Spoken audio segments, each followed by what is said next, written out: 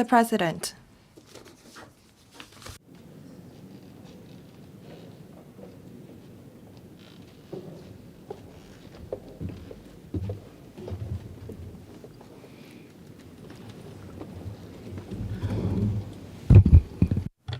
Questions. Question 1. Mr. Eric Yim. President, the Development Bureau had planned to build a gallery to showcase major development projects in Wan Chai to exhibit and present major projects, including Northern Metropolis, NM, but the government subsequently decided to set up physical exhibitions in the community liaison centers of various new development areas and establish an online exhibition on a website instead. In this connection, will the government inform this council? 1.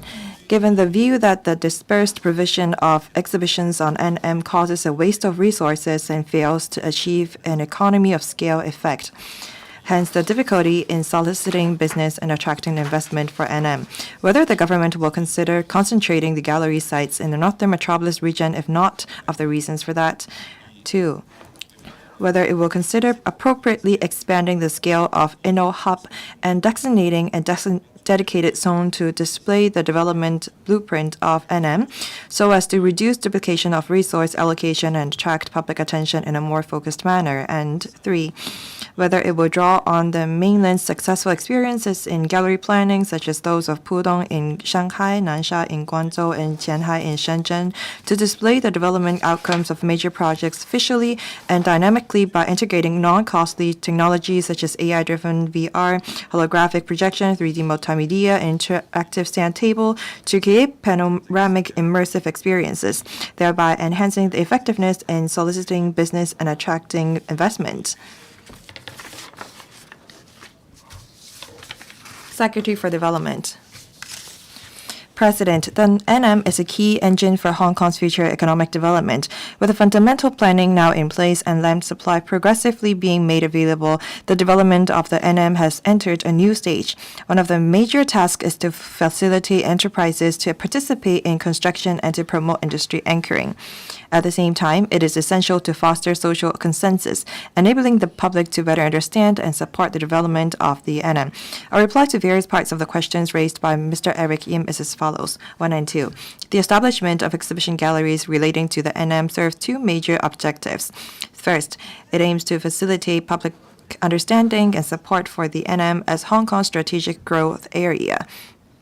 Second, it seeks to attract enterprises and investment by showcasing the potential of the NM, thereby facilitating enterprises to participate in construction, attracting the establishment of enterprises, and fostering industry clustering. Following an earlier preliminary exploration, we had once proposed the construction of a gallery on a site at the Wan Chai North Harbourfront, including the NM, among other major infrastructure projects. Having listened to views from the community and the LegCo and taking into account the priorities of work and resource allocation, we consider that this is not the appropriate time to pursue the project. In fact, the implementation of such a project would require a relatively long lead time, which cannot meet the immediate need to attract enterprises and investment to the NM. If the purpose is to only introduce the NM to the general public, the government has in recent years set up a dedicated NM exhibition zone at the City Gallery in Central.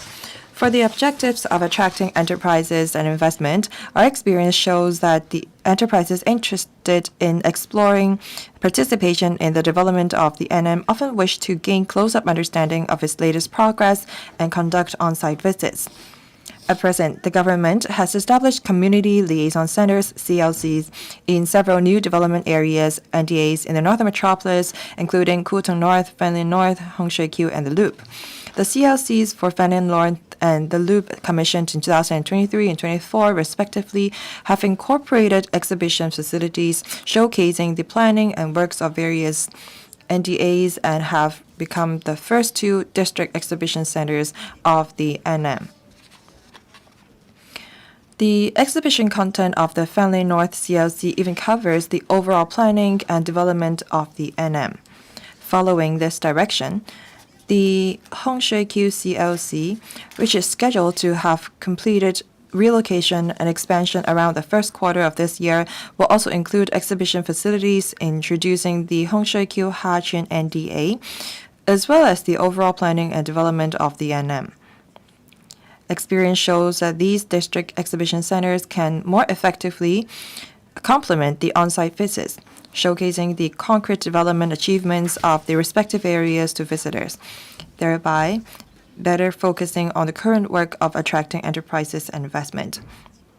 Looking ahead, we will consider expanding the exhibition content of the Inno Hub at the Loop, as mentioned by the member just now, to cover the development of the adjacent Santin Technopole, Macholong, and even the entire northern metropolis. In addition, we plan to establish a larger and multi-purpose core exhibition gallery for the NM in the Kutong North NDA, with the first phase targeted for commissioning in 2027. This will replace the existing CLC in Kutong North, which is of a much smaller scale. Compared with the Inno Hub at the Loop, Kutong North is more suitable as the location for the NM Core Exhibition Gallery, given its proximity to the East Rail Line Kutong Station scheduled to commission in 2027, offering convenient transport access. This site is also close to the museum to showcase national development and achievements, which has already been designated to be located in Kutong North, allowing for future development of an exhibition cluster. Moreover, the Long Valley Nature Park is nearby, enabling visitors to the exhibition gallery to also tour the park and appreciate the NM's vision and achievements of coexistence of development and conservation. In addition to physical galleries, we will also establish an online exhibition platform on the dedicated NM website, making use of multimedia to introduce the NM to viewers within and outside Hong Kong. 3.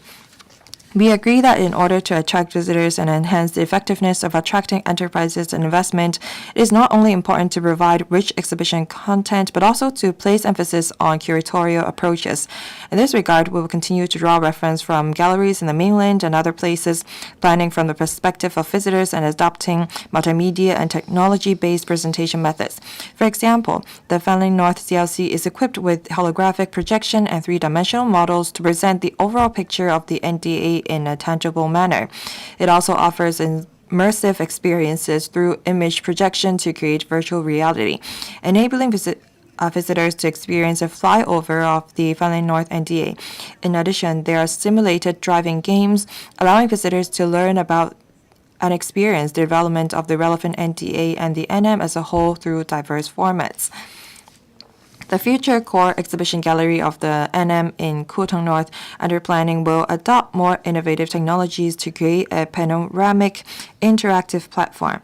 Through multimedia presentations and multi-perspective displays, the exhibition gallery will highlight the NM as Hong Kong's new engine of future development, enabling the public to gain a more direct understanding of the planning blueprint and allow investors to acquire more concrete appreciation. Mr. Eric Yim. Thank you, President.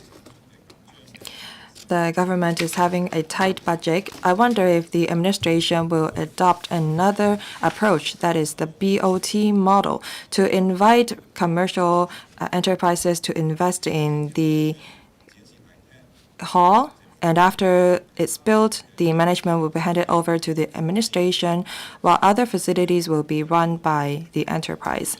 This will facilitate investment and allow commercial services to be offered to visitors and residents nearby. Secretary, thank you, President. As the member said, we do have to make good use of our resources. At various areas in the northern metropolis, we invite potential investors and visitors to look at our exhibitions. Apart from the core exhibition gallery that I mentioned, we may invite the market to provide floor space for other exhibitions. At different land parcels in North Metropolis, especially in Hongshui-kyu NDA, we do have land parcels that are near the Hongshui-kyu MTR station. They have been planned for commercial purposes. The uses of commercial lands are diverse. They can include exhibition and facilities for exhibition galleries. If there are enterprises that are willing to invest in such premises, we will complement that, and we will allow for that, and we will remind ourselves of such an idea when we plan for the sites. Dr. Hui Simon Lee. Thank you, President. The government plan to showcase the Northern Metropolis at different CLCs, and they don't have a plan to build a dedicated exhibition centers. I wonder if the staff of the NMCO will be stationed at these CLCs so that they can talk to potential investors. Thank you. Secretary. President, we do have a plan to build a core exhibition gallery in the Northern Metropolis to offer information to potential investors. At Kutong North, we are going to build a new exhibition gallery. The reason why the gallery can be commissioned in 2027 is because we will adopt a no-frills approach. It is of 5,000 square meters. It's not small in scale. Compared to the floor area in City Gallery, this one in Kutong North is much larger. But as we adopt a no-frills approach, we believe that it can be commissioned in 2027 and play its role. Mr. Rockchan. President, apart from the measures mentioned by the Secretary, including building a core exhibition gallery in the Northern Metropolis and staging exhibitions in various CLCs and its website, I wonder, apart from these dynamic exhibitions, if the government will work with other government departments such as the Go Global Task Force in forming a task force to attract enterprises and investment. Secretary, sorry, I missed a question just now. I will answer it right now. Many CLCs have been turned into district exhibition centers. We do have staff from the NMCO to lead the visit.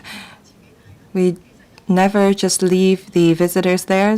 We always have NMCO staff explaining the development of Northern Metropolis to our visitors at these exhibition centers.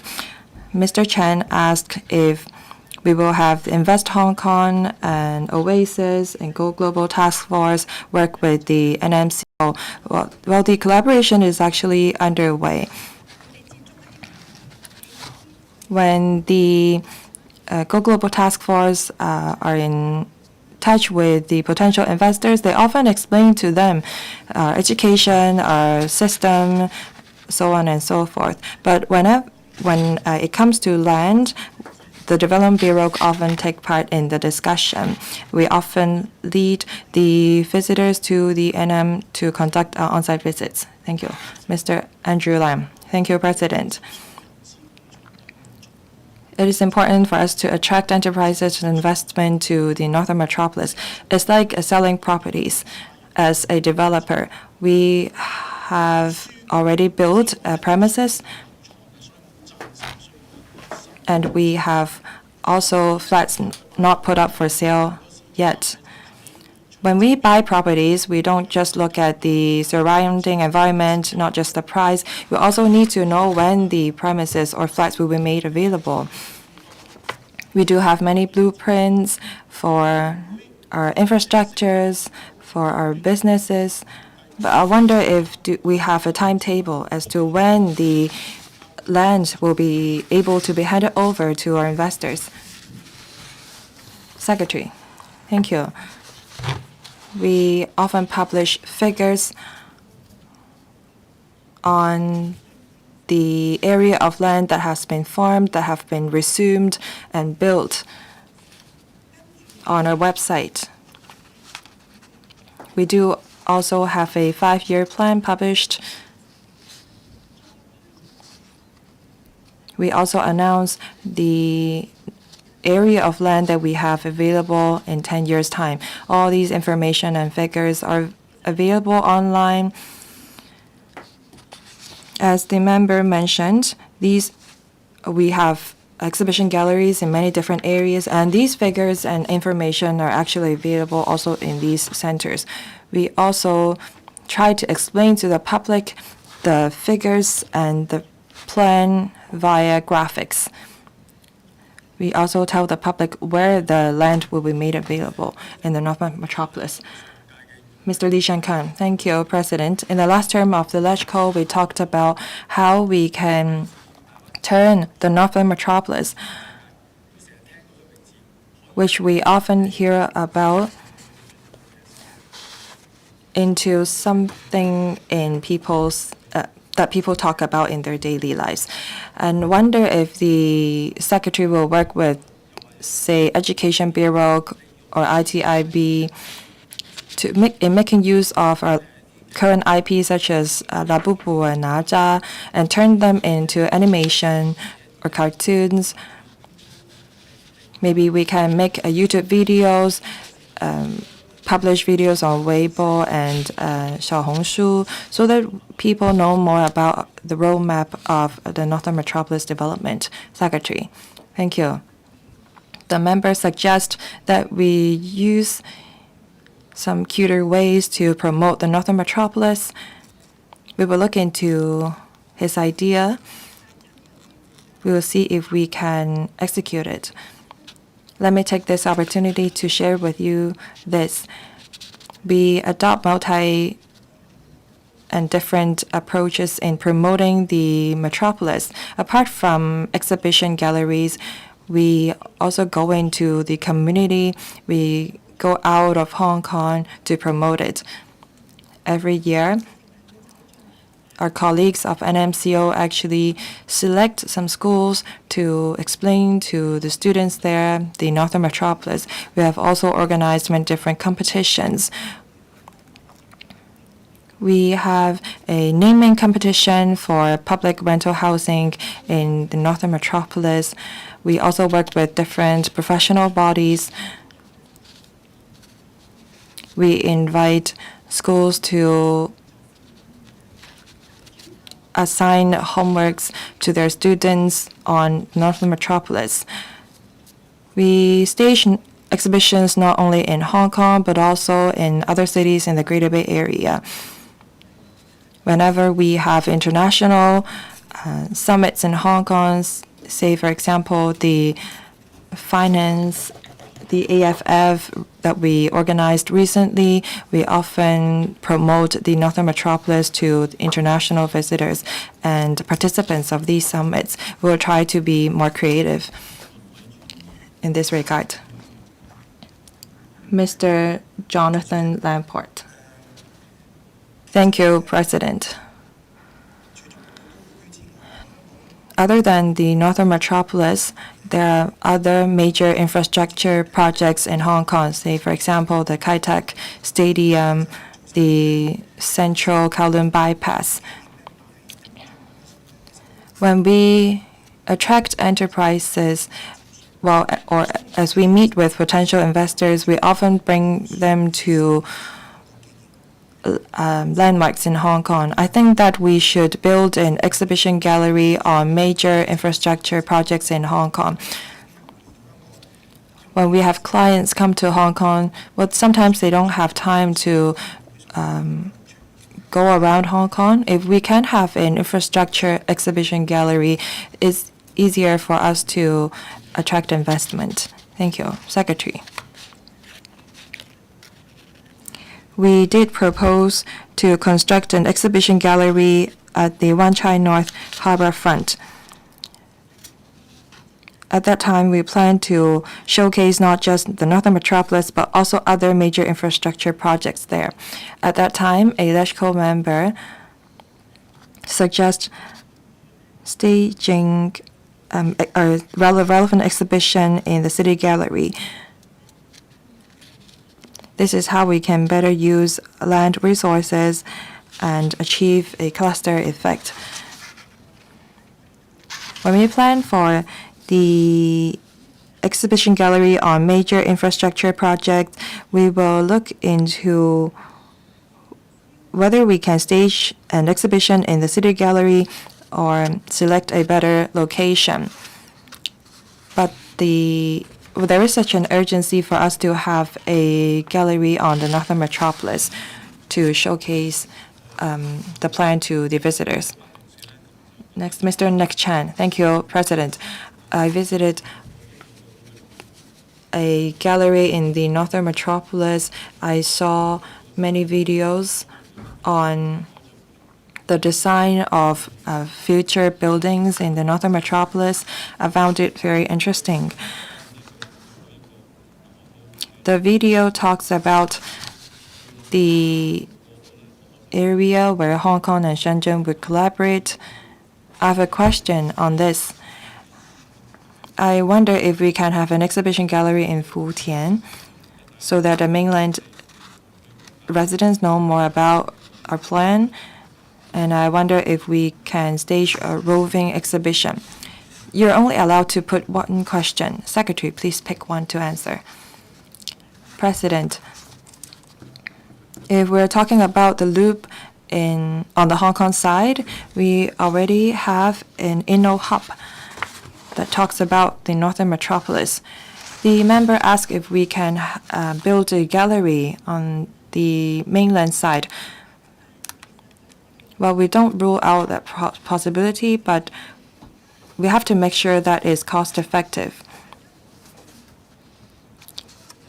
On our side of the loop, we're going to build a footbridge of some 200 meters that connect the Hong Kong and Shenzhen side. Do we need two galleries that are so close to each other? If mainland residents want to know more about the Northern Metropolis, they can just come here. We do have some roving exhibitions organized regularly on the mainland. Thank you. Question number 2, Ms. Maggie Chan. Thank you, President.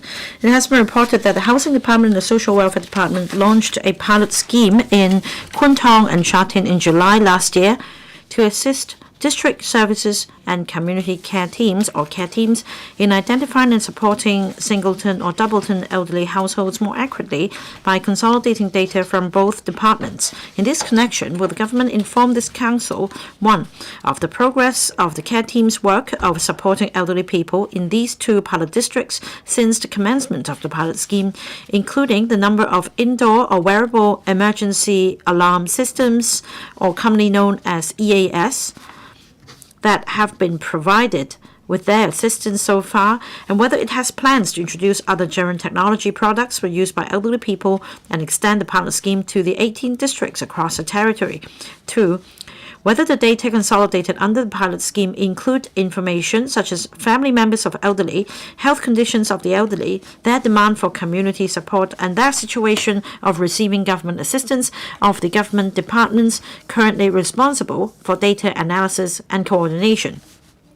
And 3, whether it will expeditiously establish a comprehensive singleton and doubleton elderly family database integrated with a comparative analysis of data from government departments and public bodies such as the Social Welfare Department and Housing Department and the Hospital Authority, so as to better assist singleton and doubleton elderly families.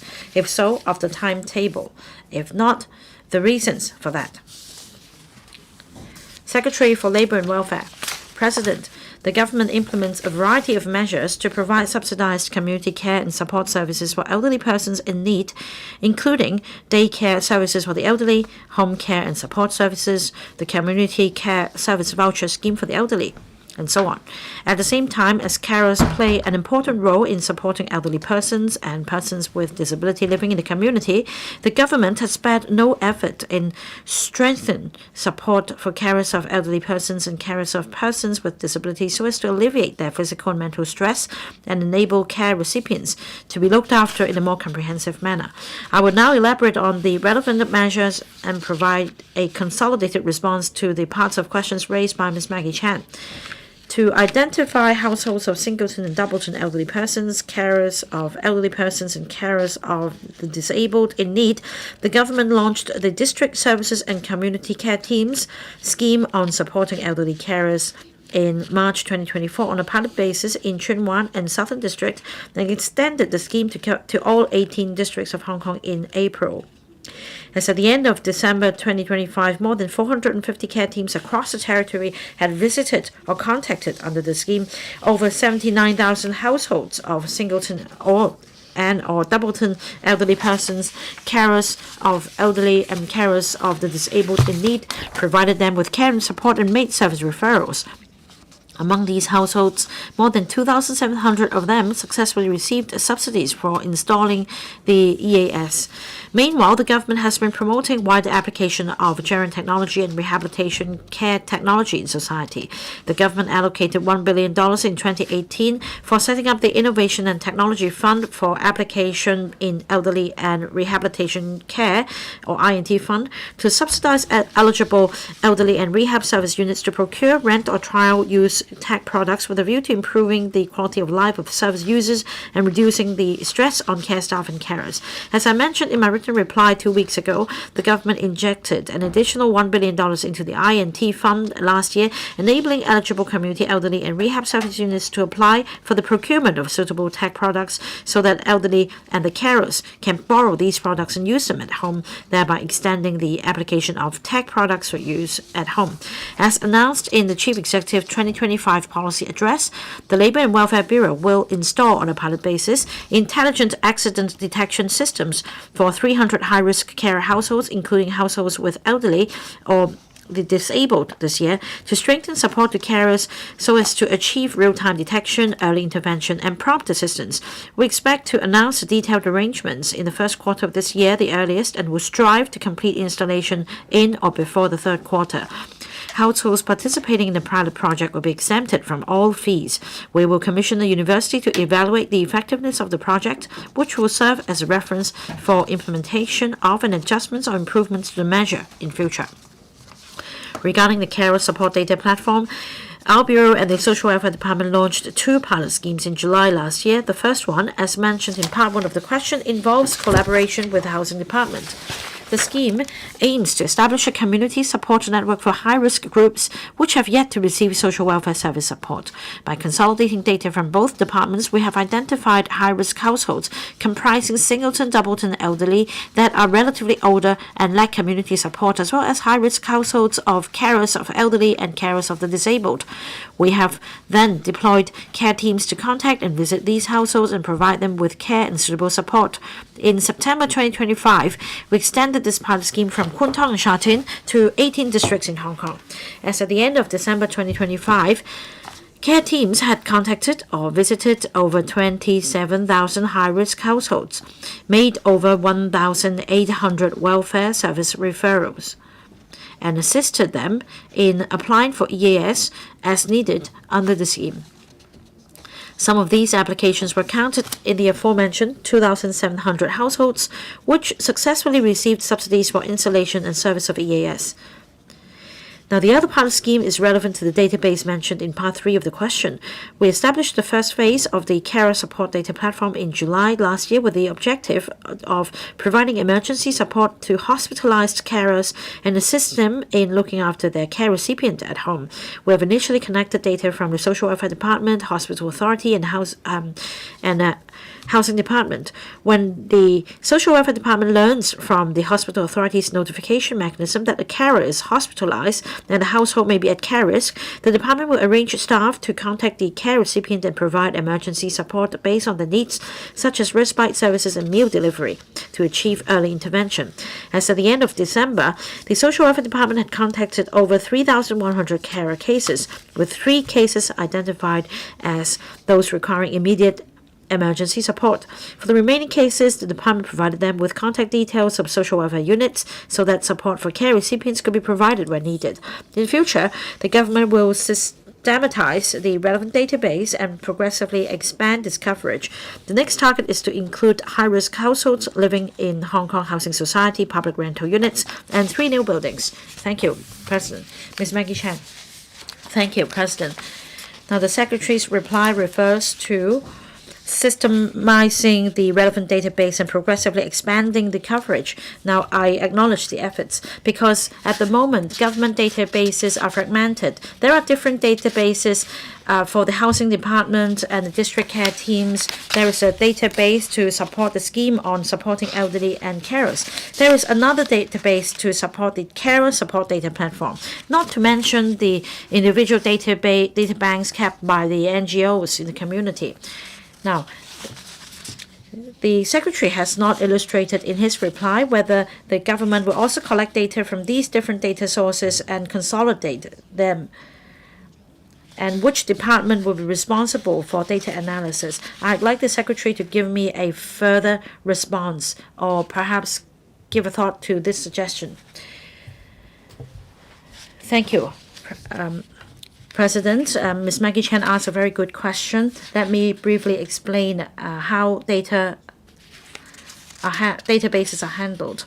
Now, like Ms. Maggie Chen said, basically the Social Welfare Department is the largest data source because of the data that relates to the elderly and the disabled. There are those who are on the government doles and on cash assistance, service support.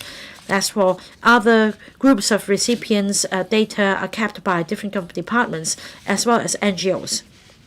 We need to resolve a technical bottleneck, and that is privacy laws. Now, we need to discuss with the Privacy Commissioner because if we need to gauge the health condition of carers to assess risk, we need to ensure that we do not breach the law, and we need consent in advance. We can work with, for example, the Hospital Authority and Social Welfare Department in providing mutual data access for the 10,000 carers of elderly and disabled or so.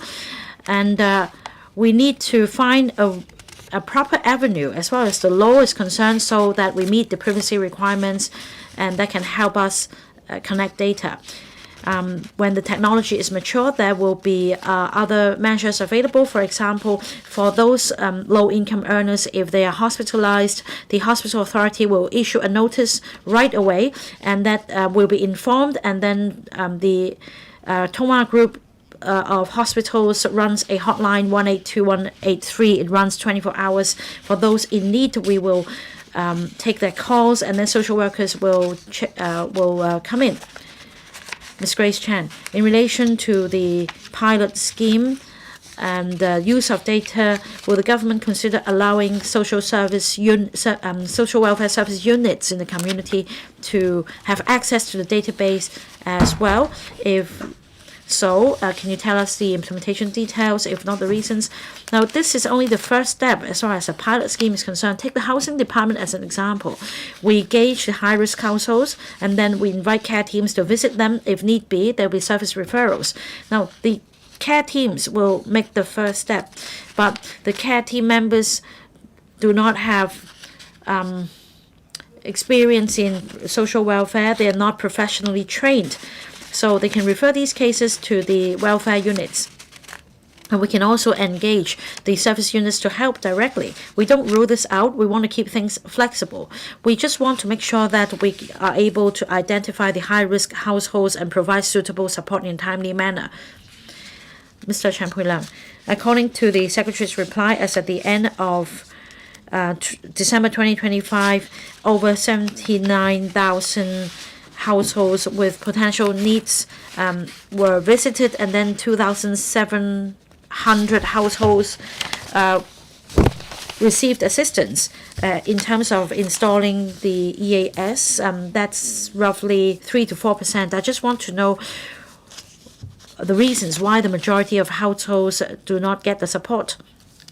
Right, we are not able to provide a lengthy answer here. Safe to say that we take care of those who are living in poverty and they are the most underprivileged, and we help fund the installation of EAS. As for other cases, the district care teams visited them and, if need be, made service referrals. I do not have the nitty-gritty with me today. I will let you know later about the services provided. Mr. Kissen-Yang. Thank you, President. Apart from providing support with precision through data connectivity. We also need to make sure that our elderly people are aging in the community happily. With an aging population in Hong Kong, we have more and more elderly people living by them alone. So we now have this community support fund for elderly. Can we make use of this fund so as to subsidize different activities organized by different organizations so as to build a good support network for our elderly living in the community? There are some 200 elderly centers invented by the Social Welfare Department, and for elderly people in poorer health conditions who lack self-care skills, we also have daycare centers. We provide a basket of services for the elderly. What is important is to let the elderly as well as the carers know what services are available, because we do have a big basket of services. If need be, referrals can be made. They can apply for these services. So we are here to support them. We just want to make sure that they know of these services. Mr. Hong Kam In. Thank you, President. I need to declare that I am a member of a care team in the mid-levels district, and I am also involved in an organization that runs care teams. My question is, will the government develop a data platform and open a file for each elderly person, which includes consolidated on accommodation, health, welfare status, emergency contact, etc., so that social workers, care team members, and healthcare professionals can have access to these files to provide one-stop care to the elderly in the community? Secretary. Thank you, President. This is a very bold suggestion. It's also visionary coming from Mr. Hong, but we need to resolve the legal issues. For high-risk elderly and the files, as you mentioned, the Social Welfare Department keeps these files. We have 1.7 million elderly people in Hong Kong aged 65 or above. We already have 3/4 of them kept in our database because they are on various assistance schemes. We want to identify elderly singletons or doubleton households with higher risks. We need to come up with more ways to reach out to them and collect data from them. We used to do it manually. Now we want to go smart so that we can provide support in a more precise manner. We engage, for example, the care teams and other social welfare service units. And we'll give it a thought, but it's very difficult to achieve this overnight. Mr. Stanley Ng. Thank you, President. I thank the government for heeding suggestions and establishing the database platform. Now, in the past, we talked about identifying singleton and doubleton elderly households. The government replied by saying that they did not have data in this regard. Now they are making a good start, and the FTU also proposed a 4-tier structure when it comes to building a protection or safety net for them. That is in relation to policy or community work. Now, my question for the Secretary is, policy-wise, can we have a comprehensive strategy to promote elderly policies? For example, will there be a policy for some smart door sensors to be installed so as to identify elderly at risk? Secretary. Thank you, President. Now, Mr. Ng also refers to data. I'd say that we do have a database. There is a reason why we are not making full use of the data because of privacy concerns. This is the obstacle for data collection. Now, if we're able to resolve this privacy issue concerning an individual's health condition, then we'll be able to exchange data. It's like oil drilling. Now, once we have data exchange, we will be able to identify at-risk households in a more precise manner. And then we can provide support. Like Mr. Ng said, we already have a very good network. For example, we have some 200 elderly centers subvented by the Social Welfare Department. We also have elderly daycare centers that provides meal delivery service and other services to frail elders. And we also have Giron technology products. You may be concerned about double elderly households. If one of them is hospitalized, if one of them trips and falls, then what will happen? Now, that is why we are trying out some smart gadgets so as to detect the fall of elderly. And we're not just trying out one technology. In fact, through the I&T fund, we make trial use of 2 technologies. Whichever proves to be successful will be further promoted. Ms. Elaine Chick. I am the spokesperson of the DAB on welfare matters, and I support this carer support data platform so that data can be consolidated and put to better use. The medical fees reform introduced earlier caused a lot of nuisance to elderly applicants because of the cumbersome application process. Now that there is exchange of data between the Social Welfare Department and Housing Department as well as the Hospital Authority, will the government consider making use of this data on the waiver of medical fees so that the needy groups, especially elderly people, can benefit from it? Secretary, thank you, President. The medical fee reform and the waivers are not actually under my purview, so do allow me to refer your suggestion to the Health Bureau for further consideration. Ms. Jody Kwok. As I understand from the Secretary, they are trying out different technologies. Now, I am concerned about these trials in collaboration with the Housing Department, and they target elderly tenants living in public rental housing who are not on any kinds of elderly support or assistance. But in the future, the government will also consider extending the scheme to target those living in Hong Kong Housing Society, public rental units, and 3 new buildings. We also have singleton, doubleton elderly households living in private properties as well. They also need help. So will there be a measure to further enhance data connectivity so as to help these groups not living in public housing? And I'd also like to ask the Bureau, in terms of privacy issues, what other measures will be rolled out so as to identify needy service users in a more precise manner? Secretary, thank you, President. Thank you, Ms. Kwok. Indeed, in order to address the privacy concerns, we need to have some very detailed discussions between our lawyers and the Privacy Commissioner.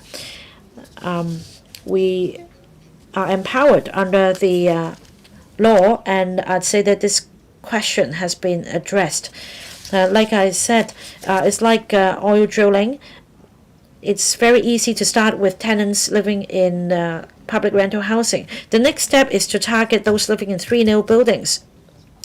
It's not an easy task, but we're going to enlist the help of care teams as well as social welfare organizations. Now, these elderly people in 3 new buildings tend to be those living in poverty. They may be on some kind of dole, such as the old age living allowance or disability allowance, and therefore data will be available. For those living in private properties, however, they may get the old age allowance, but it won't be easy for us to have access to these households.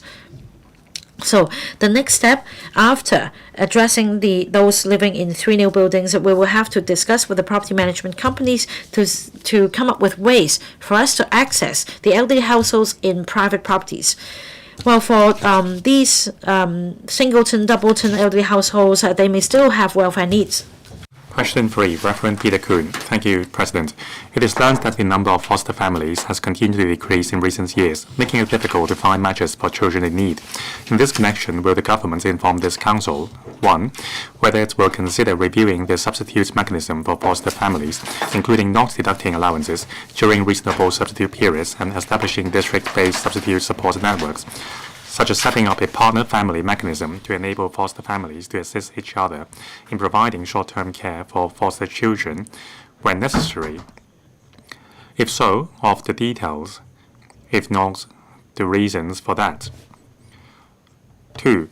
Whether it will consider formulating an inflation-linked foster care allowance for maintenance of foster children's expenses and an incentive payment for foster families, and increasing these amounts to cover foster children's reasonable expenses on learning and development activities, for example, tutorial fees, as well as recognizing the selfless contributions of foster parents. If so, of the details. If not, the reasons for that.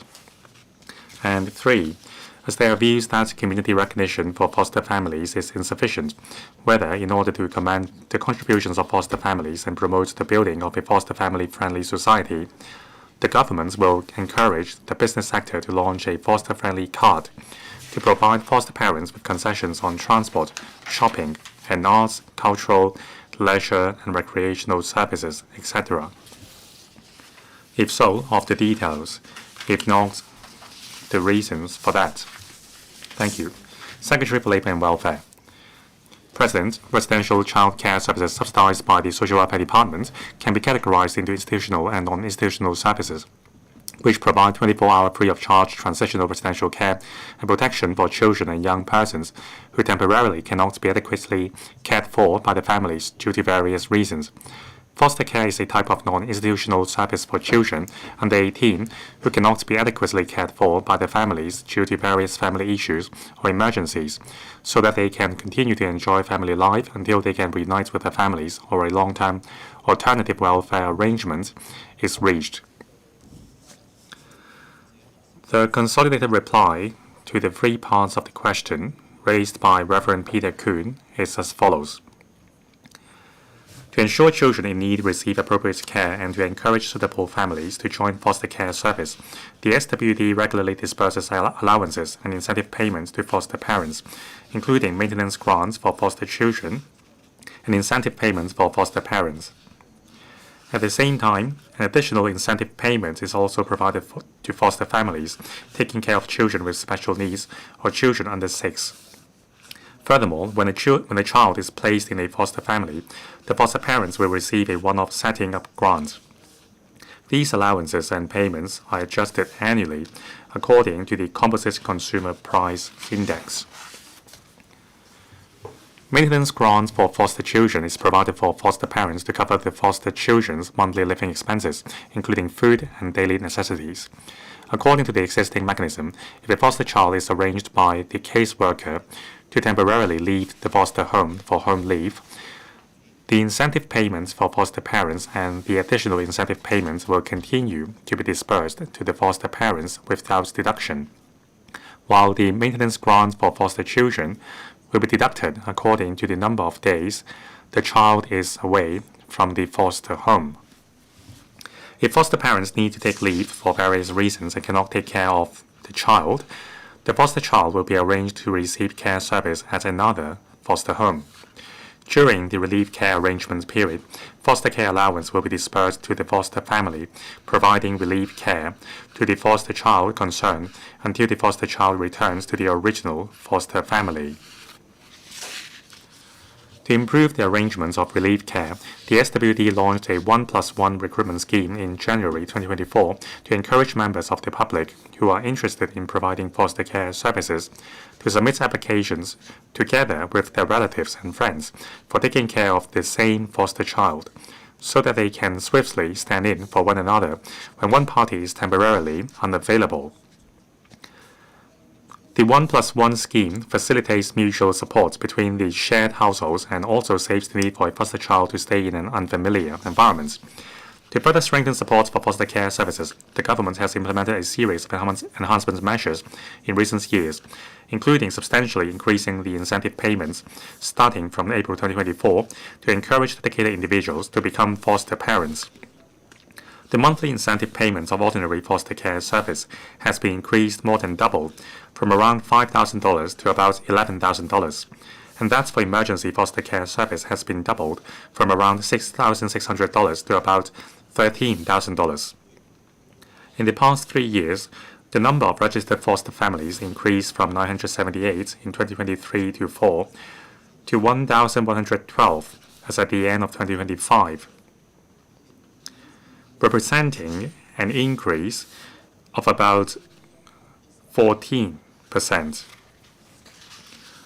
Moreover, starting from January 2025, the government has allocated additional resources to strengthen support to foster parents and enhance service quality, including increasing manpower of social workers in NGOs, providing training and professional support for foster parents, extra support for foster children with special learning or care needs, and arranging early assessment and professional rehabilitation therapy and training for them. Additional allowances are also provided to cover the expenses for extracurricular activities, tuition classes and interest classes, etc., thereby meeting the child's learning and development needs. In order to recognize the contributions of foster families and promote the building of a foster-friendly society, the SWD annually holds parent-child activities for foster families, which provide an opportunity for foster children to express their gratitude to foster parents.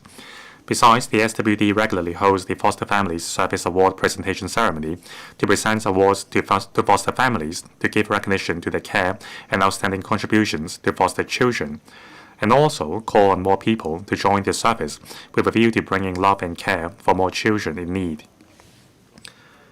In addition, the SWD has been collaborating with NGOs to promote foster care through various channels and media, including inviting foster parents to share their experiences of caring for foster children on media platforms, so as to recognize their dedication and contribution and raise public awareness of foster care services.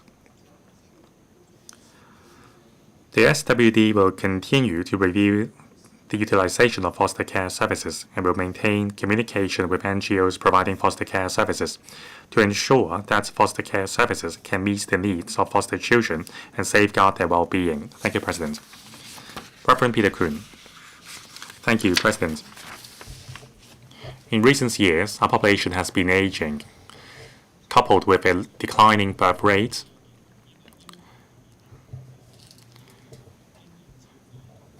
There are certain requirements for foster families, for example, past experience, which made the application process more tedious and complicated. So in view of that challenge, what will the governments do to encourage more individuals to join the foster care services? Secretary, President, I thank Reverend Kuhn for his observations. He pointed out the challenges that we are facing. To be a foster parent is not an easy task. You must be a very loving individual. And many existing foster parents are getting older, and it would be challenging for them to take care of children given their physical conditions. Now, we made a decision, that is 2 years ago, we drastically increased the amount of incentive payments for foster families by a double. The goal was to enhance awareness and recognition for foster parents in society and also alleviate the concerns of individuals who would like to become foster parents.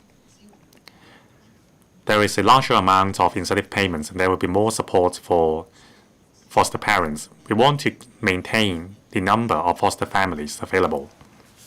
Now, through our activities, there is an increase in the number of foster families. Starting from year 2024, after the drastic increase in incentive payments, in 2 years' time, an additional 229 families have joined foster care services. We are greatly encouraged and we thank these families for their support. Mr. Alex Fan, President, according to the SWD's figure, by the end of 2025, there are 1,112 foster families in Hong Kong. And according to a 2022 survey, 20% of foster parents would like to opt out from these services within 3 years' time. So is there a mechanism to review the existing policy effectiveness in retaining and attracting foster families? And is there a target for the growth in the number of foster families so as to ensure that the supply can sustainably meet the needs of foster child? Secretary. Thank you, President. Mr. Fan's question, Professor Fan's question, has hit the nail on its head. Now it would be best to provide a living environment in a family setting to foster children. We increase the number of foster families through a three-pronged approach. First, in 2024, we have significantly increased the incentive payments for foster families.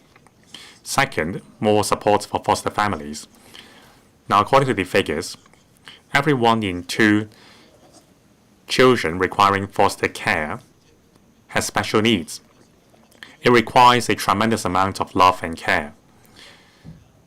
We need to provide foster parents with sufficient support. 3, we need recognition from the public. It's for that reason that we are organizing award presentation ceremony regularly and organize parent and child activities for foster families. As the Secretary for Labor and Welfare, I do my best to attend these activities myself to show that society recognizes the contribution made by foster parents. Mr. Chu Lap Wei. Thank you. Now, I think the idea raised by Reverend Peter Kuhn, that is foster-friendly card, is a good idea that will encourage more businesses to provide support to foster parents. Now, there are some NGOs which procure daily necessities for foster families from supermarkets on a large-scale basis.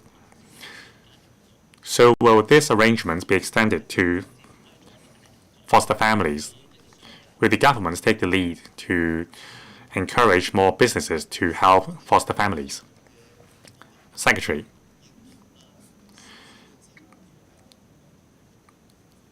We welcome any move to give support and recognition to foster families. Now, about the foster-friendly card, it comes with a cost. We only have 1,112 foster families. Unlike Choyo card, it covers some 2 million population. The cost effectiveness is much higher in creating the Choyo card. Now, maybe we can take an alternative route to do this. There may be other methods to offer recognition and support to foster families. We will support any methods which can achieve that. Mr. Ken Wong. President, to enlarge the source of foster families, we need to encourage more individuals from different backgrounds to participate, including middle-class couples. Now, according to the Secretary, many foster parents are getting older. Foster families are important because they help nurture the future pillars of society. Now, I'm pleased to see that there are incentive payments as well as award ceremony for foster parents. But what about tax concession? It's more than financial support, but rather a token of recognition for foster families. So would the government consider creating a tax concession item for foster parents? Secretary. A tax concession is not under the purview of the Labor and Welfare Bureau, but I thank the member all the same.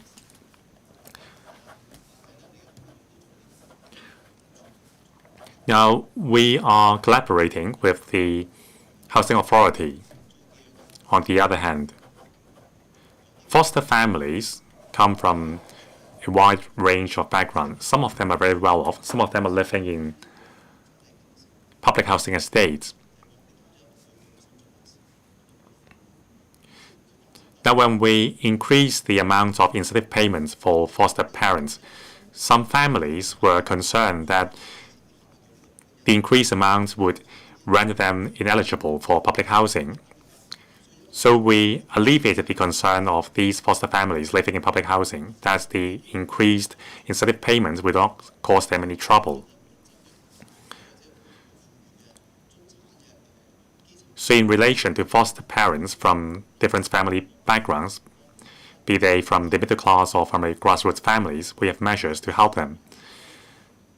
Now, the incentive is just one form of help, the other being support for children with learning difficulties. And the other is recognition from society. The more we give our support to foster families, the better we can attract more people to join. Ms. Elaine Chick. Thank you, President. I thank the government for recognizing foster families' contributions in protecting child welfare. In 2024, the incentive payment has been drastically increased. Since then, we saw growth in the number of applicants to become foster parents. Now, the number of families waiting for a match remains at 300. Has that number gone down because of more families joining the service? Can we achieve zero waiting time for children in need of care? Secretary, thank you. According to my figures at hand, as at the 31st of December 2025, there were 234 children waiting for a match. On average, we can match them with a foster family in 1.95 months. Achieving zero waiting time may not be possible. Even with sufficient supply, it takes time to give the child an appropriate match. So these are non-urgent cases. For urgent cases, we will give them a match immediately. Ms. Judy Chen. Thank you, President. In the main reply, the Secretary said that we want to build a foster-friendly society. I fully agree with this. Now, to create this culture, we need the participation of the business sector, especially large enterprises. So has the Secretary considered inviting large enterprises to give a hand, for example, incentivizing their own employees to become foster families? For those who are still sitting on the fence, the recognition from their own employers may encourage them to take the leap. Secretary, well, I believe we have been doing this already, but we will work harder. We also have the Good Employer Charter. Whenever I attend activities in relation to the Charter, I saw a lot of employers coming up with innovative ideas to make the workplace more child-friendly. So maybe they can provide some incentives to employees to become foster parents, not necessarily financial incentives. Thank you. Reverend Peter Kuhn. Thank you, President. Although unmarried persons are also eligible to become foster parents, it is quite rare that they get approved to be foster parents. Now, because of the new form of families in society, will the government facilitate the approval of single persons to become foster parents? Secretary, thank you. We have adopted a new policy, that is the 1+1 scheme, starting in 2024. That is, applicants can apply together with their family and friends. Now, 2 years on, I think we have a good start. There are so far 11 1+1 foster families. I think we need to start off slowly because those are underprivileged children. We need to make sure that they are safe and sound. With more experience, I think we can make better use of the 1+1 recruitment scheme so that more dedicated individuals, not necessarily from a conventional marriage, can also become foster parents. Thank you. Question 4, Mr. Kitson Yang. Thank you, Mr. Deputy.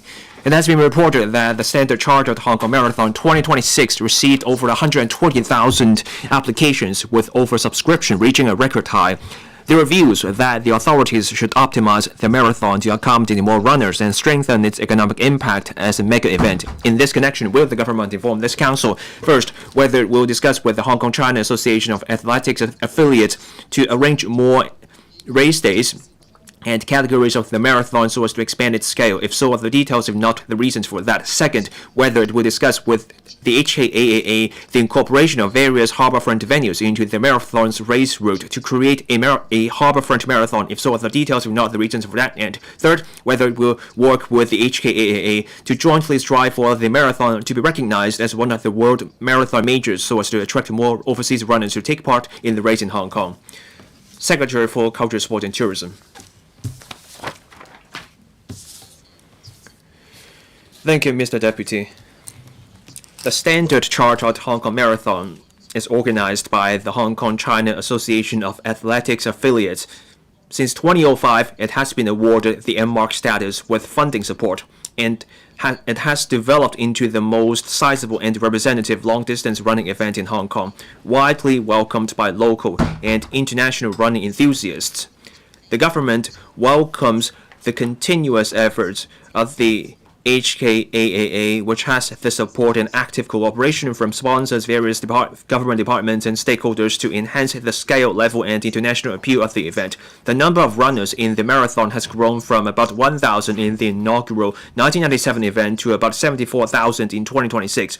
This year's event also included 20 invited overseas world-class athletes and about 19,250 individual runners from more than 110 countries or regions. Non-local athletes made up a record high of 25%. This shows the event's growing international appeal. The government's consolidated reply to Mr. Kitson Yang's question is as follows. The marathon is a successful major sports event that attracts visitors to Hong Kong and boosts local spending while enhancing Hong Kong's local sporting atmosphere. Therefore, the government supports the HKAAA in continuing to host the event and, where practicable, expanding its scale. We believe that when planning further development of the event, the HKAAA should carefully weigh the development objectives. That is, whether to raise the event's professional standards to make the event more competitive or to make the event a festive event for all, allowing more members of the public and visitors to take part.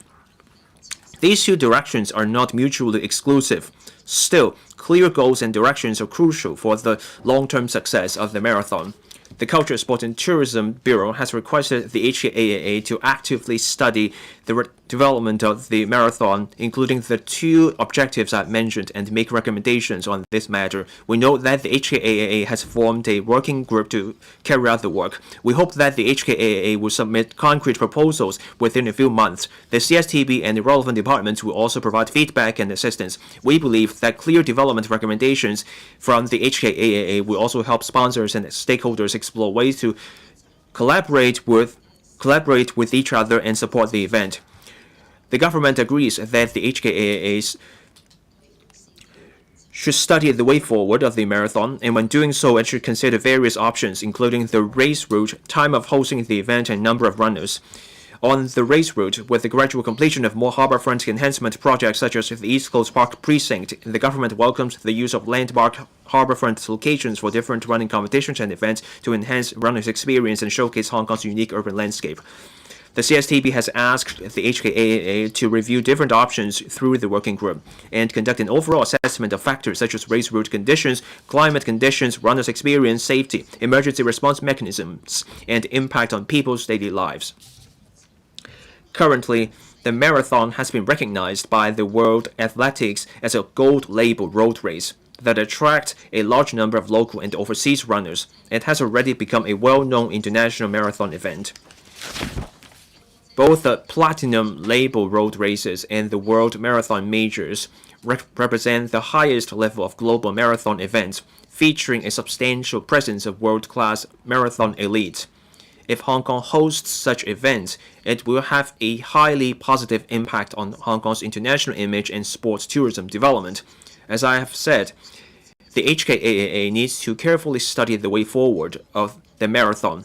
If the direction is to make the race an even higher level international event, then the HKAAA must study the related conditions and feasibility. The government hopes that the HKAAA can complete a feasibility assessment as soon as possible and establish a clear development direction so that the government can offer the necessary support and assistance. The government acknowledges the public expectation to expand the scale of the marathon, optimize its race route design, and raise its international status. We will continue to offer advice and assistance to the HKAAA on various key aspects such as safety, cost effectiveness, and maintenance of event quality so that the HKAAA can put forward concrete proposals for the way forward of the marathon. We are committed to striking a balance between promoting sports development, enhancing tourism benefits, and maintaining societal operations so that runners, citizens, and the entire community as a whole can benefit. Thank you, Mr. Deputy. Mr. Kitson Yang. Thank you. Hong Kong has the potential to become a place that hosts a marathon on the World Marathon Majors.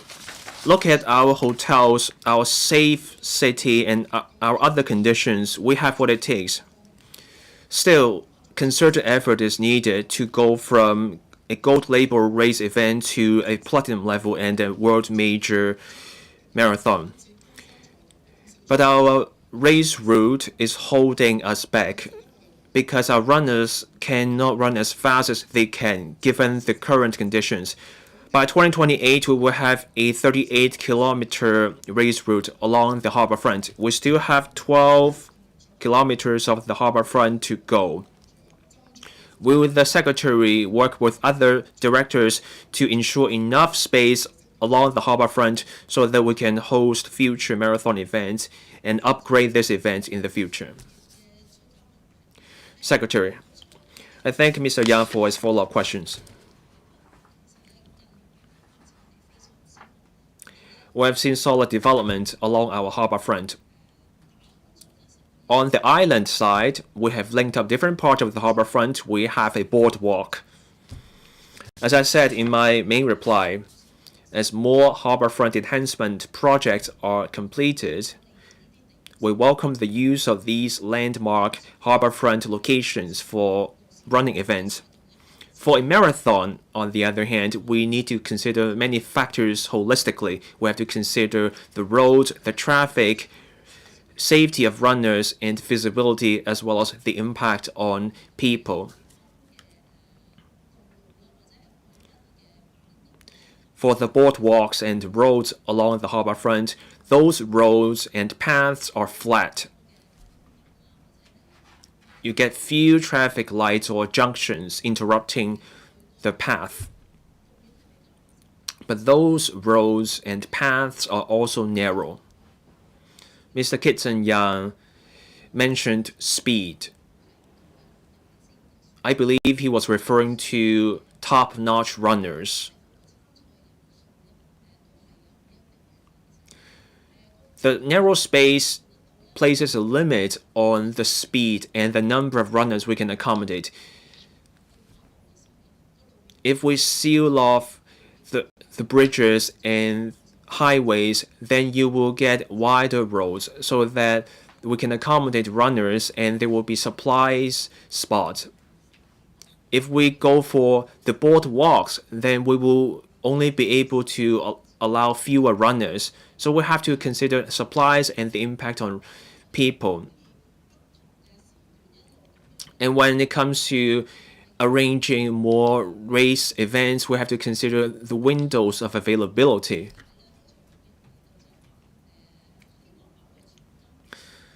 Mr. Kitson-Yang proposed going from a gold label to the platinum label.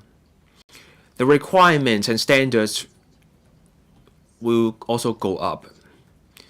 Runners will also run at a higher speed. So for that, we will have to consider the safety of the race route. Ms. Vivian Kong. We're trying to promote the Tourism Plus initiative. Marathons are more than just a sports event. So for our marathons, can we combine that with a dining experience so that we get runners who come here for the marathon to also enjoy our food, and then we develop our tourism sector? Secretary. Thank you. Indeed, we can take an integrated approach to sports and tourism through marathons. Many runners came here for the marathon. This year, we welcomed 19,250 runners from more than 110 countries and regions for the marathon. That's a major source of tourists, and there are also people who can tell our stories well. As I said, we can consider putting landmarks of Hong Kong along the race route for our runners to experience. Some people may wonder, if you treat the runners to milk tea, then the runners may have to use the washroom halfway through the route. We will not get in the way of the race.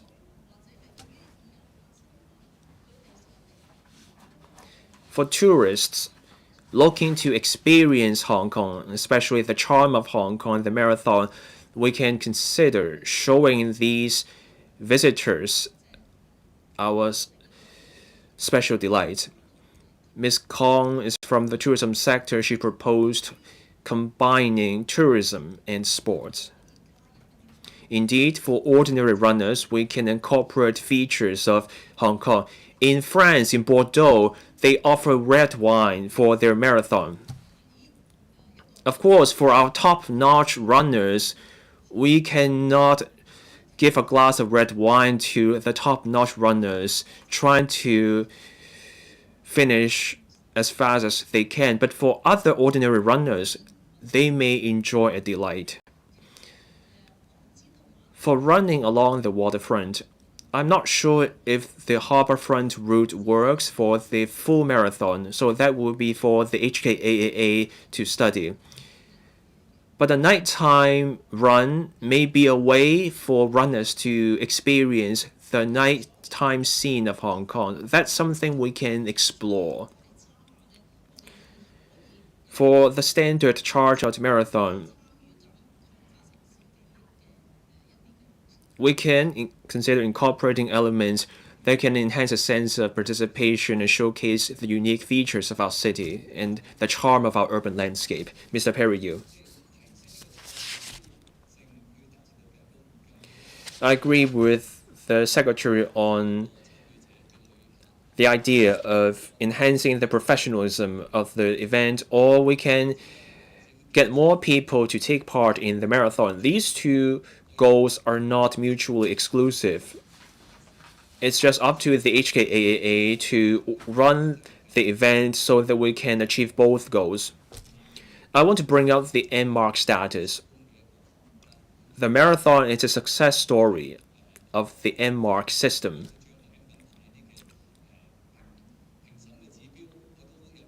Last year, the criteria of the M-Mark recognition was adjusted, and tourist satisfaction is now part of the criteria. So how do we use the M-Mark system to make our events more appealing? so that we can boost our economy through sports tourism? What measures will we have, and how do we measure the boost to the economy? Secretary.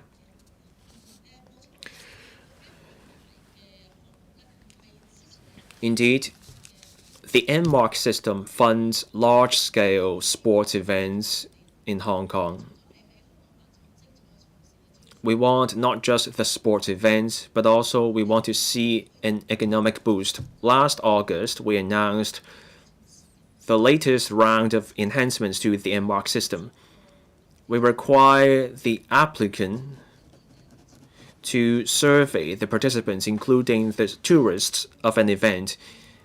And we also require the applicant to measure the success of the event, meaning the number of attendances and the economic boost.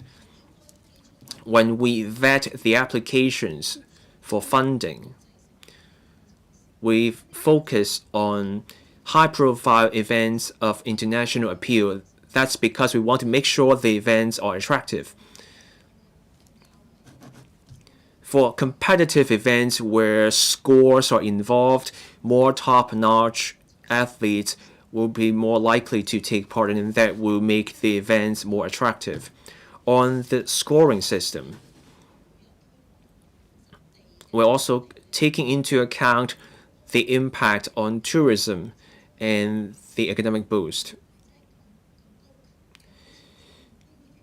An event may score less on sports, but that event may bring more economic benefits. We will also give thought to such applications, so that's part of the amendment to the criteria. The funding, once granted, will be $15 million. In the past, it was either giving the funding or denying it, but it was just $15 million. But now we take a different approach. When an event has established goodwill, we will work with the event organizer to gradually build on that successful event. So these are some changes we have made. For 2025 to 26 and 2026 all the way to 2028, we have received 50 applications covering up the years up to 2028. Some applications are being vetted. Others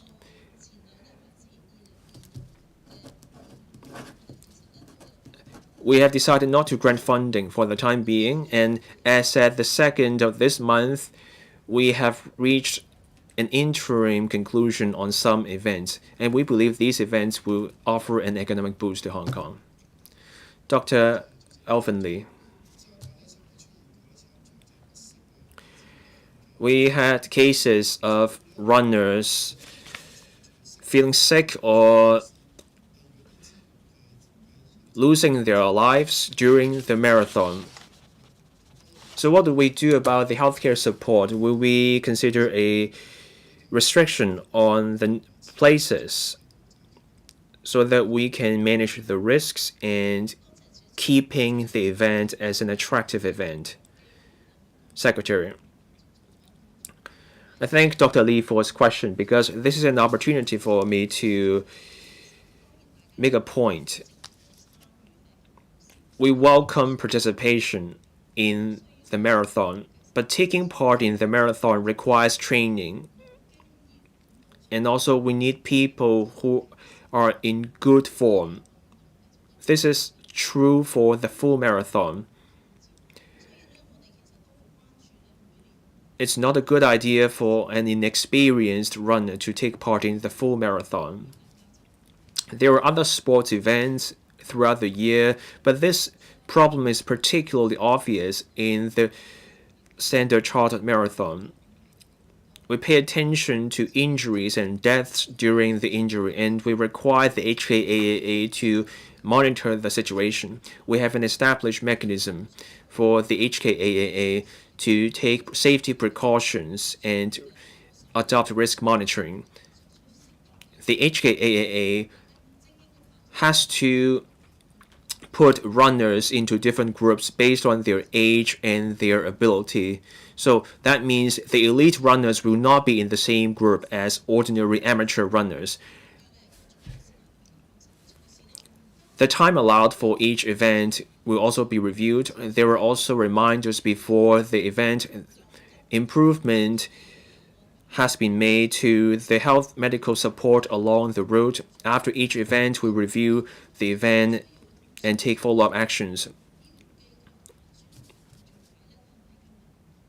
The HKA will also have to work closely with government departments and healthcare institutions about the healthcare support. Now, on whether we can take the marathon to a higher level, such as a World Marathon Majors event, if we get to that level, the more rigorous requirements will apply, and that covers finishing time, and we will also need proof from applicants on previous results. If we go to a higher level, then these requirements will apply. Professor Michael Ngai.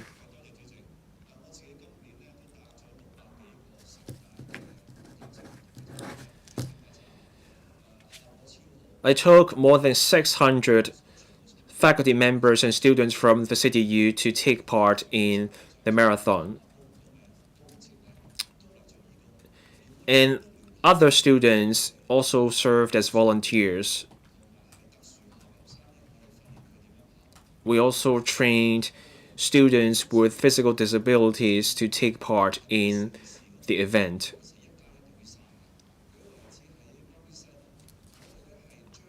With mega events, you can achieve synergy. Take the rugby sevens. You can time the event with mega financial events. That way, the fund managers come here, you have conferences. Professor Ngai, please get to your question.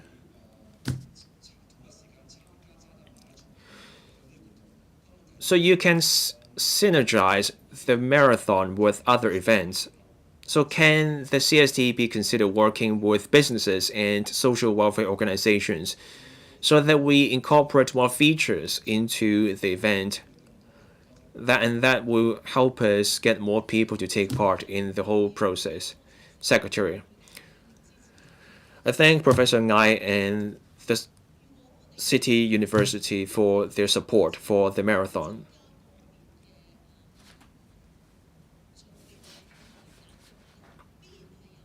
Adding more places to certain categories will mean we have to take away some places from other categories. This year, 19,250 overseas or non-local runners took part in the marathon.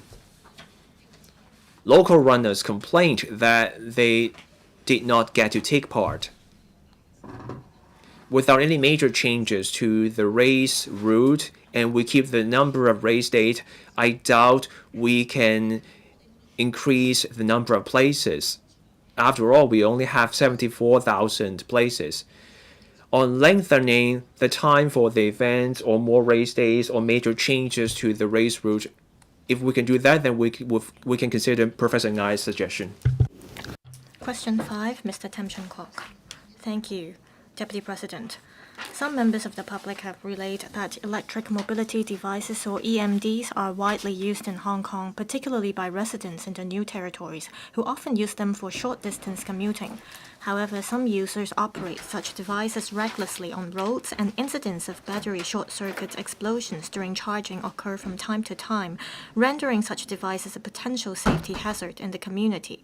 Regarding the regulation of EMDs, will the government inform this council, 1. of the number of persons arrested in the past 2 years for involvement in the illegal use of EMDs, as well as the number and nature of accidents, such as traffic accidents and short circuits during charging, arising from the use of such devices, the number of casualties in such accidents. 2. Of the progress and details of the legislative work for regulating EMDs, as well as when the certification standards for such devices will be introduced and come into effect. The measures put in place by the government to reduce accidents involving such devices before the completion of the relevant legislative work. And 3. As it is learned that the mainland has recently further regulated the use of EMDs, with some cities prohibiting the carrying of such devices into lifts to avoid causing fires, whether the government will follow such practice. Secretary for Transport and Logistics. Deputy President, the government has always adopted an open attitude towards new technologies for promoting green commuting whilst attaching great importance to road safety. We note that EMDs are becoming increasingly popular around the world. We plan to legislate and introduce regulatory arrangements this year to enable the safe use of EMDs within designated areas. This will provide an effective first, last-mile short-distance commuting solution and will offer another green and low-carbon personal travel option, complementing the development of cycle tracks in new development areas. In consultation with the Security Bureau, the Development Bureau, the Transport Department, the Hong Kong Police Force, the Fire Services Department, and the Electrical and Mechanical Services Department, my reply to Mr. Tam Chun Kok is as follows. 1. As EMDs are mechanically propelled, they fall within the current definition of motor vehicles under the Road Traffic Ordinance, and the use of unregistered or unlicensed EMDs may contravene the relevant laws. To ensure road safety, the police force carries out operations from time to time and takes strict enforcement actions against the illegal use of EMDs. Over the past 2 years, there were 3 traffic accidents involving EMDs in 2024 and 8 in 2025. And for fire incidents involving EMDs, there were 12 and 17 cases respectively in 2024 and 2025, with electrical faults being the primary cause.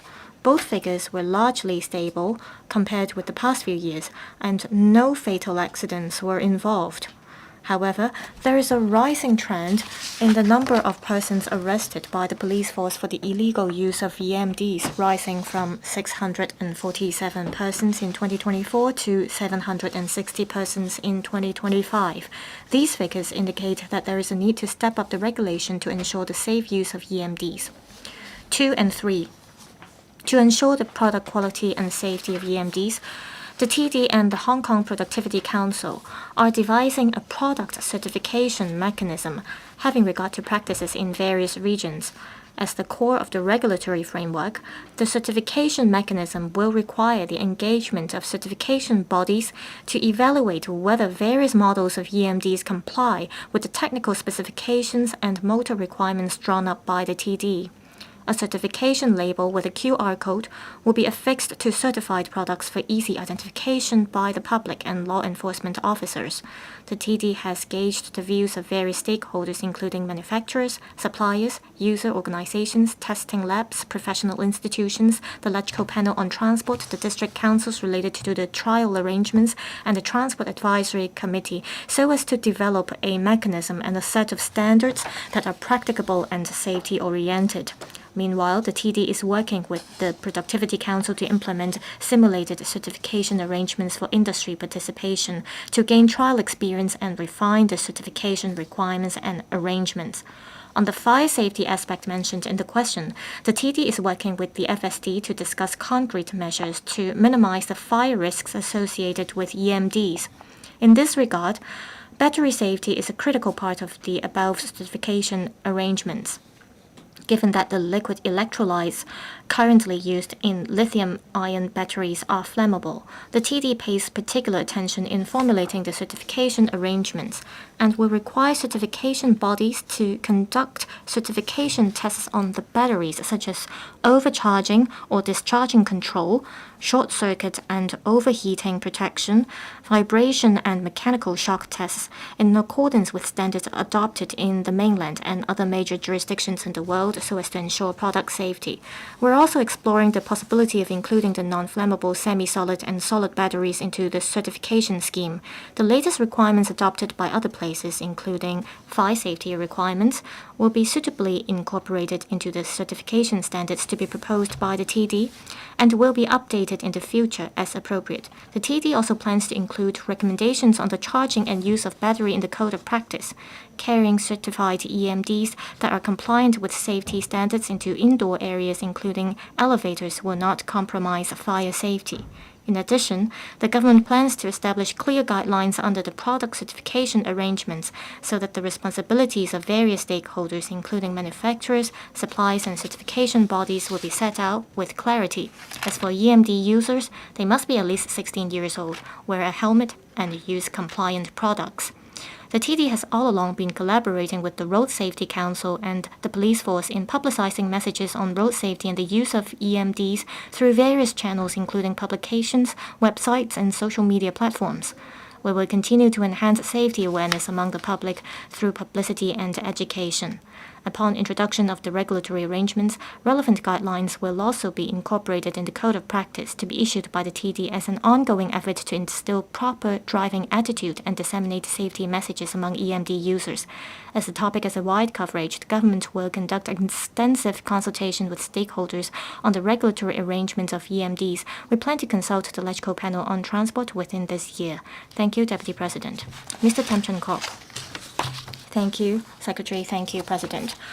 Over the past few months, there were a few fire incidents as well as explosion accidents involving batteries as well as EMDs. People are quite concerned about these cases. We see that starting from this year, the MTRC is prohibiting passengers from bringing EMDs into their stations. We see that different organizations are attaching importance to this kind of risks. However, according to the reply of the Secretary, it seems that it will still take the government some time before it could implement the regulatory arrangement or enact legislation. In the meantime, how would the government prevent such accidents from happening? For example, will the government instruct its departments, such as the Housing Department, to first step up regulation by, for example, prohibiting people from bringing EMDs into elevators? Secretary, I thank Mr. Tam for the question. As said in my major reply, we are working on the product quality as well as product safety. With the Productivity Council, we are drawing references from different practices around the world to come up with a certification standards. We see that in the mainland as well as other places in the world, for example, in European countries or in Singapore, so far there haven't been any legislative or statutory requirements in relation to EMDs in elevators. We see that in the mainland cities as well as in other places, EMDs have become more and more popular. I will instruct the relevant departments so that they could work with their counterparts, such as relevant mainland cities, on how we can roll out product certification or how to prevent fire safety problems. Perhaps we could, through administrative means or existing legislations and ordinances, to come up with more stringent requirements. Mr. Scotland. Thank you, Deputy President. As said in the major reply, the Secretary mentioned that for some time we see an increasing number in relation to the number of arrested persons involving the illegal use of EMDs. I've got a lot of complaints from the community. These EMDs cannot just be found on streets, but also in parks as well as housing estates. How can the police force catch all of these people? My question is, before legislation enactment, will there be clearer guidelines for the police or for other government departments to prevent accidents that involve the use of EMDs? Secretary, I thank Mr. Scotland for the question. We are to roll out a certification mechanism. We will come up with a consistent regulatory framework. On one hand, we encourage people to use EMDs, but on the other hand, we have to ensure safety. They are equally important. In 2021, 22, and 23, the government, together with the relevant parties, conducted trials, for example, on cycle tracks, to allow the co-shared use of bicycles as well as EMDs. We tried to spot any problems that might arise. We also collected feedback from users of cycle tracks to see what their concerns are. We will consolidate the comments provided by members of the public. On the other hand, for the police force, they from time to time mount law enforcement operations. Moving forward, we will continue with our law enforcement efforts as well as our education and publicity efforts. Professor William Wong, thank you. The use of EMDs often take place in public housing estates or around village houses and on cycle tracks. It's hard to enforce the law for the government. Will the government step up the use of technology? For example, will it make use of CCTV or AI image analysis, or even drones for conducting patrols to step up detection efficiency? Secretary, I thank the member for the comments. The TD has been working with the police force. On the future legislation, we will clearly state that what is defined as an EMD and what the certification requirements are, so that we have the legal basis for the police force to carry out law enforcement actions in the future. On the other hand, we want to facilitate the police force for conducting inspections or taking law enforcement actions on the road. As far as I understand, they've been making use of technology. For example, they have cameras, they make use of AI and even drones, so that they do not have to conduct the inspection manually. And also, the law enforcement actions could cover remote areas. Under the working group on promoting low-altitude economy, we are working with the police force to study how we can make use of technology to facilitate the work of the police force. Thank you. Mr. Ehrenbock. Thank you, Deputy President.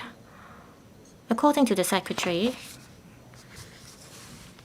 in 2024, 647 people were arrested, and in 2025, 760. So there was an increase. We see that there is a demand for EMDs in Hong Kong. It's just that the police force will have to take law enforcement actions. We don't want the police to be enemies of the public. So I'm happy to see that the government is going to roll out its legislative proposals within this year. However, it does take time for the government to complete the legislative exercise. In the meantime, would it be possible for the government to allow people to legally use EMDs in private housing estates? After all, the areas in private housing estates are regulated under Cap 374. So I want to know if the government can exercise discretion in this regard to allow people to use EMDs.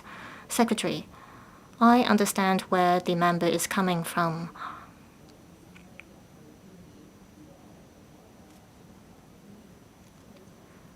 If we have the legal basis for implementing the certification mechanism to ensure product quality, well, we will ensure safety comes first.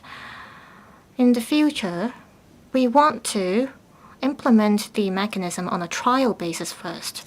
We will allow, for example, motorized personal mobility aids or power-assisted pedal cycles to be used legally first. We want to accumulate more experience as we build the legal basis. We want to enhance people's understanding of this as well. Currently, apart from preparing for the legislative exercise, we're working on a code of conduct. We are working with the TD, the Housing Department, as well as the police force. We are working towards establishing a code of practice. We'll see if we can speed up our work in this regard. Lastly, in private housing estates or even in public housing estates, we will work with the Housing Department to see how we can make use of the existing legislations. We want to apply the current definition in our laws and make it clear to local residents so that they won't be caught inadvertently. Mr. Chris Yip, according to the administration's reply, there will be a certification mechanism for EMDs. It comes with a QR code system. And this is to ensure that the requirements drawn up by the TD as well as the EMSD could be complied with. I think the administration is taking the right direction. In terms of protecting road users as well as members of the public, will the government consider regulating EMDs by imposing a speed limit of, for example, 25 kilometers per hour if someone engages in illegal modification or alteration of EMDs? Will that become a criminal offense? Secretary, I thank the member for the questions. We're going to come up with rules and regulations.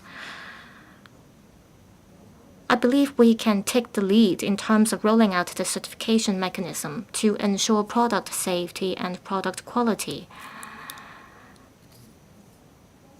Now, the member just now mentioned about the possibility of imposing a speed limit. Well, we're looking into this. It really depends on what kind of EMDs it is. It could be an electric unicycle. It could also be a power-assisted pedal cycles. It depends on the weight of the EMDs as well as the speed of the EMDs.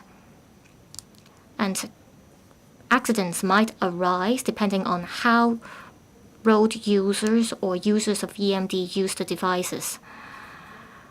Now, we are thinking of asking riders to wear a helmet, and we are promoting this kind of safety awareness as well as culture. We are going to include this in our future legislations too. Thank you.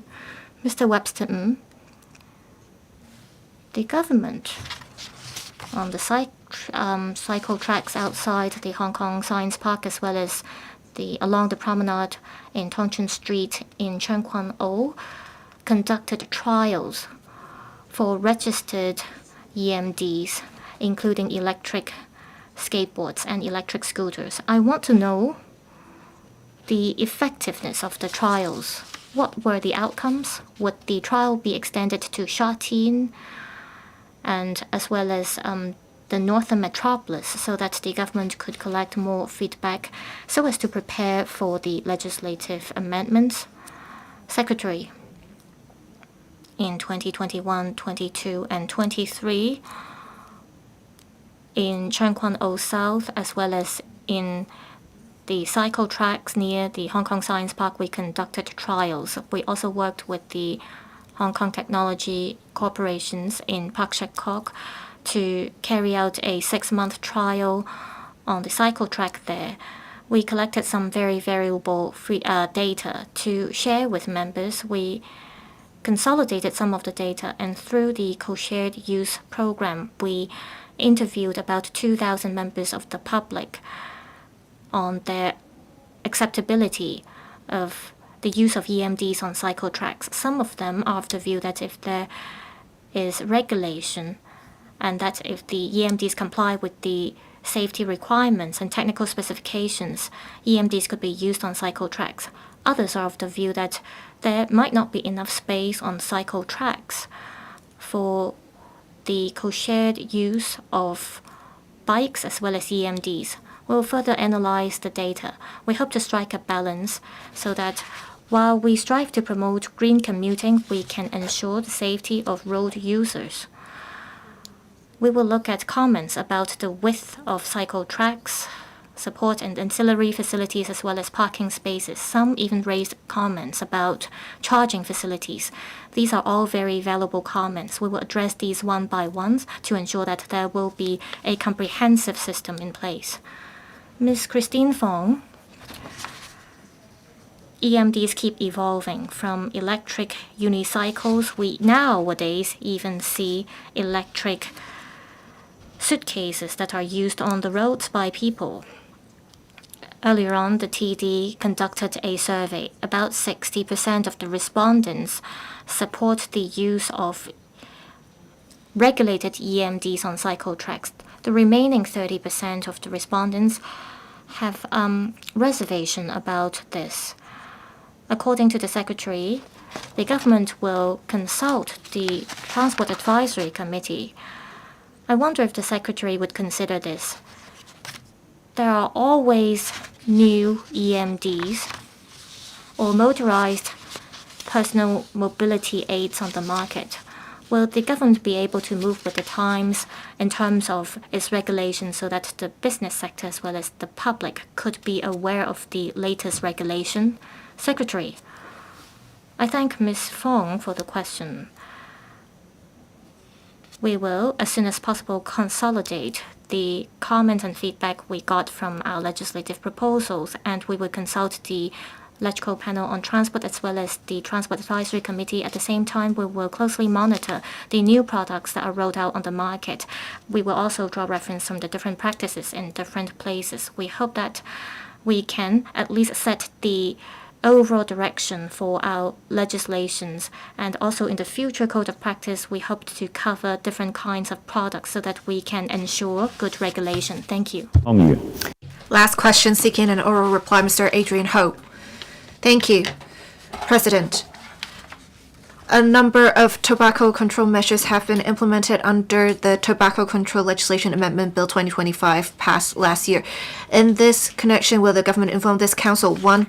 Given that while the statutory no smoking areas have been extended to public places that lie within 3 meters from access points of specified premises after the legislative amendment exercise, there are views that in order to balance various needs and accommodate the hosting of cultural and sports mega events, the government should establish designated smoking areas in public places and step up enforcement during specific periods. For example, during mega events to enhance public experience and safety, whether the government will study the relevant proposals. 2. Of the number of inspections conducted by the government to combat illicit cigarette activities and the number of fixed penalty notices issued for contravention of tobacco control measures each month since the legislative amendment exercise, the respective staffing establishments of frontline officers of various ranks responsible for enforcement. And 3. Given that while the government has earlier on indicated that a total smoking ban will be implemented at construction sites, it does not cover the interior of residential units in housing estates undergoing major maintenance. Whether the government has plans to amend the relevant tobacco control legislation to align with the smoking ban at site areas, and to study the feasibility of extending the coverage of the smoking ban in respect of domestic repair works, such as implementing a smoking ban at residential units currently undergoing works or internal renovations. Secretary for Health. President, the principle that smoking is hazardous to health is one that I trust all electrical members and the general public of Hong Kong, smokers and non-smokers alike, understand and would not dispute. For many years, the HKSAR government has pursued tobacco control policies through a multi-pronged and progressive approach to protect the people from the harm caused by tobacco. The consolidated reply in consultation with the Labour and Welfare Bureau, the Customs and Excise Department, and the Department of Health on the question raised by Mr. Adrian Ho is as follows. 1. Cultural and sports activities are beneficial to the body and the mind and can help develop mega event economy. Hong Kong is revered as the events capital of Asia and the world's meeting place, and is at the same time recognized to be at the forefront of tobacco control in China by the National Health Commission as well as the WHO. Cultural and mega events and a smoke-free city are not contradictory, rather they complement each other. Globally, the non-smoking population far outnumbers smokers, and proportion of non-smokers among citizens and visitors participating in cultural and sports events should be greater. A truly smoke-free and fresh environment is essential for enhancing the experience at mega arts and cultural events and safety of residents and visitors alike, while elevating the city's image and quality. For those participating in cultural and sports events, the establishment of designated smoking areas in public places at the event venues which are filled with secondhand smoke does nothing to enhance their experience. Rather, it would ruin their experience. One of the government's tobacco control directions is to periodically amend legislation to expand no smoking areas to eliminate the harm caused by secondhand smoke and protect the public. At present, the vast majority of the key venues for hosting cultural and sports events such as cinemas, theaters, concert halls, parks, and stadiums, whether indoor or outdoor, already have a smoking ban in place. Starting from 1st of January this year, smoking is also prohibited while queuing to enter these venues. The aim is to ensure smoke-free cultural and sports activities and events. Furthermore, the Smoking Public Health Ordinance, Chapter 371, also empowers the Secretary for Health to designate extensive no-smoking areas based on local circumstances, views of the public, and the district councils, and subject to practical needs and feasibility, say, in response to mega events, while setting applicable conditions and exemptions. During mega events, the TADCO, Tobacco and Alcohol Control Office of the Department of Health, will conduct joint operations with relevant departments as circumstances require. We also encourage venue operators to make good use of the guidelines and no smoking signage provided by TADCO to clearly convey the messages on tobacco control. The government understands that different sectors of society have varying considerations and opinions regarding the management of public spaces. However, there is currently no scientific evidence to support the notion that designated smoking areas can effectively protect members of the public from the harm caused by secondhand smoke. On the contrary, the WHO has stated that no measures, including ventilation, air filtration, the use of designated smoking areas, whether with separate ventilation systems or not, or even engineering approaches, can prevent the public's exposure to secondhand smoke.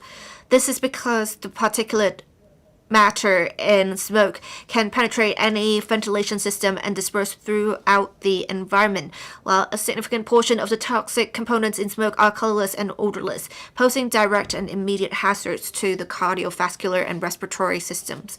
Moreover, the public may consequently be misled into believing that establishing designated smoking areas is sufficient to protect public health and eliminate the harm of secondhand smoke. This effectively conveys erroneous public health messages and will even renormalize the behavior of smoking in public areas, undermining the move towards a smoke-free Hong Kong. 2. One key focus of the Tobacco Control Legislation Amendment Ordinance 2025 passed by LegCo last year is to combat illicit cigarettes. Mainly enforced by the CNED, the relevant penalties were increased to a fine of 2 million Hong Kong dollars and 7 years imprisonment immediately following the amendment ordinance's gazettal on 19th of September last year. The amendment ordinance further stipulates that any cigarette sold below the tobacco duty rate must provide proof of taxation, failing which they shall be presumed to be duty unpaid. Officers of the CNED have launched multiple special operations by conducting surprise inspections at cigarette retail outlets across the territory, uncovering a number of illegal sales points selling cigarettes below the tobacco duty rate. The CNED has consistently adopted a comprehensive enforcement strategy to combat illicit cigarettes and has been conducting anti-illicit cigarette inspections across the territory and on online platforms. Frontline officers of the Customs and Excise Department, including those responsible for passenger and cargo clearance, participate in intercepting illicit cigarettes. As they concurrently perform other clearance duties, it is difficult to quantify the number of officers involved by relevant items of their duties. To combat cheap whites, the Customs and Excise Department successfully completed a 3-month pilot run for the duty stamp system. During the process, multiple rounds of information sessions were organized for the industry.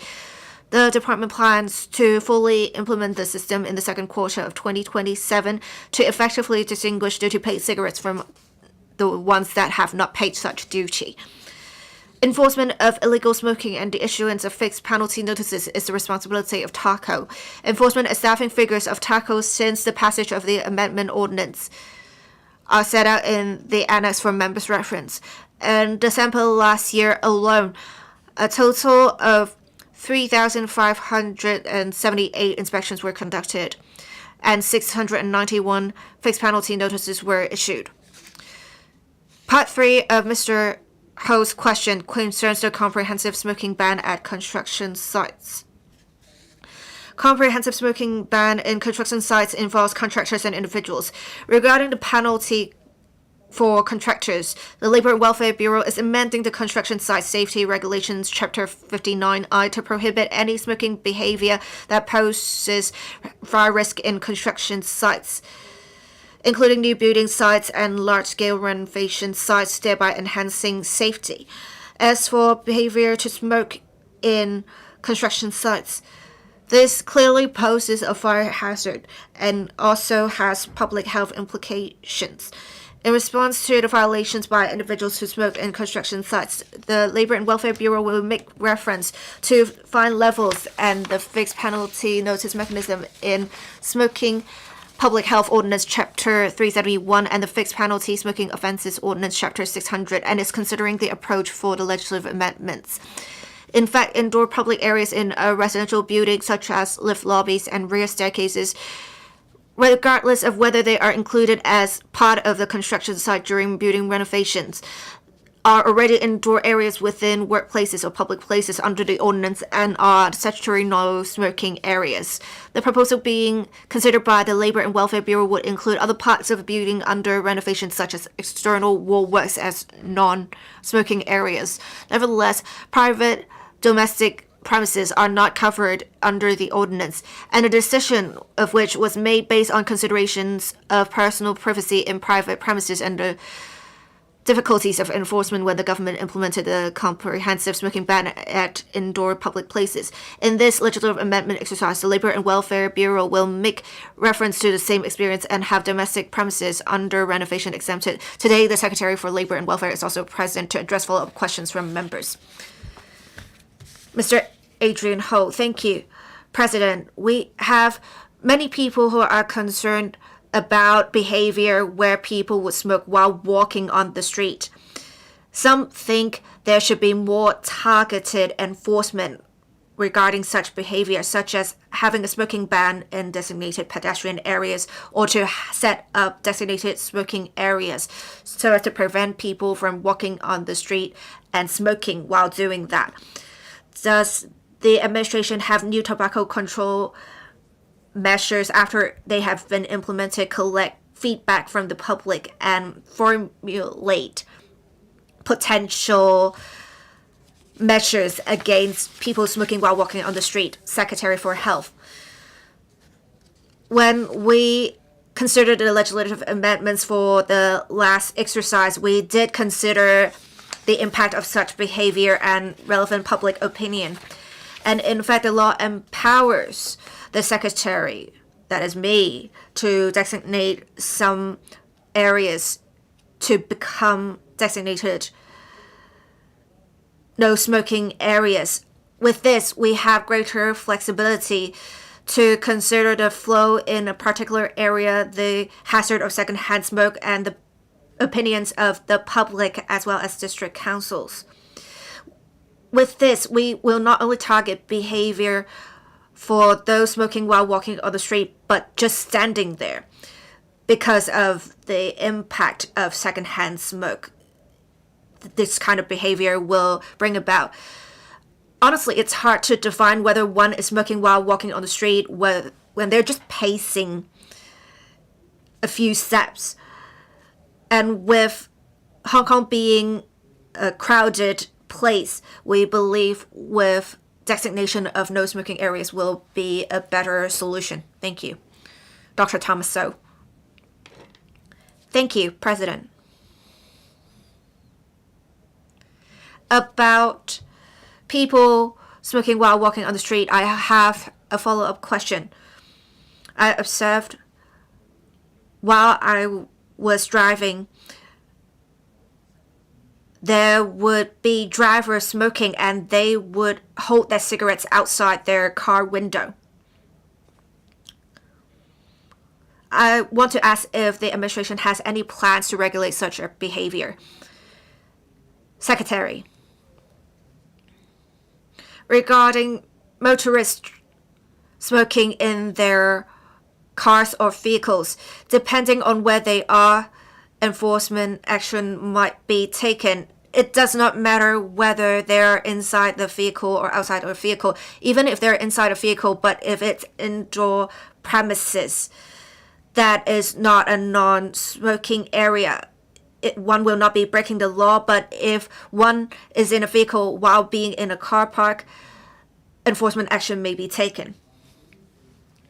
Mr. Xiu Kafei, about a ban on smoking in construction sites, I believe most of the public will support and agree.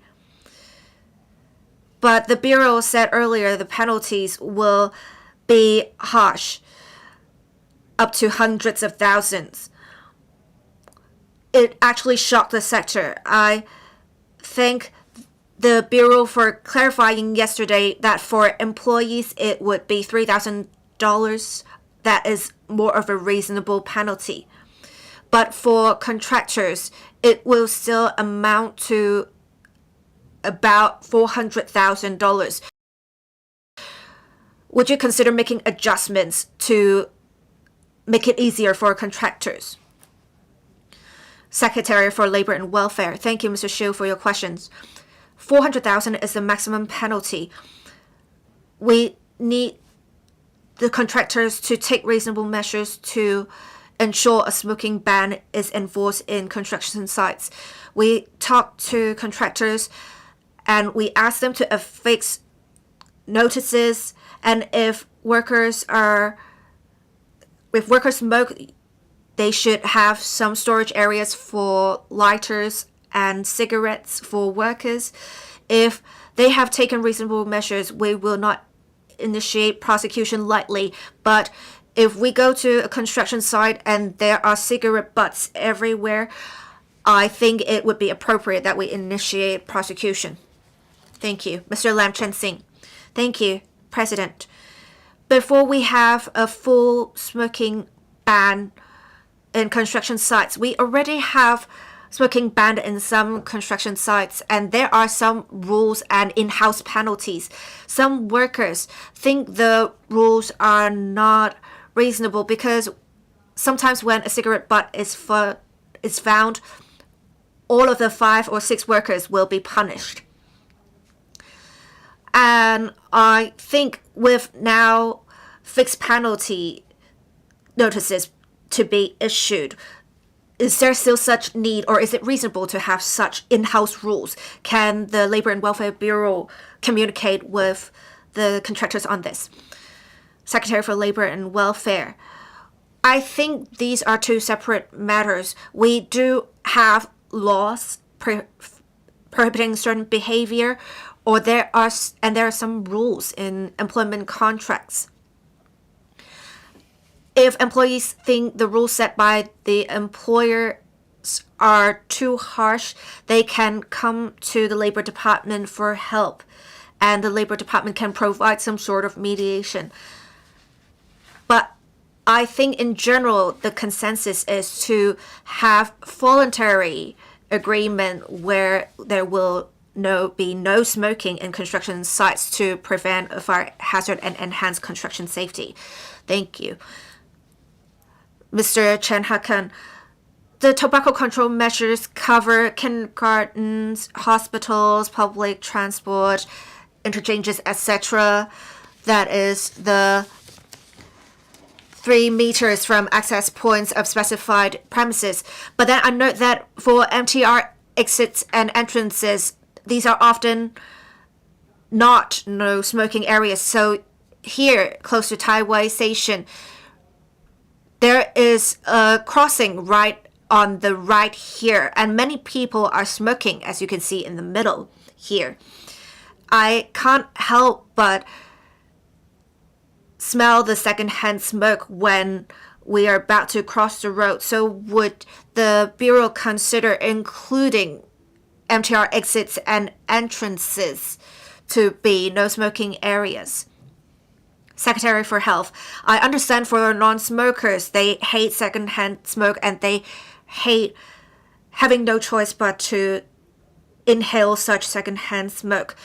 In the last amendment exercise, we targeted premises where people are particularly vulnerable, such as kindergartens, primary schools, or schools in general, as well as hospitals, medical premises, residential care homes for the elderly. So patients children and elderly persons are more vulnerable to the hazards brought about by secondhand smoke, which is why we included those premises in the last amendment exercise.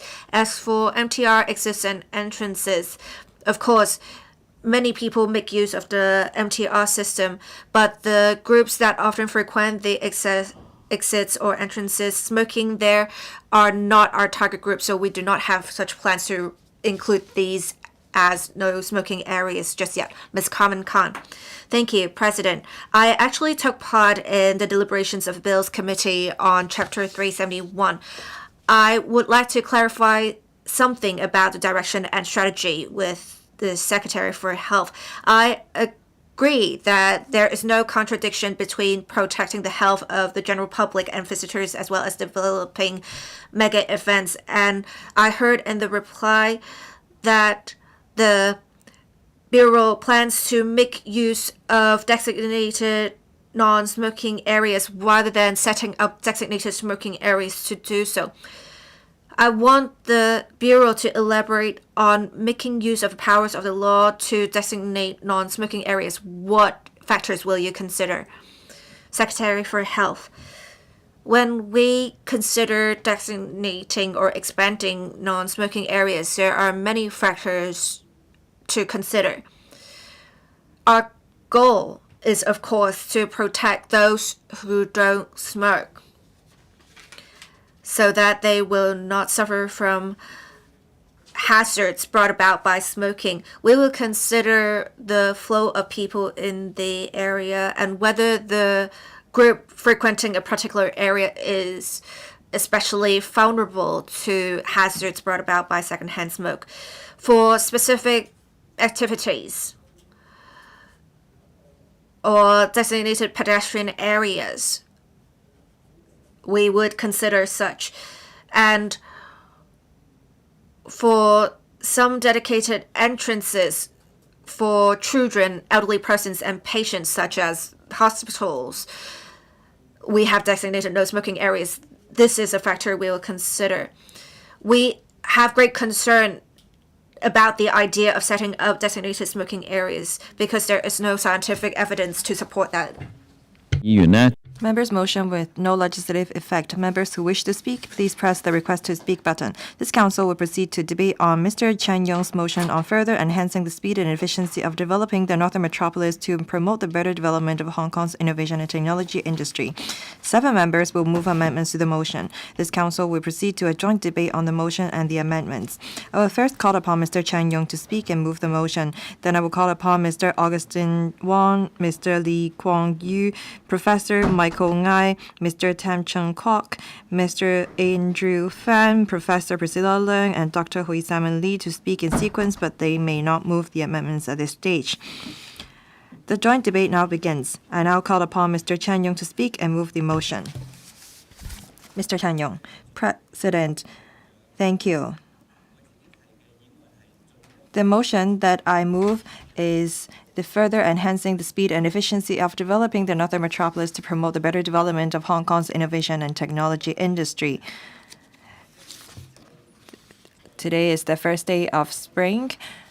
It is the day when we start to plan for the rest of the year. I think that we are off to a good start. We have 2 engines of development. First is our finance, second is our INT industry. I'd like to go over some background. President Xi stresses that we have to focus on promoting technology development, and it will become our engine of growth. This will benefit everyone in Hong Kong, and we must be self-reliant. On the 15th Five-Year Plan, innovation and technology is set to be the core of development. We must become the next INT hub. The world is undergoing the next technological renovation. We are reshaping the structure of economy globally. I think that Hong Kong is playing a very important role. We have to develop INT in order to proceed to the next stage and grow further. As we can see, many large enterprises go out of business because of some wrong positioning. Without INT, there is no future. That's why we must focus on the development of the Northern Metropolis. We all know that this is an urgent project. We must seize all opportunities.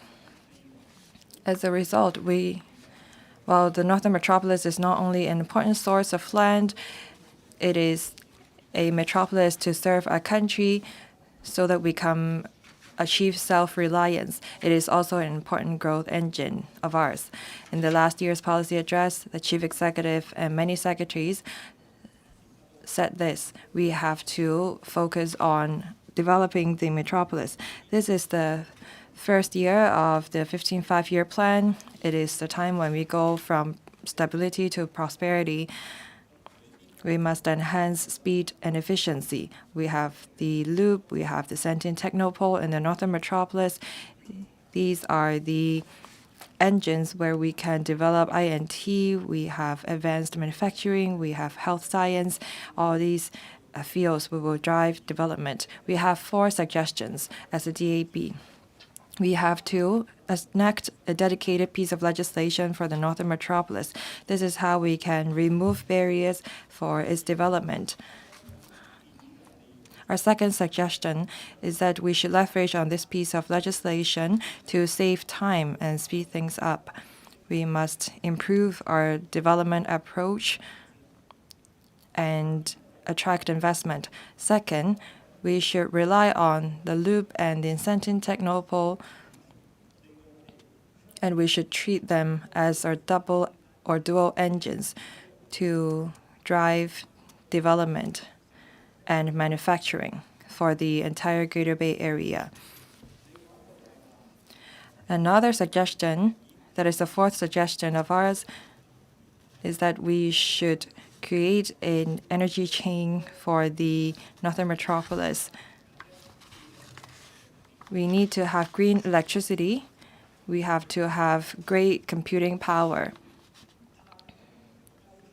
We also have to go for low carbon development. Details of our suggestions are as follows.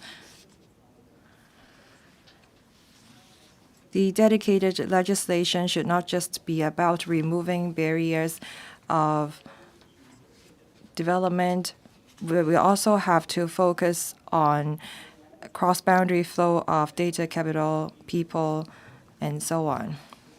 On the different new approaches of the government, such as large-scale land disposal, so on and so forth. I think the government is already doing quite a good job. By the end of this year, we're going to develop we are going to relax the development parameters by 70%, but I think that we should start building. We should start developing the loop, and in the Sentin Technopole, we should build more buildings on top of the existing ones. This is how we can enhance speed and efficiency in building the Northern Metropolis and developing our IND industry. We should contribute our strengths and wisdom into this large project under the leadership of the Chief Executive and various chiefs. Thank you. Mr. Brave Chan, please move the motion as printed on the agenda. Thank you, President. I move the motion as printed on the agenda. I now propose the question to you that Mr. Brave Chan's motion be passed. Mr. Augustine Wong. Deputy President, I declare my interest. My company does engage in real estate development. I support Mr. Brave Chan's motion and other amendments moved by members. Now, it is expected that the Northern Link and the Northern Metropolis Highway will be completed by 2030 and 2036. In other words, it's still 10 years away from fully developing the Northern Metropolis. To achieve the objective set in the motion, we have to seize the upcoming 10 years' time fully. So I have made 2 suggestions in my amendments for the government to prepare the Northern Metropolis more rapidly. Now, I suggest learning from the mainland's 1.5 level development concepts in the mainland to allow for constructing low-rise, lower-cost temporary buildings in Northern Metropolis in the initial stage. Coupled with MIC building method, we can enable enterprises to come in earlier and create an ecosystem first. Now, through 1.5 level developments with easily built temporary buildings, we can encourage university to set up campus in the university town and attract mainland and overseas academic talents. We can also build a pool of overseas and mainland talents for INT. This will help build Northern Metropolis into a base for INT development. Now, the government should also start actively recruiting INT companies to Hong Kong. These are potential talents in the Northern Metropolis.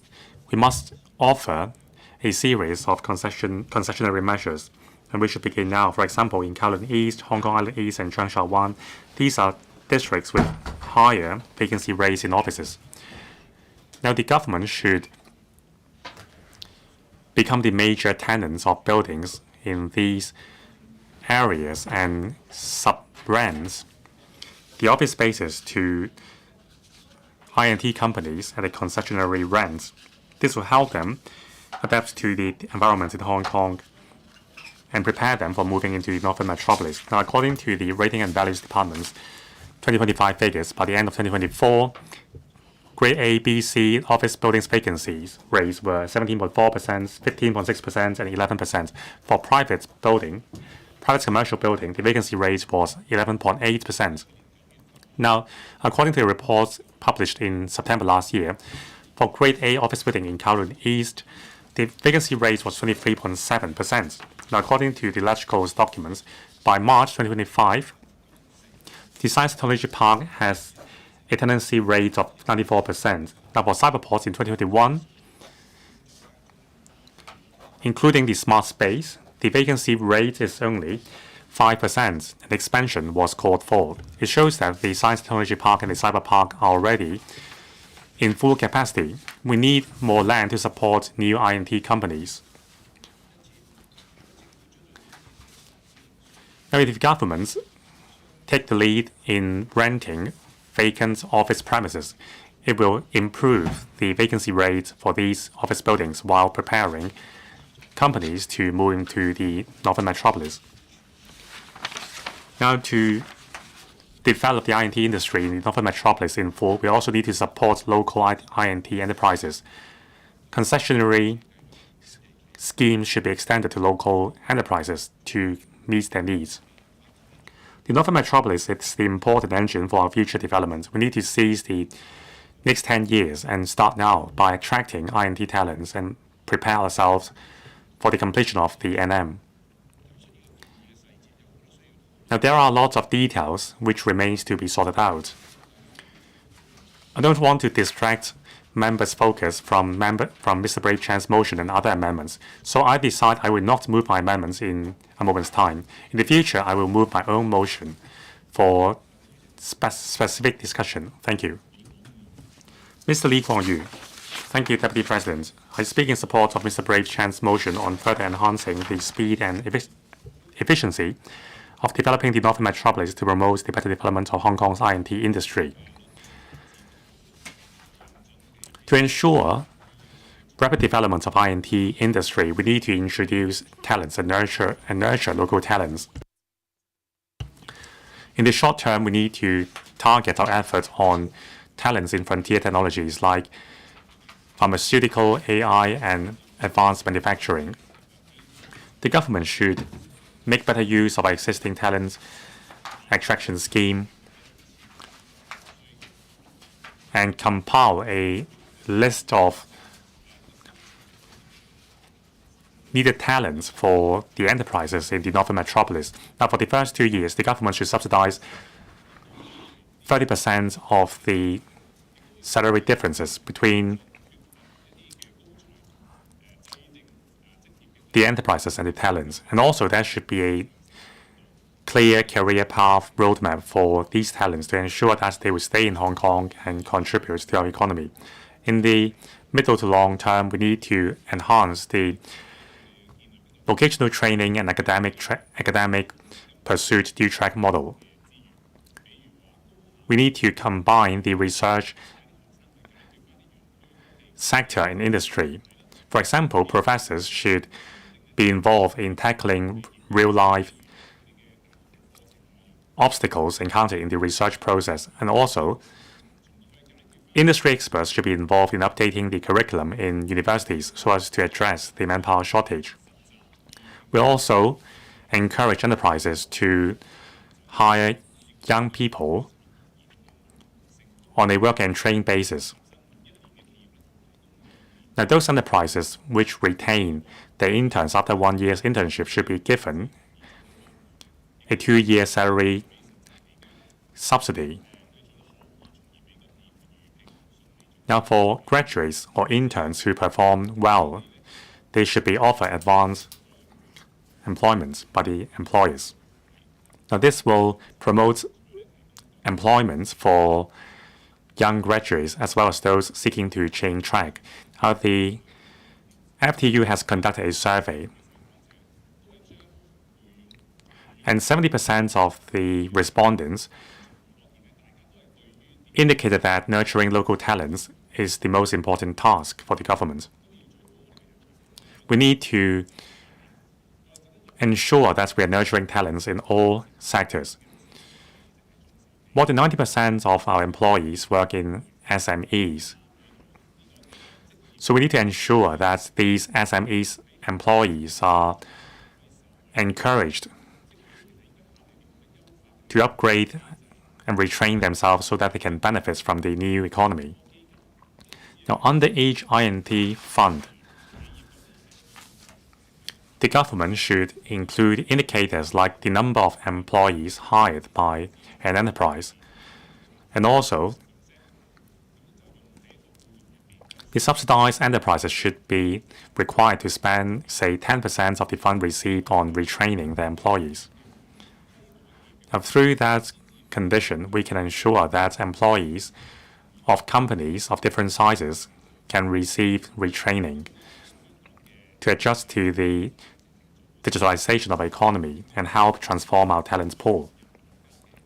We want every working employee to be able to integrate into the national development blueprint and share the fruits of economic development.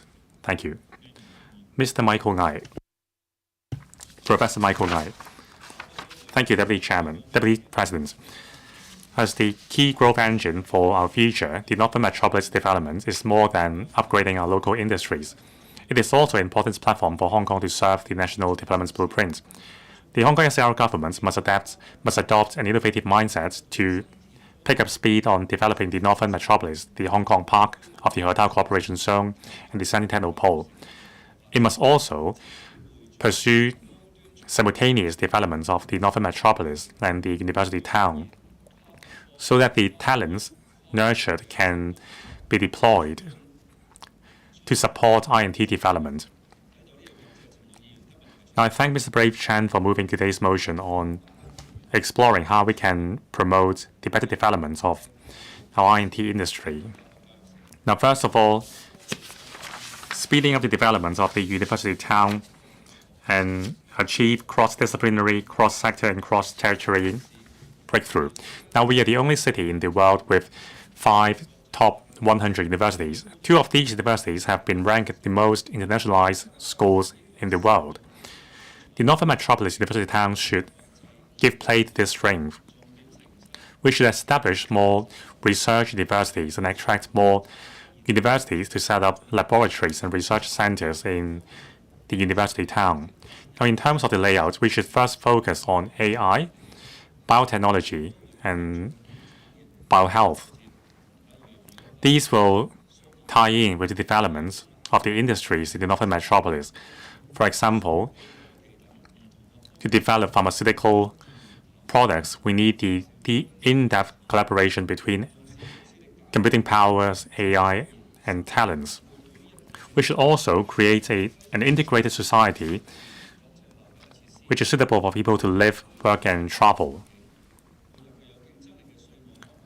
Together with competitive tax package, we can attract top-notch scientists to come to Hong Kong to conduct their research.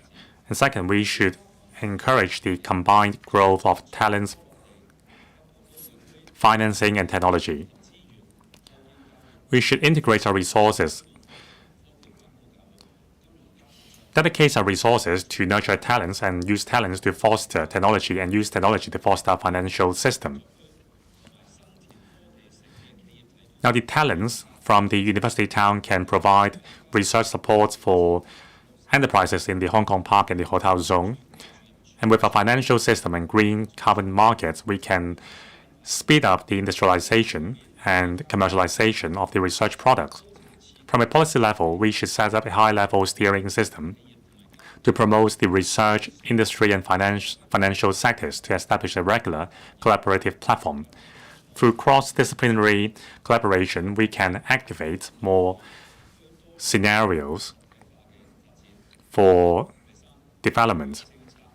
Third, we need to enhance our policy measures and speed up the construction of the Sentinel Pole and the Hong Kong Park and Hotel to achieve cross-territory collaboration. Now, the hotel area is adjacent to the Sentinel Pole. We can adopt the principle of one zone, two parks in the layout design and dovetail the design of the university town so as to establish a comprehensive I&T industry chain combining upstream and downstream sectors. Now, there should be dedicated policy supports, for example, relaxing the limitation on cross-boundary capital flow in relation to I&T research. Now, on the basis of national security, we need to facilitate the flow of data and biosamples and encourage the enterprises to commercialize their products in the Bay Area and establish a model where the research products are being used locally. The developments of the Northern Metropolis will affect Hong Kong's future competitiveness and also the nation's development blueprint.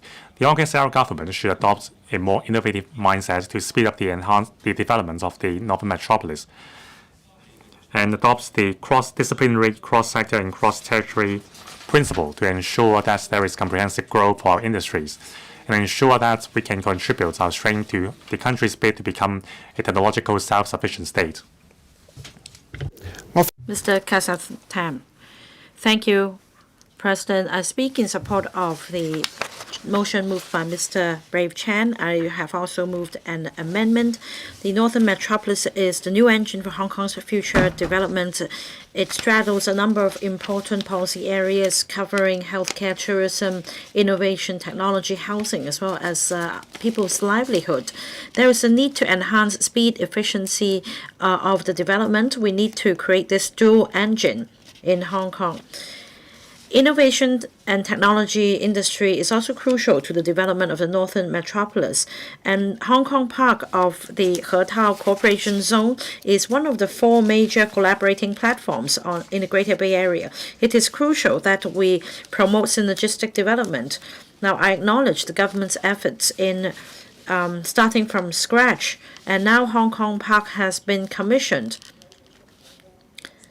and the outline for the development of Hong Kong Park and Shenzhen Park have been launched, and there are clear guidances on promoting the cross-boundary flow of production elements.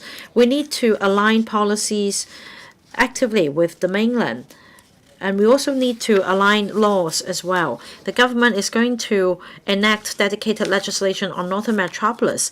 Institutionally, flexibility will be provided to give Northern Metropolis a strategic value. Legislative enactment is just the first step. We also need to remove red tape and obstacles in our laws so that we can align with the mainland on laws and policies so that we can give play to a unique advantage of one Zone 2 parks in the area. Now, the Hong Kong Park has been commissioned, and I look forward to close communication between our government and the Shenzhen municipal government, and thus cross-boundary bridge will be developed more expeditiously. This will provide the green channel for the flow of talents and other production elements in the two places. It is equally important to align the laws in the two places as well. Comparing to Shenzhen Park, which spans 300 hectares, Hong Kong Park only covers 87 hectares. So we can't achieve economy of scale and the formation of I&T and industrial clusters. This has always been the pain point for I&T development in Hong Kong. We do not have sufficient land to support the industries. So we need space not only for research and development, we also need space to build an ecosystem with focus on manufacturing and building an industrial chain. My amendment provides a solution. My suggestion is to make use of Santin Technopole, which covers 210 hectares, so that it can be incorporated into the Hetao Cooperation Zone to promote greater synergy. This will enhance the capacity of the Hong Kong Park, and we can build a greater loop area comparable in size to the Shenzhen Park so that we enjoy competitiveness in the global community. Now, I also propose drawing up preferential policy packages so as to attract enterprises to set a presence in Hong Kong.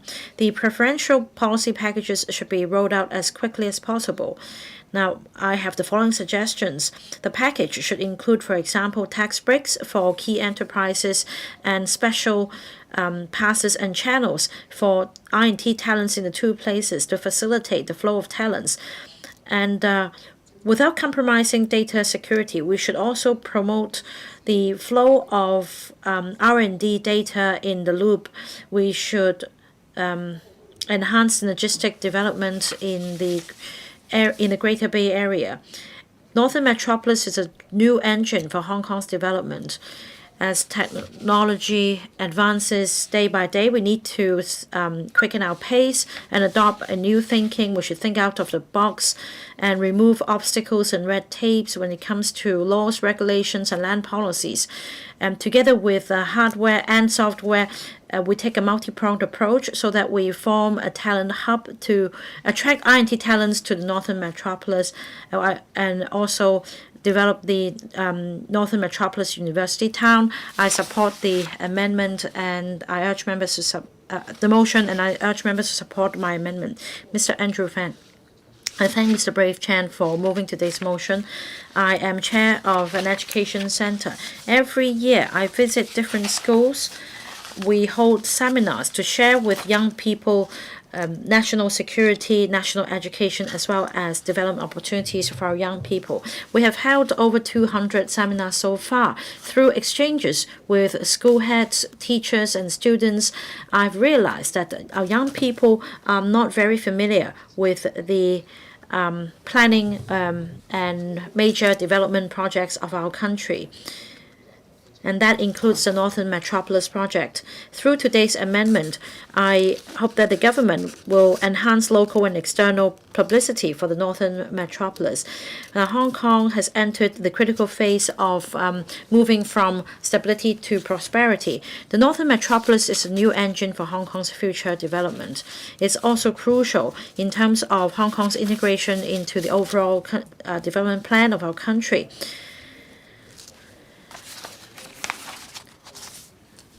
The vision of the Northern Metropolis is to build an international I&T city comprising cultural, tourism, and recreational elements. And the Northern Metropolis is very relevant to the future of every Hong Kong citizen, including young people in Hong Kong. The Chief Executive chairs the Committee on the Development of the Northern Metropolis, and at the top level, steer is provided to coordinate its development. This is a very good initiative, but when it comes to the blueprint on the development of Northern Metropolis, we also need young people to learn more about Northern Metropolis so that we can attract investors and enterprises from around the world to come. The Northern Metropolis will take an industry-led approach. In Singapore, there is also an innovation park spanning 600 hectares. It will place emphasis on advanced manufacturing. It's an integrated area, and it's starting from 2022 through extensive media reports. Global enterprises have set a presence in Singapore. They've set up their branches, and because of the successful publicity strategy, they have successfully introduced different global companies there for investment. Now, for Northern Metropolis, it spans about 30,000 square meters. So we need to mount comprehensive publicity and promotion. We also need to familiarize every citizen, including every young person in Hong Kong, with Northern Metropolis. We need to be proactive in reaching out to school campuses to explain Northern Metropolis to our young people so that they have a sense of ownership. And we also need to explain the industrial layout in Northern Metropolis, and we should promote STEAM education so that young people fully appreciate the ample opportunities presented to them and that they will be proactive in supporting the Northern Metropolis development. We can also learn from Singapore's innovation park. Invest Hong Kong recently announced that 30 mainland or overseas enterprises have plans to set up presence in Hong Kong and take forward the development in the Northern Metropolis. This shows that the Northern Metropolis has great potential, but we should continue to exert influence in the global community. Through Invest Hong Kong and Oasis, we should hold, for example, international summits and invite business delegations to come, we can explain to them the features and advantages of Northern Metropolis, and we can tap the global market. We can also put in place some provisions to protect investors so as to attract talents and enterprises to come set up presence in the Northern Metropolis. I so submit, I support the motion, and I hope members will support my amendment. Professor Priscilla Lau. Now, the Chief Executive has asked us to do more to proactively dovetail with the country's 15th five-year plan. I am fully on board with this idea. When it comes to the five-year plan, we need to draw up KPIs, and I'm just talking about one of the indicators. The first point is about inviting top-notch universities to move into Northern Metropolis University Town. According to the presidents of universities, in terms of the financial position, many universities do have means to take forward development in the Northern Metropolis. However, they may not have further resources to support this operation. They would need the government's help so that more financing models can be established for them to set up presence in the Northern Metropolis. In fact, Northern Metropolis University Town does not only serve UGC-funded universities in Hong Kong. We also have institutions from around the world which will benefit from their development in the Northern Metropolis because it's a premium location. Now, in 2010, Shenzhen rolled out the Peacock scheme, and for I&T talents, if they go to Shenzhen, they can bring along their families. They will be allocated with school places, and that up to 3 million renminbi will be dispersed to promote I&T in Shenzhen. By doing so, they're able to build top-notch research teams. When it comes to government, business, academic, and industrial collaboration, we need to do more in the long term. According to Articles 107 and 108 of the Basic Law, we need to maintain fiscal balance and spend within our means. We also maintain a low tax regime in Hong Kong. Now, in the long run, there is a need to further promote investment. So, Secretary, it's for you to think about this option. We have 400 companies waiting to be listed in Hong Kong, and we do not have enough talents. So this is a practical question. The second point is about the institution. Now, for R&D personnel, if they also own shares of the corporations, they will have a greater sense of ownership. And this will also be conducive to protecting the IPs and patents. Because when it comes to the collaboration initiative, the R&D personnel should be able to protect their interests through the protection of IPs. Now, Hong Kong is famous for the rule of law. This is our brand. So my suggestion is to set up this KPI. That is, an intellectual property and technology arbitration hub should be set up, advocating speedy trial and fast-track adjudication, so as to provide institutional support for the I&T development. Now, I&T talents and global legal professionals can be arbitrators.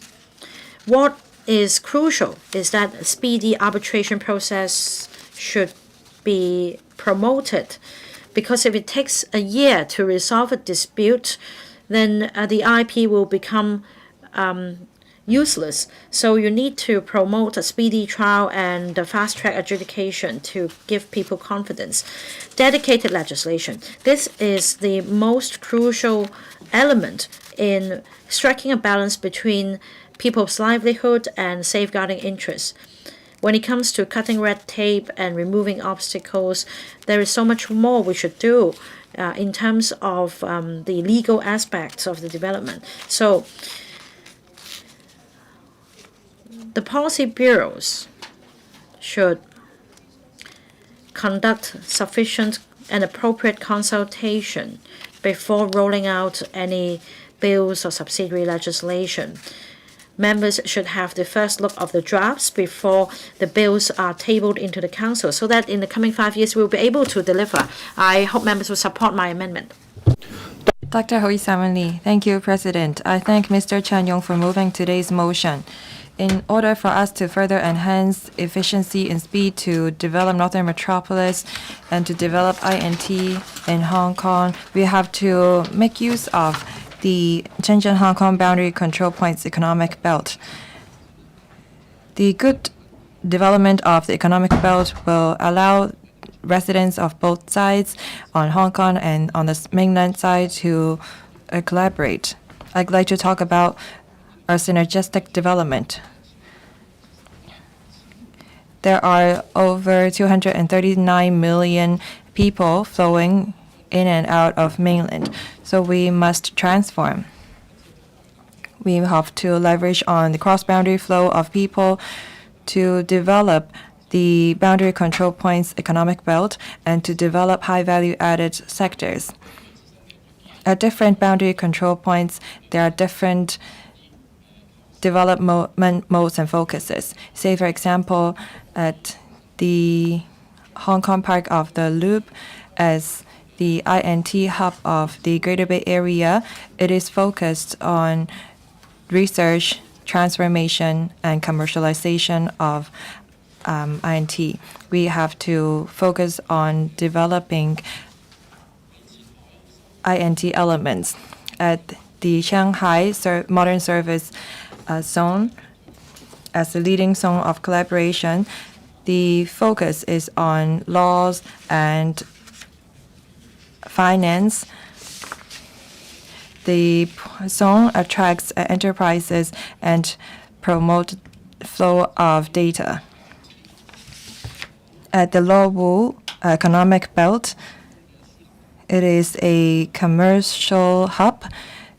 It focuses on developing INT, life and health science, luxury shopping, among other services. At Mankam Toll Boundary Control Point, we have piloted the use of drones. Different economic belts and boundary control points have different focuses. Despite that, they share the two major aims. And this is how we can achieve success with the development of the northern metropolis.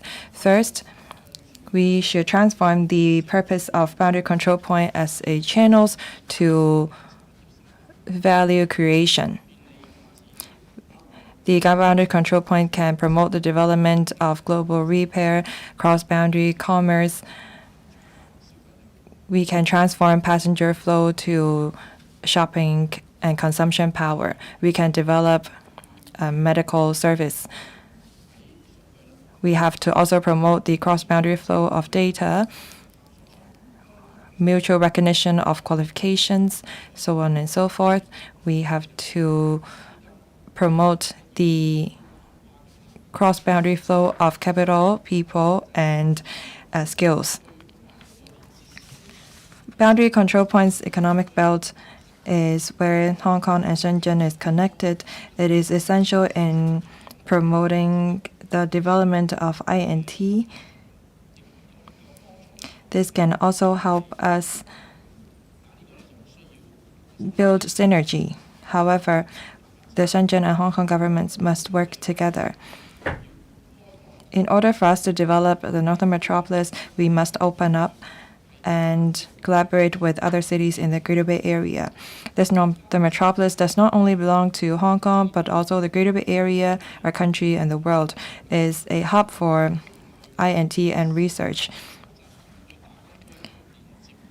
The economic belt is the physical connection point between Shenzhen and Hong Kong. President, I speak in support of the motion and amendments. Thank you.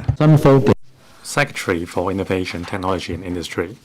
Deputy President, I thank Mr. Brave Chan for moving the motion on further enhancing the speed and efficiency of developing the northern metropolis to promote the better development of Hong Kong's innovation and technology industry.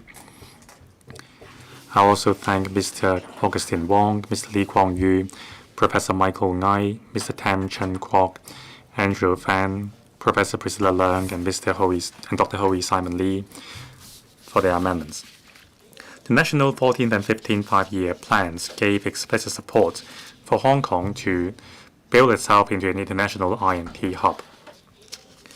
The 15th five-year plan proposed the need to speed up achieving a high degree of self-technological reliance and construct and build a modernized industry system. The government will dovetail with the National INT Development Strategy and actively align with the 15th five-year plan to nurture new quality productive forces and build a real economy with INT as the mainstay, so as to better integrate into and serve the national development blueprint and help the country achieve high-quality development and high level of technological self-reliance. The Northern Metropolis is the centerpiece of the government's plan to actively dovetail the 15th five-year plan. The government will strive to develop a new international INT city in the Northern Metropolis and also create a South-North dual engine so as to provide more INT land for strategic enterprises. Now, the new INT land in the area can provide strategic support for INT enterprises, for them to build R&D centers, pilot and mass production bases, creating a robust INT industry chain. This will help us speed up the development of new quality productive forces and achieve new industrialization. Located on the banks of the Shenzhen River, the Hotel Cooperation Zone is at the junction between Shenzhen and Hong Kong. It is also one of the four major cooperation platforms under the 14th five-year plan. The cooperation zone is the only place in the country where two social systems, economical and judicial regimes coexist geographically with a mission to foster major cooperation in INT. The government will work closely with the Shenzhen municipal government to realize the vision of one country, of one zone, two parks, and one river, two banks under one country, two systems. In November 2024, The Hong Kong SAR government has published the outline development plan for the Hong Kong Park of the Hotel I&T Cooperation Zone, setting out the major development direction and strategies for the Hong Kong Park. With the commissioning of the Hong Kong Park in December last year, together with the Science and Technology Park and the Cyberport, the major layouts of North, Central, South I&T parks in Hong Kong have been completed. Both governments will try to implement innovative cross-boundary policy measures for convenience flow of people, materials, data, and capital in the zone. The zone will become the testing zone for new rules and innovation, as well as the testing ground for institutional and policy innovation, so as to align with the goals set out in the 15th Five-Year Plan. As a natural extension of the hotel area, the Santin area will provide a site where we can connect with the industry supply chain in the mainland cities of the GPA. Now, the IB has published the concept outline of the development plan for the I&T industry in the Santin Technopole in November last year. We will press ahead with the development, and in accordance with the land supply timetable, we will propose suitable plan. For example, involving private developers to participate in the development. Now, in the fourth quarter last year, we have begun the tender exercise for the 10-hectare large data park in Sandy Ridge to provide computing facilities for the development of AI and data science industries. We are now dealing with the tenders received, and we will announce the details in due course. In terms of industry development, we are actively promoting Hong Kong new industrialization. We are nurturing representative I&T enterprises with potential to come to Hong Kong to develop, establish a presence, or expand their businesses so as to enhance the industry chain. In terms of speeding up the development of downstream new industrialization, we are adhering to the scenario-based investment promotion approach, and we have lowered the threshold for the application for the new industrialization acceleration scheme in last November. We have also launched the pilot manufacturing and production line upgrade and support scheme to provide support for local businesses. In year 2026-7, we will kickstart the I&T Industry-Oriented Fund. We will also implement the cooperation agreements on the development of new quality productive forces and the promotion of new industrialization with the Ministry of Industry and Information Technology. Now, in last December, we have started a study on the medium to long-term industrialization of Hong Kong to actively dovetail with the 15th Five-Year Plan. I will listen carefully to members' views, and I will give a conciliatory response in a moment's time. I will now invite the Under Secretary for Development to supplement. Under Secretary for Development. President, the Northern Metropolis is a new engine for Hong Kong's economic development. It is a collaborative platform with cities in the Greater Bay Area, as well as a key initiative to facilitate our integration into and contribution to the country's overall development. The planning is centered on industry-led approach with over 3,000 hectares of new development land, 700 hectares of which will be allocated for new industrial and economic uses. 300 hectares in Santin Technopole will be designated for I&T purposes, as well as 100 hectares for the Northern Metropolis University Town. The government has accelerated the development of Northern Metropolis on multiple fronts. The Chief Executive announced in the 2025 policy address the establishment of the Committee on Development of the Northern Metropolis, chaired by the Chief Executive. There are 3 task forces under the committee led by the Chief Secretary or the Deputy Secretaries. They focus on different areas of work. On the legislative front, the Development Bureau will launch a consultation on the first quarter of this year on a dedicated legislation It aims at streamlining statutory procedures to expedite construction and facilitate the entry of industries. We hope to have the support of the Legislative Council. The dedicated legislation will be enacted within this year. The government also adopts innovative and diversified development models, combining the strength of a proactive government and efficient market to accelerate this development. In addition to traditional open tendering process for land allocation, the government also adopts flexible and allocation methods in line with industrial policies. They include restricted tenders for eligible enterprises, a two-envelope tendering system that considers factors beyond pricing, and where appropriate, direct land grants to enterprises that can significantly contribute to industrial and economic development. The Development Bureau also plans to pilot a phased development model for commercial land in the Hongshui-Q Hachun Town Center. This approach allows the construction and operation of low-density facilities during the early stages of development in the new areas, thereby attracting enterprises and creating a catalytic effect. To enable enterprises to set up presence as quickly as possible, the Development Bureau has recently introduced administrative reforms to expedite the approval process for private projects in the Northern Metropolis. These measures include setting time limits for critical approval processes and introducing high-level intervention mechanisms, which will greatly facilitate their participation in the development and construction of North Metropolis. I will listen to members' views carefully in the following and exchange ideas on how we can take forward the development and promote I&T industry more quickly and efficiently. Mr. Jimmy Ng. Thank you, President. I speak in support of the motion. On the first meeting of the LegCo last year, I moved a motion on the Northern Metropolis as well.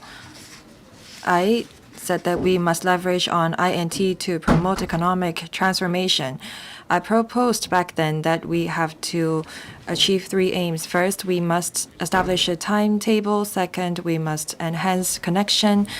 Third, we must promote also development. After that, the chief executive said that we have an urgent need to develop the Northern Metropolis. The government, after that, also removed barriers to promote the development. Looking back, we have achieved some progress over the last year. The loop was opened and established, and there are 60 enterprises who have signed tenancy agreements. They cover life and health science, new energy, AI, along with other technology. The Development Bureau introduced a three-tier intervention model. All applications relating to the Northern Metropolis will be passed on to the Northern Metropolis office. That is the steering group on streamlining development control. This motion is about how we can promote the better development of Hong Kong's I&T industry. It is said that we must expedite the enactment of legislation and accelerate the construction. The administration will be enacting a new piece of legislation on the Northern Metropolis. They are going to table the bill before the LegCo within this year and have it come into operation also within 2026. However, apart from commitment, we also need financial resources. I think that we need to establish a dedicated fund. We must raise money from the market and attract patient capital. I fully agree with what Professor Priscilla Leung said in her amendment, which is that we must encourage more universities to establish presence in the Northern Metropolis University town. The administration must devise a plan that is as concrete as possible. We must prioritize different constructions. The Northern Metropolis is a I&T hub. We must be innovative. I suggest that we establish a innovative manufacturing sandbox. The plan of the Northern Metropolis must align with that of the industry. Last week, the Politburo organized a meeting in which our president said that we must devise a plan to encourage synergistic development of different sectors. It is said that we must accelerate the transformation and commercialization of INT outcomes. I said time and again that we must not just focus on government, industry, economic, and research collaborations, but also its order. In order for us to promote the development of INT, it must be connected to our demand. The Northern Metropolis is an opportunity for us to create a framework for development. Some members suggest that we should first set out the purposes of each land parcels. As long as we have a framework, we can develop it better. If we have a purpose for each piece of land, we have to set out very clearly what the responsibility the government will shoulder. That's how the enterprises and the banks will have more certainty. Thank you. Next, Mr. Albert Chuang. Thank you, President.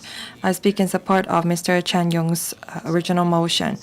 In last year's policy address, the chief executive said that we are going to enact a piece of legislation for Northern Metropolis to streamline statutory requirements. The purpose of the dedicated piece of legislation is to promote enterprises taking presence in the Northern Metropolis and to remove barriers.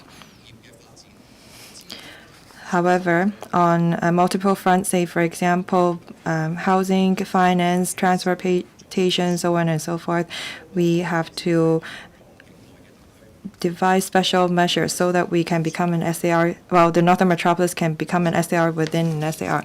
The Pudong government of Shanghai devised a series of special measures on investment, on land planning, so on and so forth, that promoted the development of Pudong back then.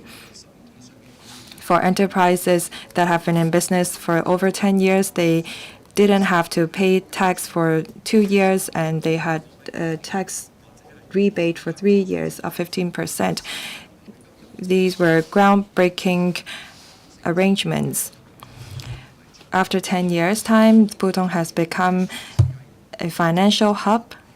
This showed that the government's efforts have come into fruition, and that's why I look forward to this dedicated piece of legislation for Northern Metropolis to promote its development. In last year's policy address, it is said that we must be innovative in its development.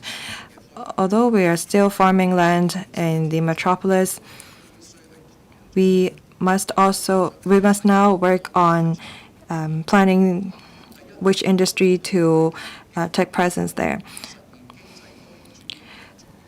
The Northern Metropolis presents rare opportunities for us to transform. We must leverage on our tax advantages in creating a pilot platform to promote transformation of INT research outcome. We must offer transformation service for enterprises so that research outcome can be commercialized. We must also create an industry park for that purpose. Second, we must introduce AI, digital medicine, and data science, so that we can create a comprehensive ecosystem to promote integration of research and industry. Third, we must also encourage SMEs to take part in the development of the NM. an organization just conducted a study on our economic outlook in 2026. It is shown that not many enterprises are interested in the metropolis. I think that apart from attracting top-notch talents or enterprises, we must also look after our SMEs. They will play a very important role in the development of the non-metropolis. We must also explain to these enterprises what's so attractive about the northern metropolis. This is how we can achieve synergy of industry chain. Apart from supporting Mr. Chan Yong's original debate, I also fully support Mr. Andrew Fan's amendment. We must step up promotion and publicity of the northern metropolis to foster greater interest among young people in Hong Kong so that we can nurture more local INT talents. As also submit. Mr. Bill Tang, Deputy President. Thank you. Concerning this important motion moved by Mr. Brave Chen, I have several responses and observations. First, when we discuss how we can enhance and consolidate our strengths under one country, two systems, and the basic law, well, we are very familiar with our strengths. The reasons why we have strengths in the financial system, trade, we are a member of the WTO, is easy. Everyone can recite these strengths. But we need to understand the unique relationship between our strengths and the one country, two systems, and basic law framework. Under the framework of the basic law and one country, two systems, concerning our global impact, what can we do to promote the development of INT industry in Hong Kong? Now, I can tell you easily that we have our unique roles and strengths to give in terms of the country's national blueprint. But what are our unique strengths in relation to INT under one country, two systems, and basic law? Well, there is a lack of in-depth study concerning that. So on that level, we need to dig deeper. Second, the Under Secretary for Development said that in this year, a dedicated law for the Northern Metropolis will be introduced into LegCo. Now, I hope we would scrutinize the bill like we were scrutinizing the Article 23 bill back in 2023. We need to be speedy without sacrificing the amount of time we spend on scrutinizing the bill. We spent hundreds of hours on scrutinizing the Safeguarding National Security Bill back then. We need to spend a lot of time on it while making it quick. So let's make use of the experience gained from the national security law. Now, third, in last October, my think tank invited some officials from the Lianjiang new area in Shanghai to share their experience with us. Now, they told us that the most difficult part was from 0 to 1, that is to attract investment and capital. So they spared no effort in tailor-making preferential packages for foreign businesses. In the end, they succeeded in attracting Tesla to set up a presence in Linjiang. It brought about the development of battery enterprises and new energy vehicle enterprises developments in the area. So I think we need to spare no effort in attracting leading enterprises to engage in production and manufacturing in Hong Kong. If our priority is life and health technology, can we target the most renowned overseas enterprise to come to Hong Kong with everything we can offer so that they can use Hong Kong as a research and production center. Now, for drugs developed and trialed in the Bay Area and in Hong Kong, there should be preferential policy packages to allow them to use the drug in the Greater Bay Area as well. This will attract them to Hong Kong rather than the mainland cities in the Bay Area. Second, education. Now, apparently, the US government has a very poor relationship with the Harvard University. Why don't we do our best to attract the Harvard University to set up a campus in Hong Kong? Let's build a campus for them. Then Hong Kong would become under the limelight of the international stage. Thank you. Mr. Chen Pok-chi. Deputy President, the Northern Metropolis is not only the future growth engine for our economy, it is also an important centerpiece of this North-South geo-engine layout. It is also a strategic platform for the country to achieve technological self-reliance. Now, it is the core of our future development blueprint. We need dedicated laws to support the development. We need to also attach importance to conservation. So in my opinion, we need to combine upgrading of agriculture and fisheries and also education and talent nurturing as part of the Northern Metropolis development. We need to make agriculture and fishery industries our priority as well. Now, dedicated law is important. It will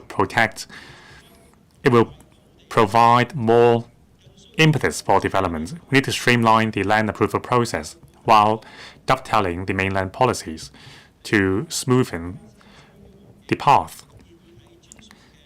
Now, having considered the actual situations of the agricultural and fishery industries, we need to assess the conservation status of the wetland parks in the areas. Oyster farming should be included as part of the allowable use in these areas to promote ecological developments and economic developments. Second, we need to nurture talents and also attract businesses. Now, I suggest that in the university town layout, we include disciplines like hydroponics and other marine disciplines so that we can nurture composite talents who are both good at I&T and agriculture and fisheries. In terms of industries, we should make use of the cross-boundary advantages of the hotel park and promote the application of environmental friendly fishery methods and include and provide tax concessions for these practices. We need to develop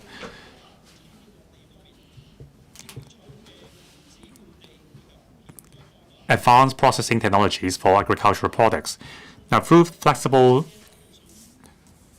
policies like large-scale land disposal and pay for what you build, we need to cater to the agriculture and fishery industry's demand and provide them with more land.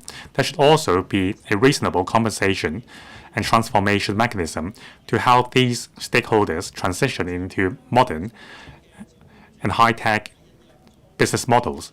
Now, we should adopt a two-envelope model. Besides introducing I&T industries players, we should also introduce I&T enterprises in relation to the agriculture and fishery industry to promote in-depth integration between these traditional sectors with technologies. Now, the synergized developments in the Hotel Cooperation Park has broken new ground for cross-boundary collaboration in I&T, covering ecological development, environmental friendly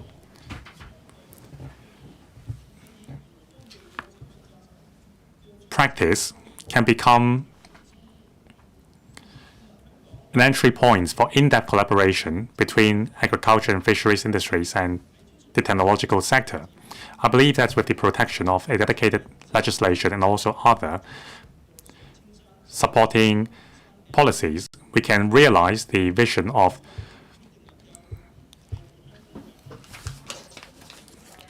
using green waters and green waters and lush mountains as economic drives. Mr. Yu Ming. Thank you, Deputy President. The Northern Metropolis is a major growth engine in the future. It is also important to note connecting Hong Kong and the Bay Area, and a key entry point for our participation in the National Development Blueprint. We need to provide more policies to support the INT industries in the area for the public's benefit. I have 6 suggestions to make. Just now, the Undersecretary for Development mentioned that the dedicated legislation would be introduced soon. I hope that this legislation would be a visionary one. Now, we need to facilitate the cross-boundary flow of data, people, and capital, and take down the barriers between the two places and attract more enterprises to move into the Northern Metropolis. There should also be more targeted policies to encourage landowners to participate in the development. Now, we are a melting pot for East and Western cultures. Every year, we have attracted a lot of foreign students to study in Hong Kong.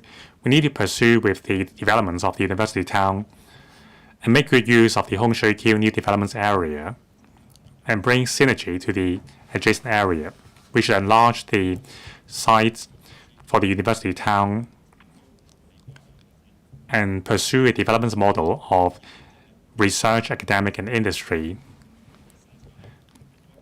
We need to turn the INT research products into our productivity force. Now, with the additional population in the area, there will be greater demand for medical and health service. Now, we need to harness the private sector to plug the gap in public health care. This will shorten the waiting time. And besides local residents, private hospitals can meet the healthcare demand for residents in the Bay Area.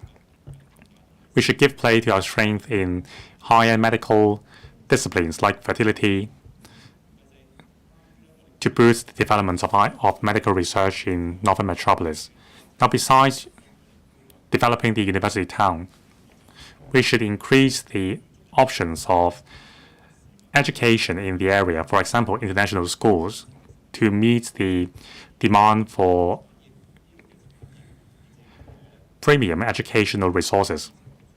There should also be more options for secondary school and primary school students in the area. This will inject more vibrancy into the area. 5. Ancillary support for living in the area. The ultimate goal is for residents to enjoy a pleasant life in the Northern Metropolis. There will be a large amount of housing units completed in the area. Just in Kutong North and Fanling North, these two NDAs alone will provide more than 200,000 housing units. So we need to ensure that all the supports are available for the residents. Finally, in actively pursuing the development of Northern Metropolis, we need to ensure that residents in both urban and rural areas can share the benefits. We need to care for the indigenous residents in the area as well, so that new residents and indigenous people in the area can enjoy a happy life in the Northern Metropolis. Thank you. Mr. Gary Chan. Thank you, President. I thank Mr. Brave Chan for moving this motion on enhancing the speed and efficiency of the development of the Northern Metropolis to promote the effective development of Hong Kong's INT industry. The Northern Metropolis is a strategic development area to support Hong Kong's integration into the country's overall development plan. Now, other fellow members already add their views on Northern Metropolis in different aspects. I'd like to focus on transport infrastructure. President, we have some core railway linking the Northern Metropolis to other areas, such as the Northern Link and the Spur Line, as well as the Hong Shui Kiu Tianhai cross-boundary rail link. The year of commissioning is expected to be 2034. As for buildings in the first phase of the loop,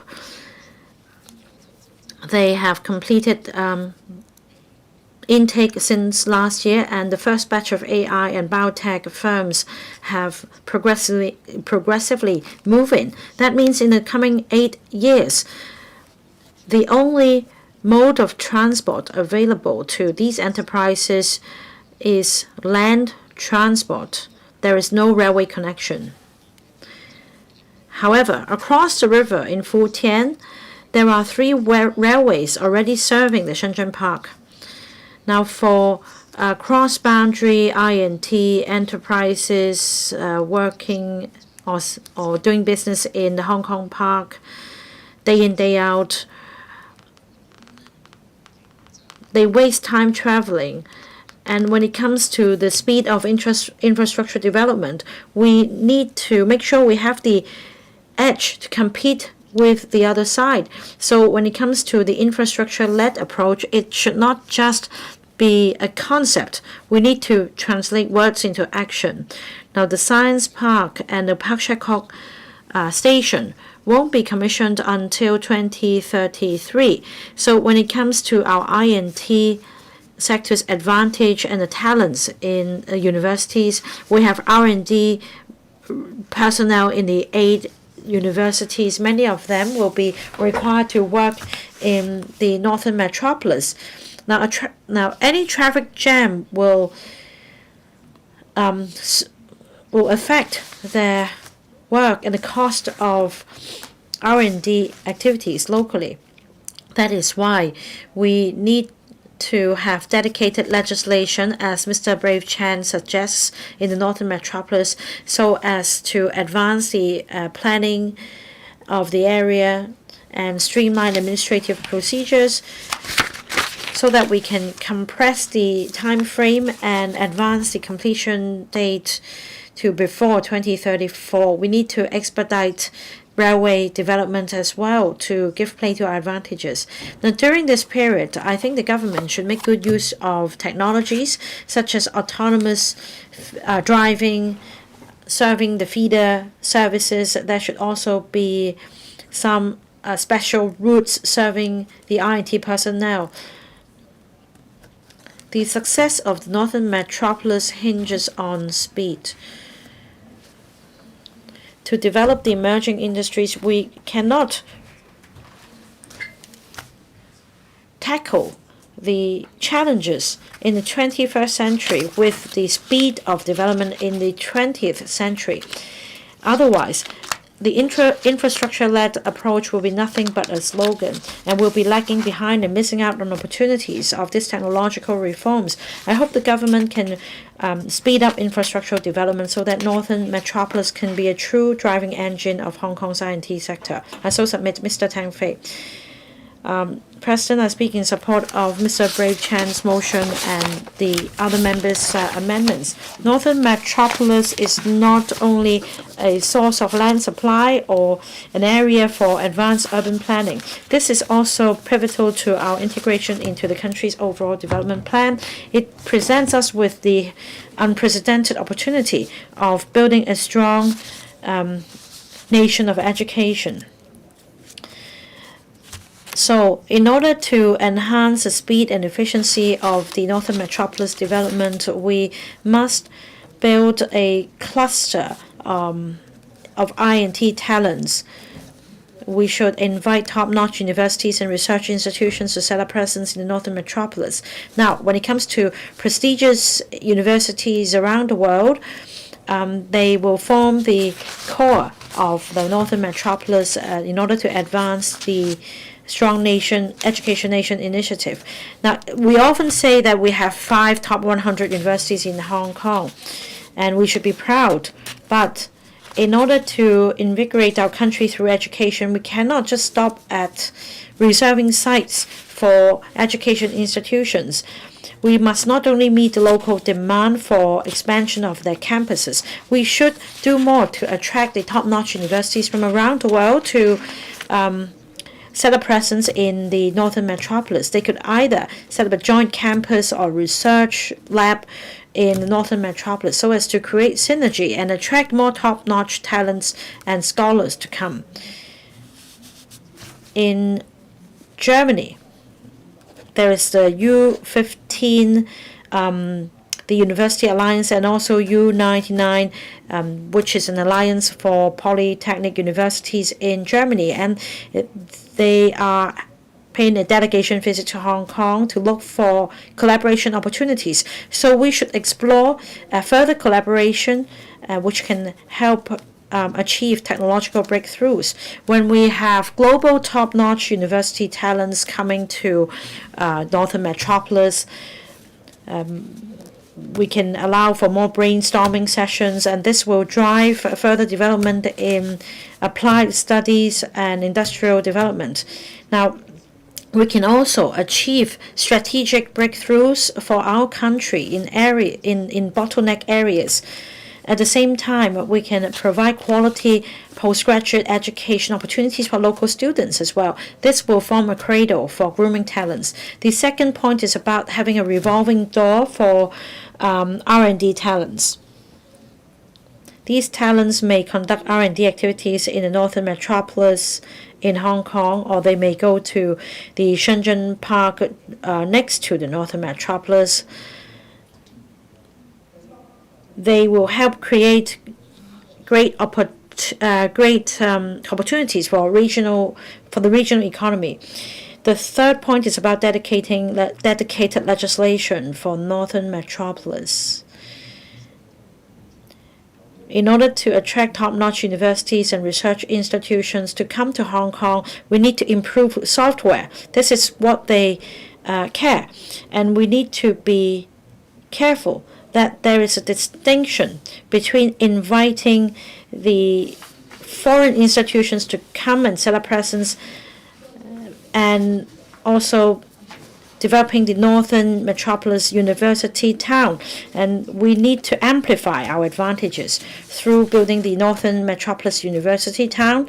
And what is crucial in this motion is that we need to enact dedicated legislation to align with the I&P laws from around the world. We should adopt the highest standard in terms of the distribution of interest and safeguards of interest and turning IP into something of a real value. Only by doing so, we'll be able to enhance the speed and efficiency of development, and that we will be able to provide support to our country's initiative in developing new quality productive forces. Professor Chen Wing-Kwong. Thank you, President. I support Mr. Brave Chan's motion. The Northern Metropolis is an important engine for Hong Kong's future development. The He-Tao Cooperation Zone is an important component of the Greater Bay Area development. It also provides a world-class I&T collaboration platform linking the mainland and the rest of the world. Northern Metropolis development will be pivotal to promoting the development of I&T sector as well as promoting high-quality development in Hong Kong. We will, through the Northern Metropolis, dovetail with the National 5-Year Plan and integrate into the overall development of our country, so that we can continue to serve our country with our advantages. I'm happy to see that through collaborative efforts, the government has adopted flexibility in the approval processes. The government has also rolled out the large-scale land disposal approach. This shows the commitment on the part of the government in further advancing the Northern Metropolis development. And through the collaborative effort of all sectors, we have achieved results. However, comparing to Shenzhen, we are still lagging behind.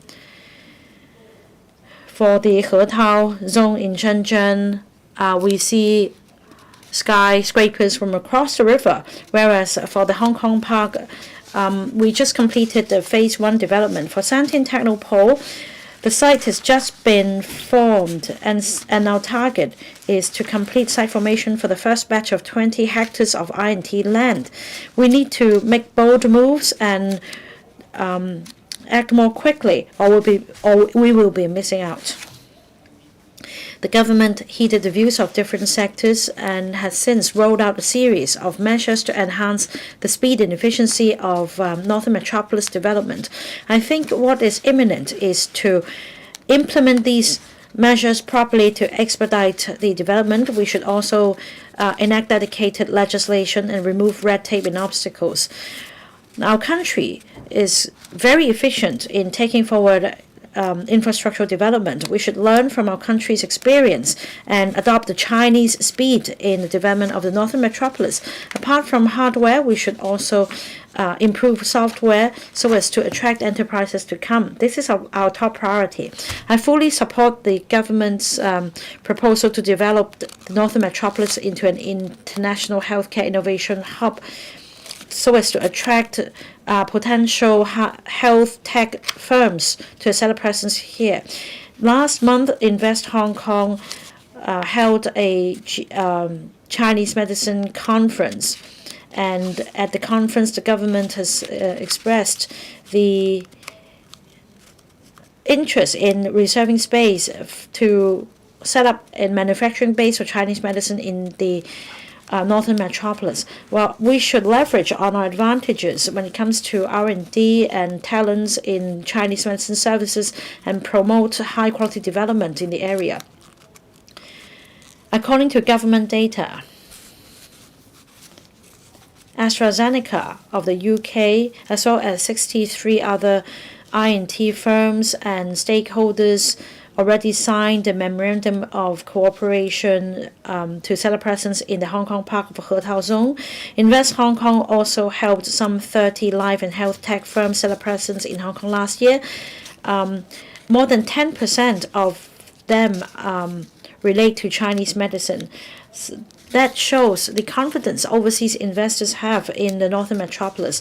I believe that as long as we leverage on the institutional advantages in Hong Kong, as well as the position of Northern Metropolis and the big market in the mainland, we will be able to achieve very good prospects. I hope the government will continue to hold roadshows and explain to overseas investors our advantages so as to attract more quality firms to set up presence here, and that we can be a hotspot for investment.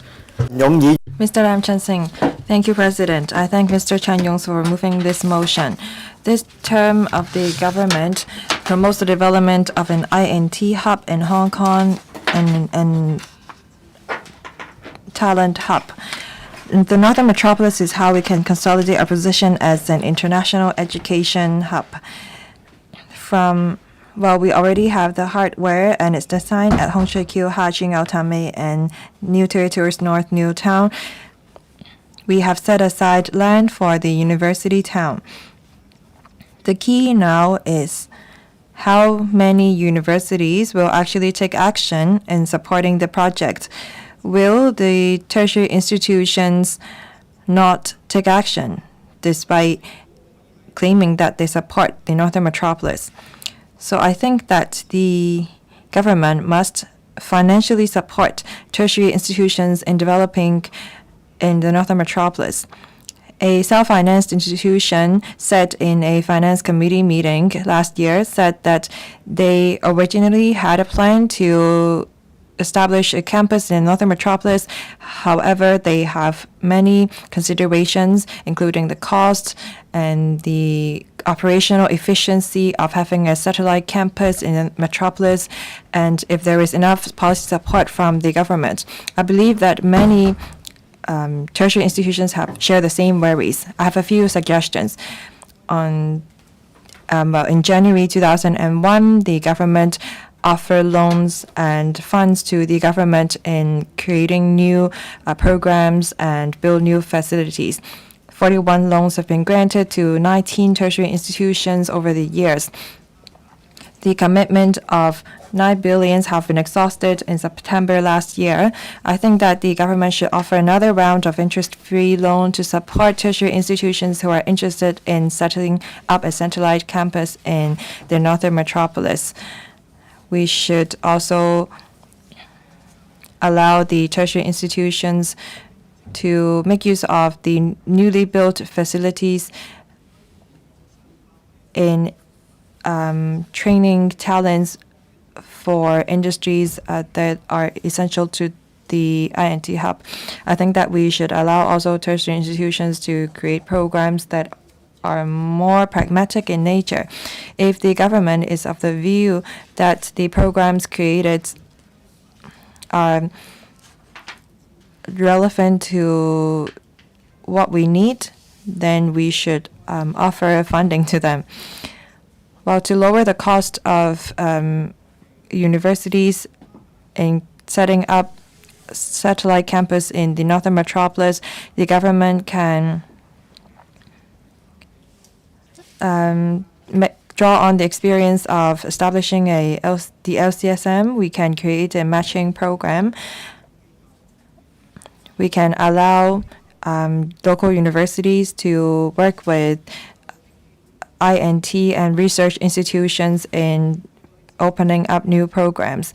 We can allow a 1-to-2 matching grant or loan so that the government shoulder 2/3 of the cost while the rest is borne by the university or the organizations that they are in collaboration with. We can allow the universities or tertiary institutions to build lecture halls and other student hostels, so on and so forth, leveraging on such fund. I hope that through this kind of collaboration, we can promote the signing of long-term cooperation agreements between universities and enterprises so that we have more internship, entrepreneurship opportunities for our students. I support the motion. Professor William Wong.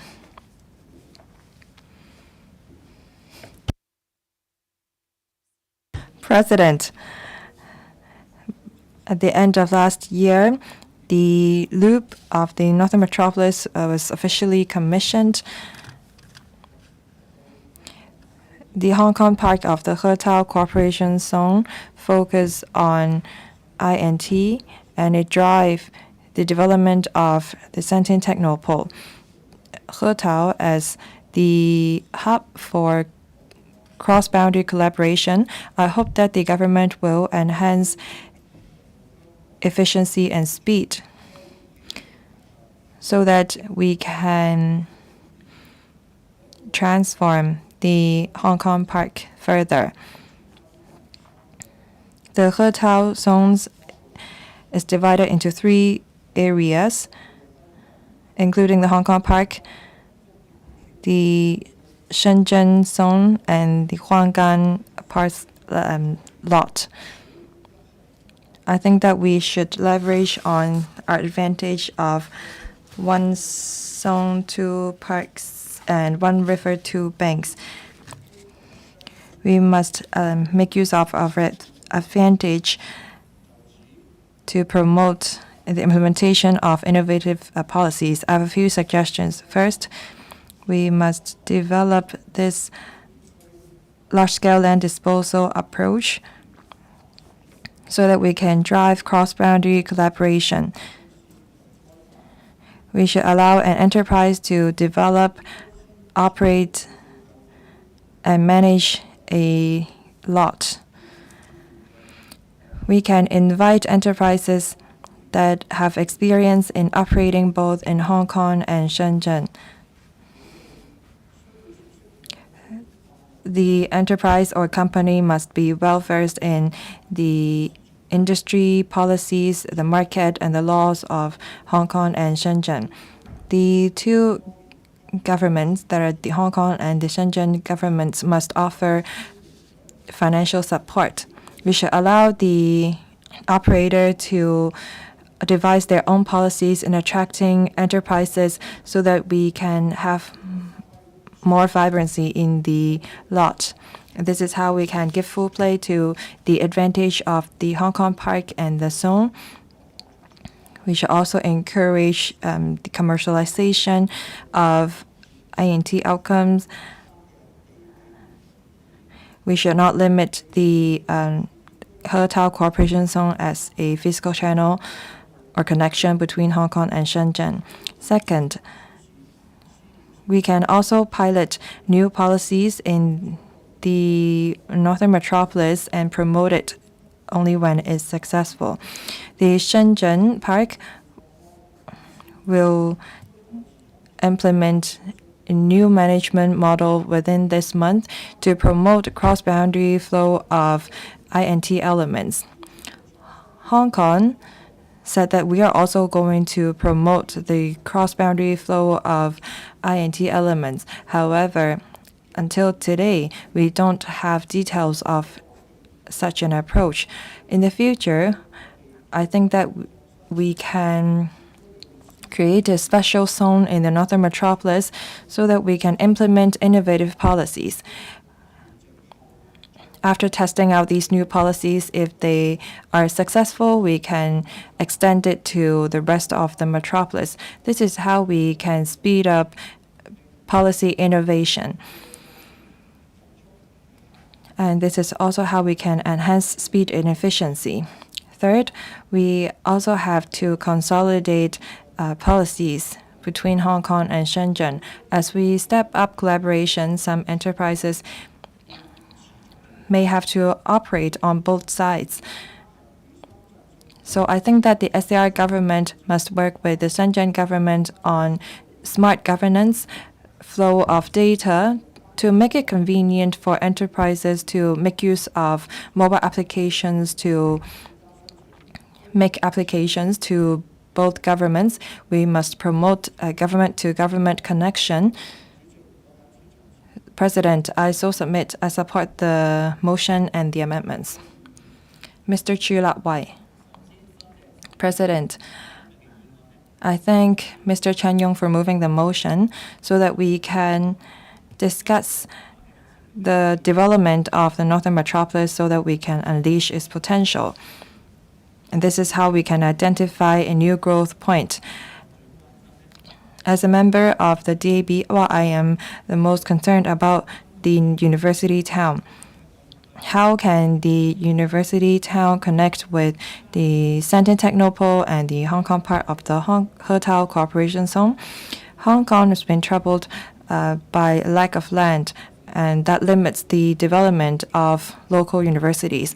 Some of them have to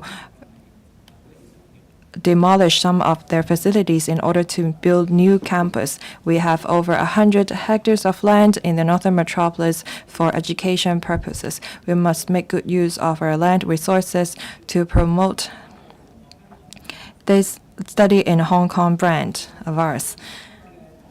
We all know that our local universities are well known for its research capabilities. Over 70% of the upstream research are recognized as excellence internationally. I think that through the Northern Metropolis University Town, in collaboration with the He-Tao Cooperation Zone, the Shenzhen Technopole, and other parts of the park in Shenzhen, we can industrialize INT so that it become a driving force of the Northern Metropolis. I think that the SAR government should work on retaining and attracting talent so that we can support the development of the INT industry. I hope that we can create synergy between or among industry, academics, and research. I support using government funding to create more student places in the universities. We should we should also increase the number of places for or awardees of a PhD scholarship. We have to also retain talents. I'm worried if we have enough student hostels. Apart from offering hostel places for incoming students, we should offer accommodations for those who like to stay behind. We have these hostels in the city fund or scheme and also the hostel development fund. I think we should further expand them. We also have a $1.5 billion of research fund that is the research matching grant scheme. This is how we can attract international renowned scholars to come to Hong Kong for research. I know that the administration has established a adjudication panel, and the results of the matching grant scheme will be announced very soon. I think that we should launch another round if the response is good. I think that we should encourage applicants of such grant scheme to have their research base in the northern metropolis. This is how we can encourage the development of the INT industry and also the northern metropolis. With good research, we also need it to be transformed into actual products, and this is how we can drive investment. We should attract more investment to support the development of innovation and technology. I think that the government should attract resources and investment so that we can have more potential enterprises in the northern metropolis. They should work with universities to create products that are popular in the market. If we can better integrate academics, research, and industry, then we can have more products that are useful, and this is how we can achieve a win-win situation. We should not just leverage on the academic capabilities of universities. We also have to retain talents to give full play to the Northern Metropolis Social Summit. Mr. Chen Pui-Leung, thank you, Deputy President. The National 14th and 15th five-year plans gave explicit support for Hong Kong to become an international INT hub and to deepen the INT collaboration between Hong Kong and the mainland. Now, the Northern Metropolis is the major growth engine under the North-South dual-engine blueprint.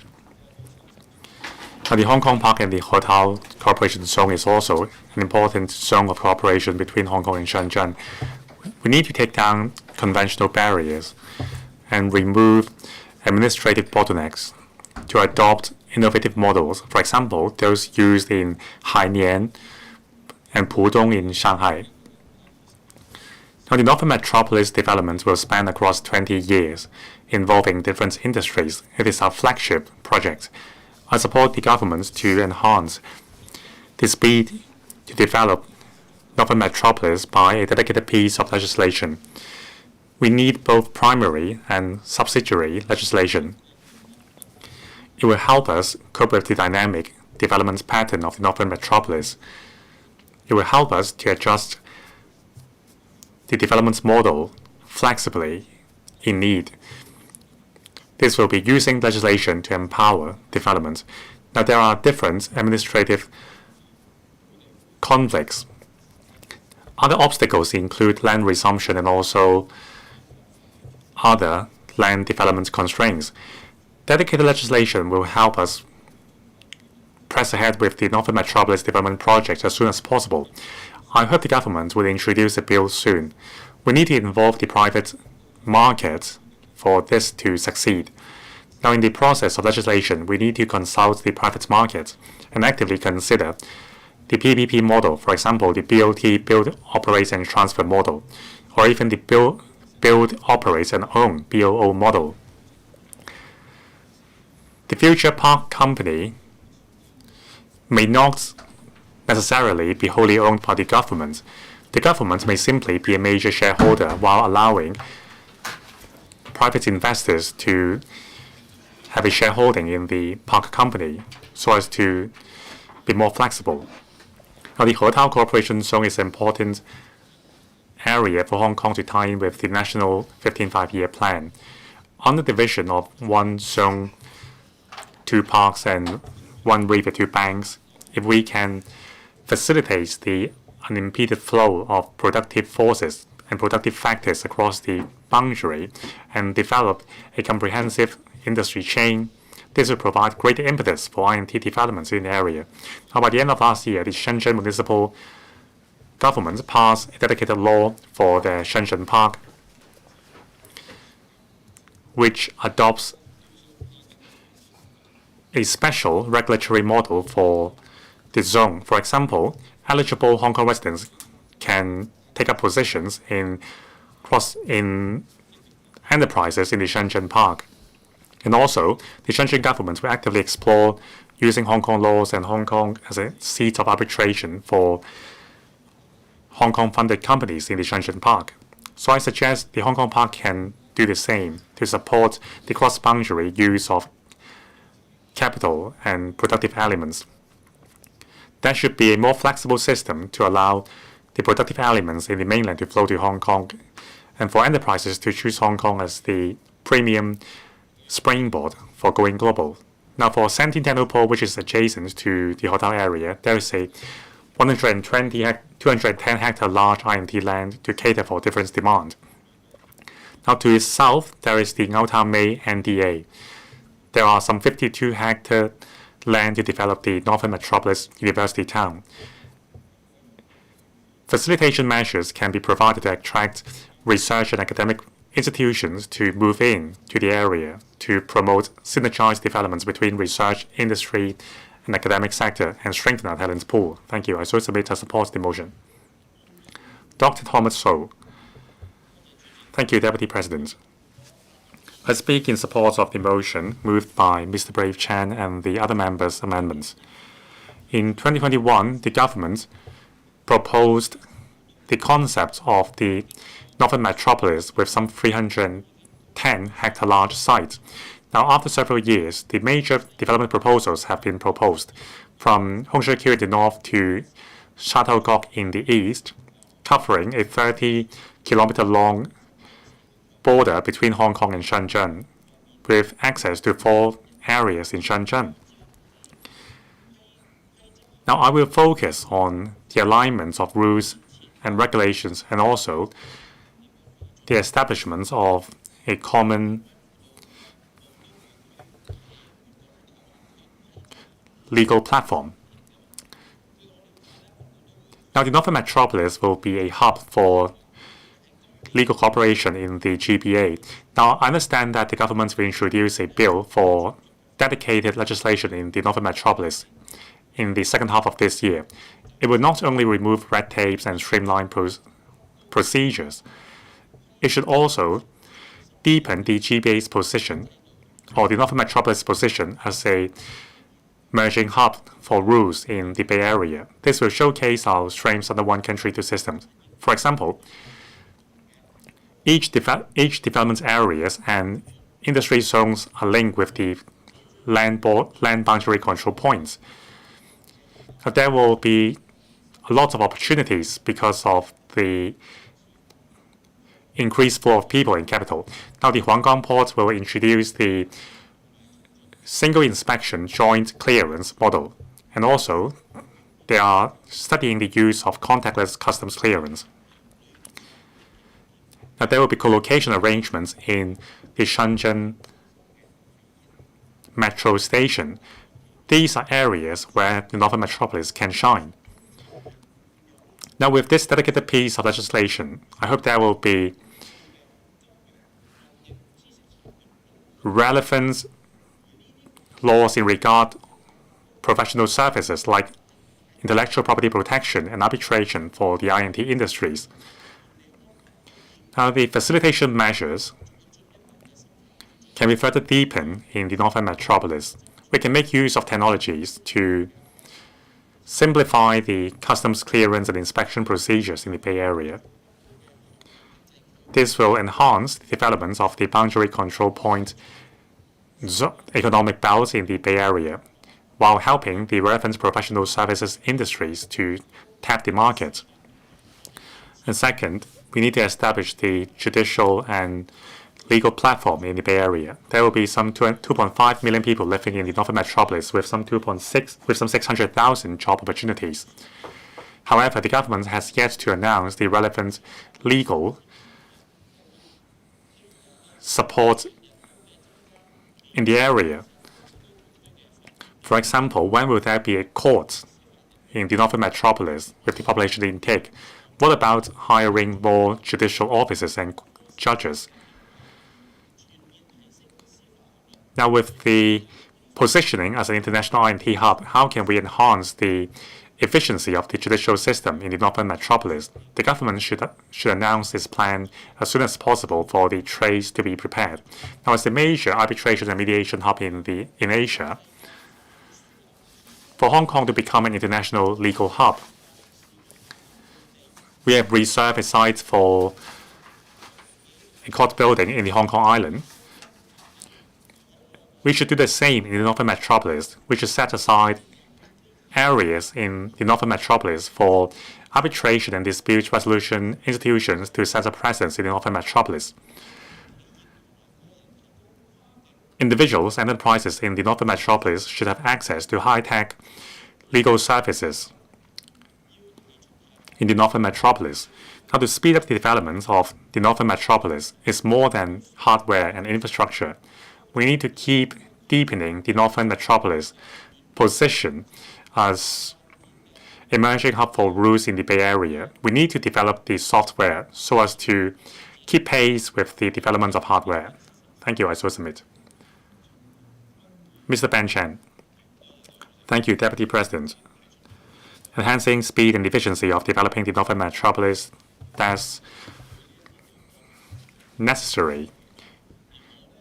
We are very expectant of its development, while I am most concerned about the Hetao area and the Sentinel Pole. These two areas have great potential. One river, two banks, both Hong Kong and Shenzhen have our strengths.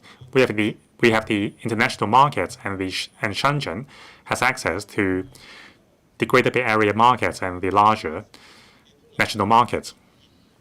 So I've been thinking what industries are most suitable for the Northern Metropolis positioning. Now, I think biotechnology and pharmaceutical industries are the most suitable ones. They involve research, academic, and the industry sectors. At present, we have a facilitation policies with the mainland, that is, the use of Hong Kong drugs and medical devices in the mainland. And also, we have the free flow of biosamples, but we still need to promote the delivery further. For example, after delivery of biosamples, is there a legal basis for these biosamples to remain in the Hong Kong Park for research? We need laws to support that. Now, we're going to have the Pharmaceutical Product Registration Board soon. We can attract pharmaceutical companies from the mainland to establish in Hong Kong. So we need to have a dedicated task force to reach out to leading pharmaceutical companies in the mainland and the overseas and attract them to come to Hong Kong. Now, biotechnology involves cross-departmental effort. If there is a coordinated workforce to attract them, we are more likely to succeed. Now, many enterprises have asked about the opportunities in Northern Metropolis. They would like to use Hong Kong as a springboard to go global. Now, actually, we have already pitched ourselves as a springboard, so we need to seize the opportunities.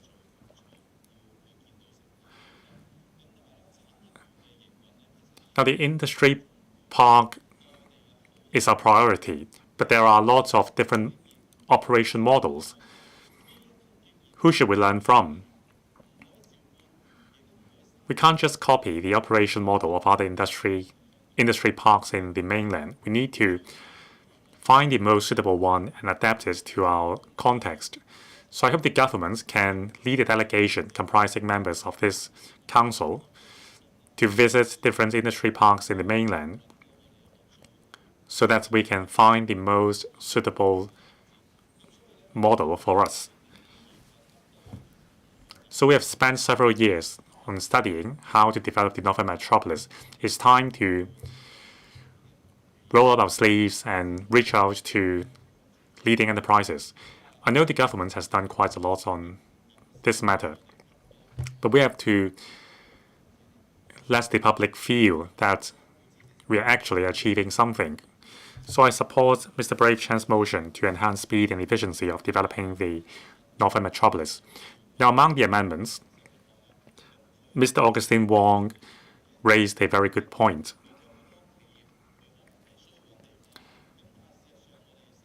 Enterprises need space, and there are lots of vacant office premises in the urban areas waiting to be leased out. So can we make use of these vacant office premises to nurture the businesses first? This is a very interesting point, and he said he would move in motion in that regard in the future. And today we will focus on the developments of the Northern Metropolis. I respect that. It will give us a chance to discuss that in depth in the future.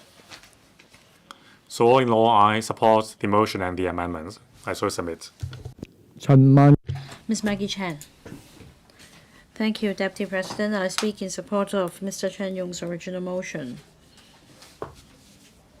I'd like to speak on the following topic: development of the Greater Bay Area into an international arbitration hub and making the Loop a new place of arbitration for global community.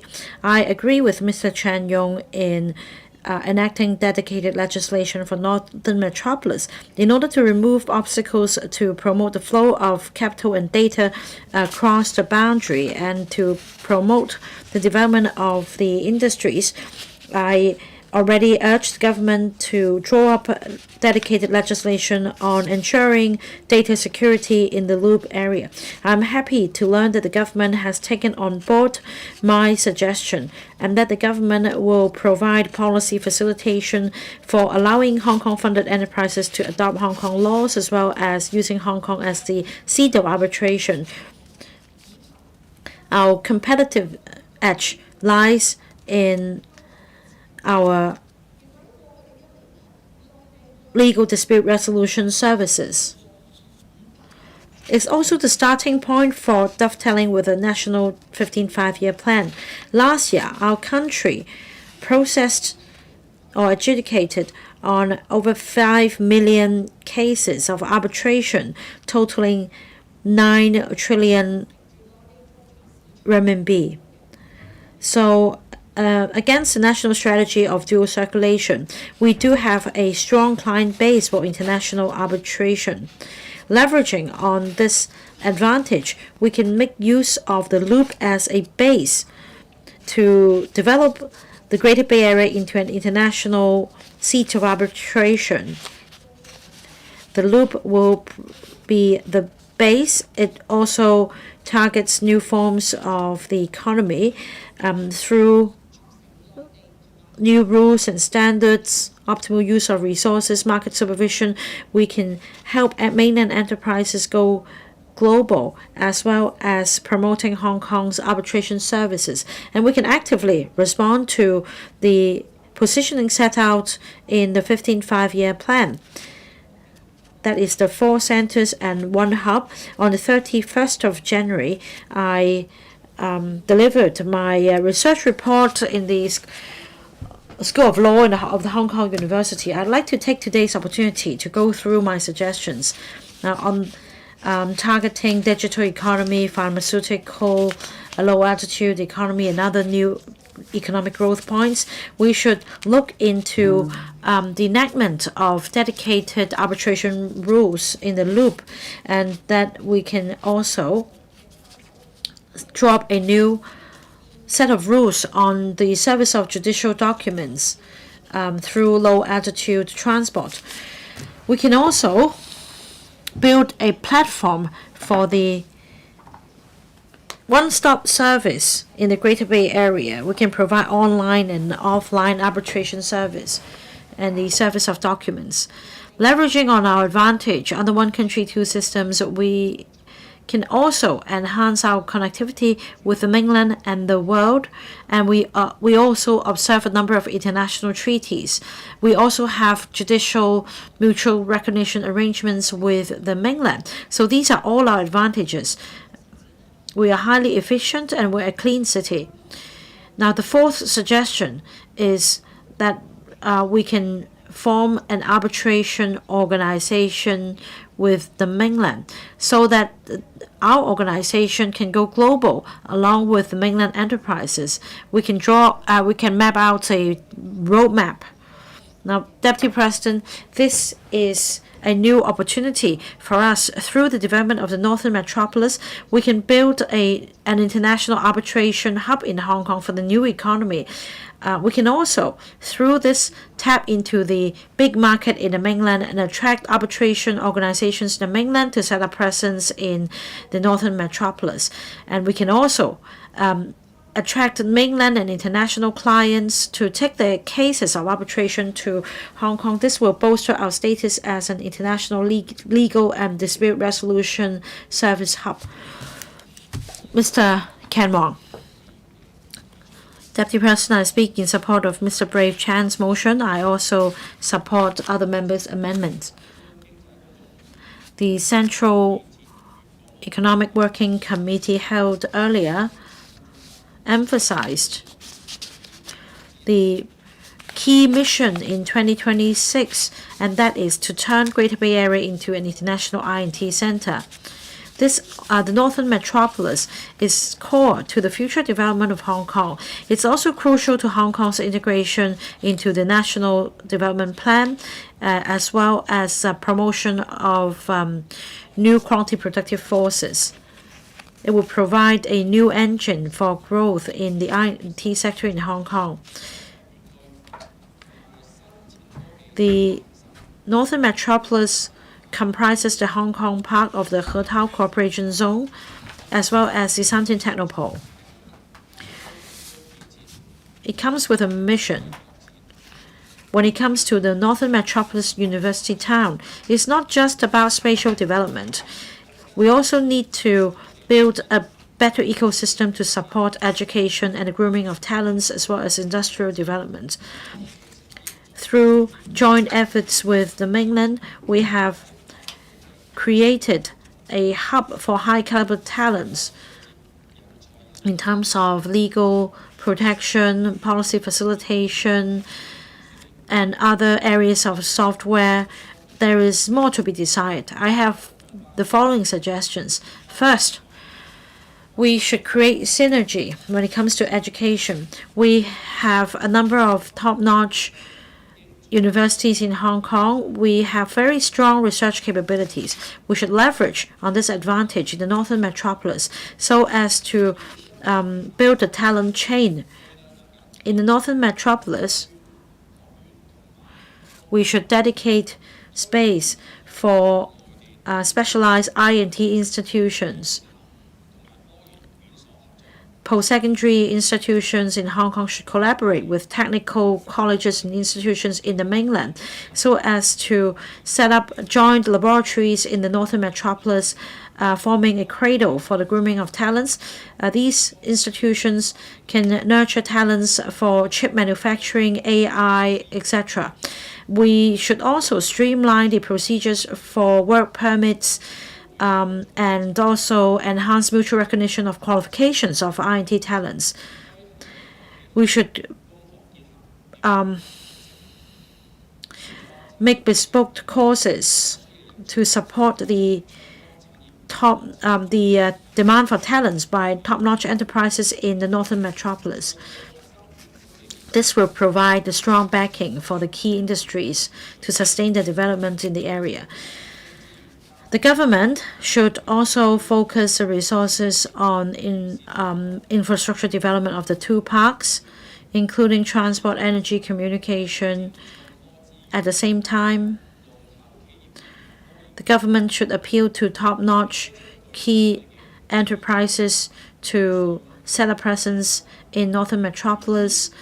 They should be offered tax incentives and other facilitation policies, rent concessions, so as to improve the the industrial chain, and further enhance the commercialization of R&D results. By doing so, we'll be able to further enhance the speed and efficiency of the Northern Metropolis development and promote the better development of the R&D industry in Hong Kong. We need collaborative efforts from the government and from all sectors of the community. We have very strong research capabilities. We also enjoy unique advantages in terms of the rule of law and our connectivity with the world. We must grasp this important opportunity.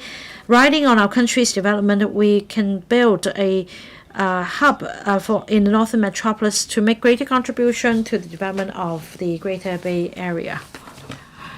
Mrs. Grace Chen.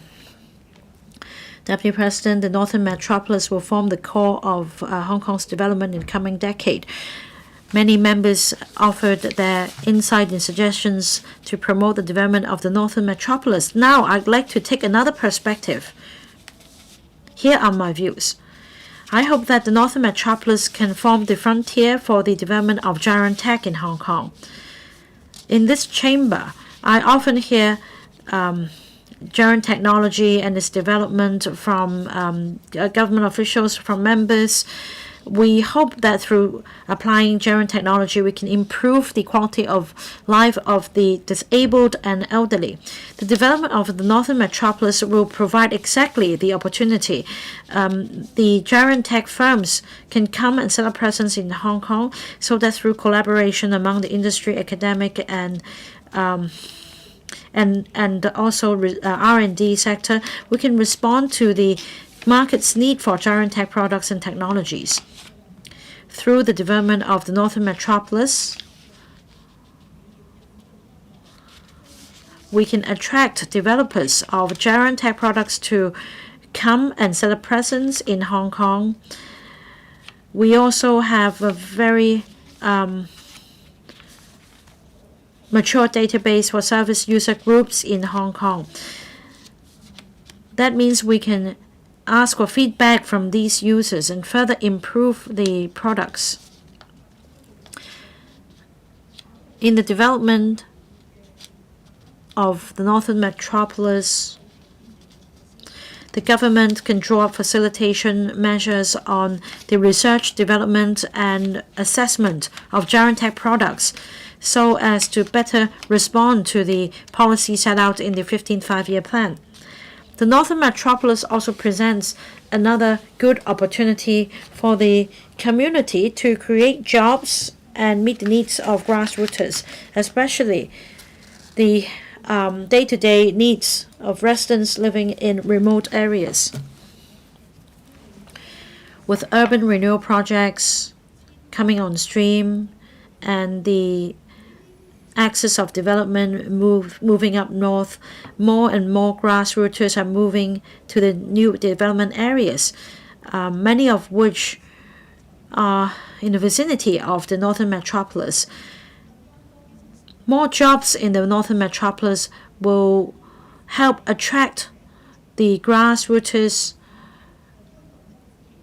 to move to the new development areas, and this will create favorable conditions for urban renewal and housing production.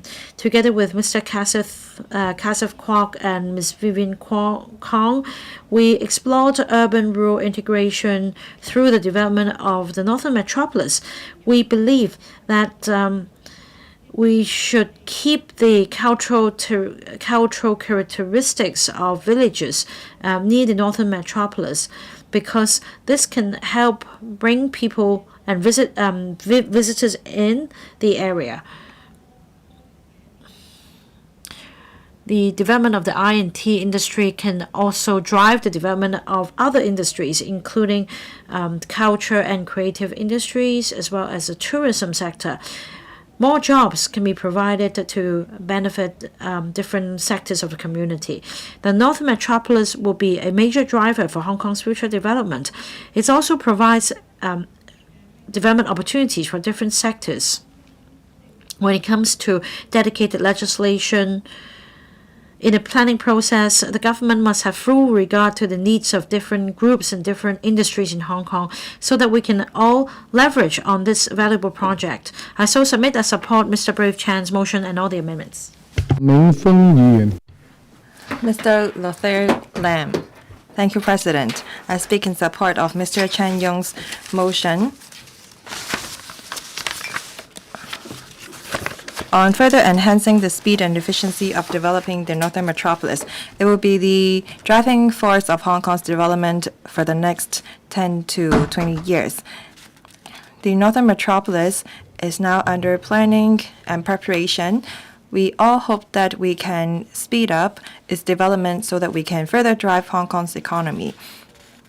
A newly built I&T hub, the Northern Metropolis, is where we can create a zero-carbon district. The Northern Metropolis will be our I&T hub. As we create standards, I think that we can incorporate green and zero-carbon elements. This definitely involve new energy transportation system and smart transport network. The government have already said that they are going to introduce smart and green transport systems in Hong Shui Kiu. I think that on top of that, we can introduce driverless transport there. It's already piloting in the airport. At the airport, there are not that many pedestrians. The system has proven to save energy and manpower. At the urban area, without sufficient facilities, it's difficult for us to implement it. I think that we can pilot it in the Northern Metropolis as well. In 2050, we have to achieve the dual carbon goals. It is planned that by 2030, we will stop registering vehicles of a traditional fuel. The registration of electric and new energy vehicles has already accounted for 70% of the newly registered vehicles. On the mainland, we already have methanol-driven cars. I think that when the Northern Metropolis is fully in operation, we're going to see new energy vehicles. I think that as a result, we must install enough chargers there. We have to implement smart parking, smart traffic management system. The government have planned for 2 railways in the Northern Metropolis, including the Northern Link Eastern Extension and the Hong Kong-Shenzhen Western Rail Link linking Hong Shui Kiu and Shanghai. As the 2 rail links have been commissioned, we can travel to Shenzhen more fast from the Northern Metropolis compared to the Kowloon Station. But we also have to make sure that it's convenient for talents to go from the Northern Metropolis to the airport and to Shenzhen. We can leverage on our air, land, and sea transport to drive development and deliver our goods and products. The government said that they are going to invite tenders for Route 11. However, the Northern Metropolis will take up 1/3 of the land in Hong Kong, and it will see 1/3 of the population there. We must make sure that the transportation network is sufficient. I hope that the government can look into whether we can make it more comprehensive. Many people are traveling to the mainland for various purposes. Deputy President, I think that we have to further modernize our northern metropolis and reinforce connection between the northern metropolis and our traditional districts. We are assigned 4 missions by our country. We must make sure that we can serve our country well. Hong Kong is the southern gate of our country. We must give full play to our role as a platform for bringing in investment and driving enterprises global for development. I hope that we can commission the Northern Metropolis as soon as possible. I so submit. Thank you. Mr. Chao Xiu-chong. President, we have 2 engines, finance and INT. The Northern Metropolis will be an important hub for INT. We have the Shenton Technopole, Tam Mei NDAs, and the Hong Kong Park of the Hookers Cooperation Zone. It is projected that we will create an extra 150,000 job opportunities in the INT industry. Despite the vast opportunities present, people wonder if we have enough talents to fill these jobs. The government has been nurturing talents. We have been improving digital education and expanding the talent lists. We have improved the immigration policies, relaxed barriers, and streamlined procedures. I believe that we're seeing results with these new measures already. I think that the government can step up a nurturing of local talents. However, I support what Mr.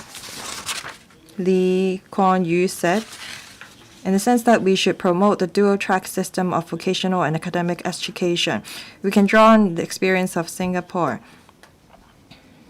Their vocational education covers robotic systems,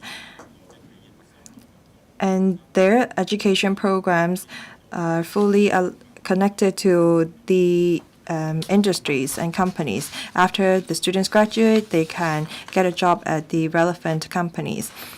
The benefits of this is that when the students at school, they can use the applications and systems that are already in use on the market so that their knowledge is more in line with what the market needs.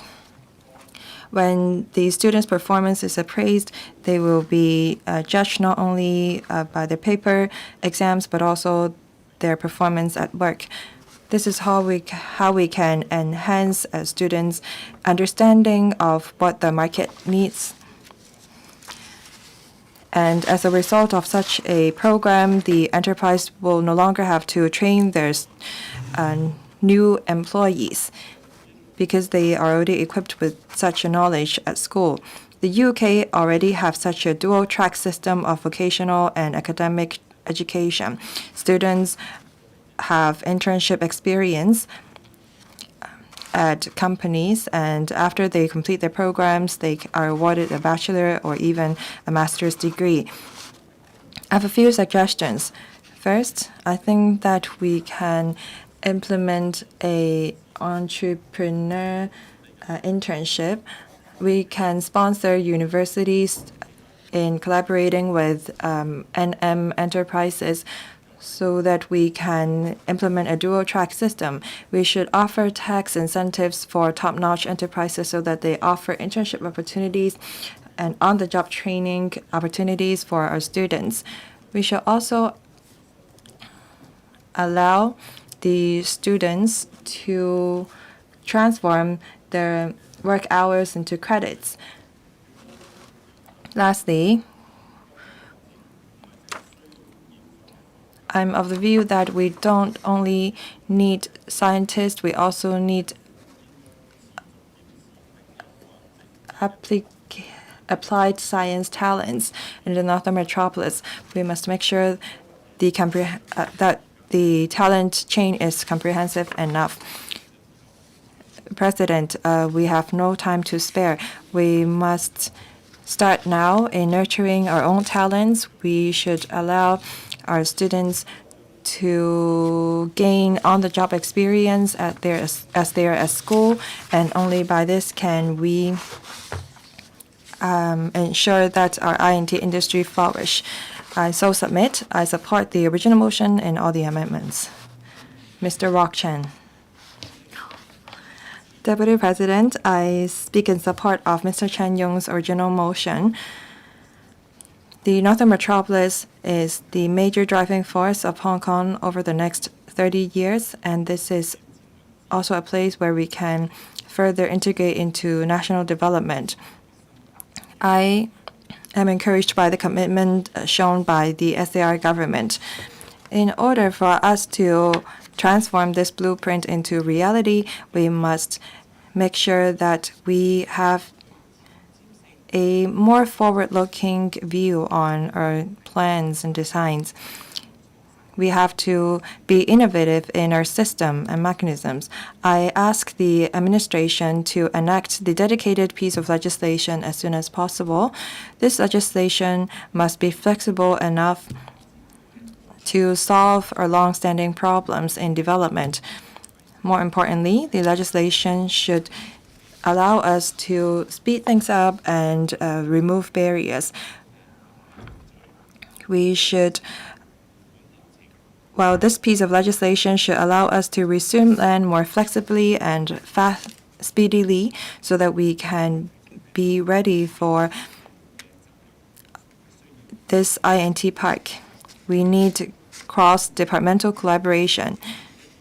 I suggest that we should establish a high-level cross-departmental and bureau system led by secretaries, and so that we can remove barriers among bureaus and departments. We have to make sure that there will be seamless integration among transport, environment, so on and so forth. This is how we can drive development of INT.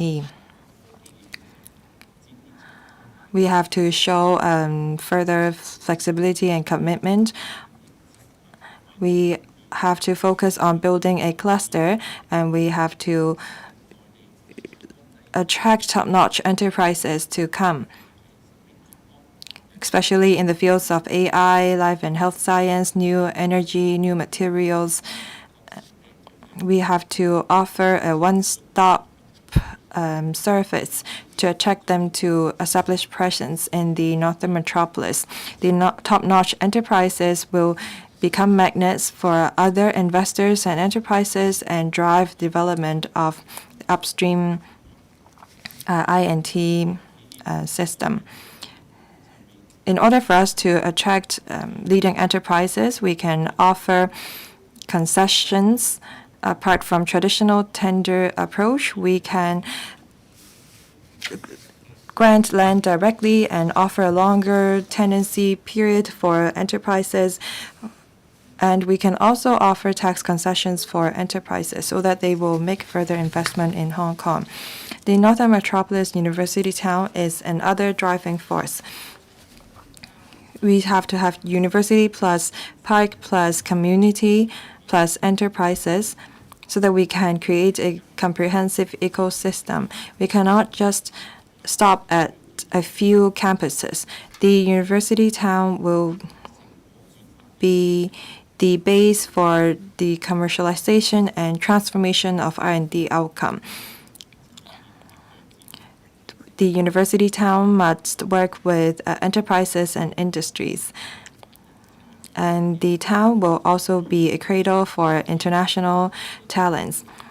We also need to develop transportation network as soon as possible.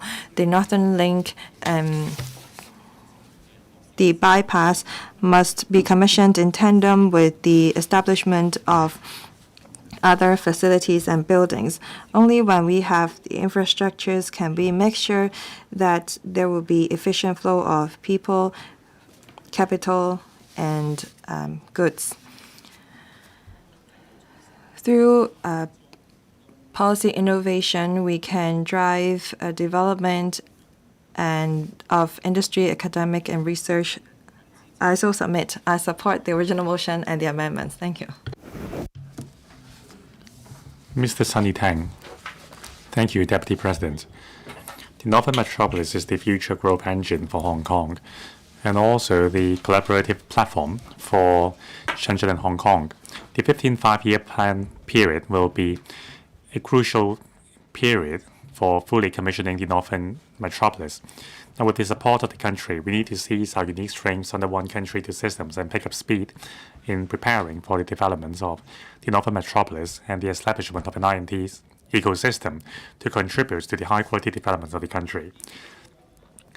First, I suggest we learn from the Hong'an New Development Area in Hebei in terms of industry layout and planning. Now, last September, I went to Xiong'an to get a taste of the development in the area. That is a development plan of a century. I'm greatly amazed by the country's commitment to develop the Xiong'an area. I think there are lots that we can learn from Xiong'an. For example, the central government has made full use of the underground space of Xiong'an and laying all the facilities for heating and electricity and so on. And also there are underground railway network. There's also the use of smart site management as well as digital identity technologies used in the area. We can learn from the Xiong'an area to develop Northern Metropolis. For example, we can make good use of the underground layouts and connect the area to other areas, and also use the Northern Metropolis as a testing field for innovative strategies. And also, with the geographical advantage, we can build more clusters in the area. For example, life and health technology. We have seen a lot of foreign-funded pharmaceutical companies investing in the country, and 4 multinational pharmaceutical companies have established presence in Hong Kong over the past several years.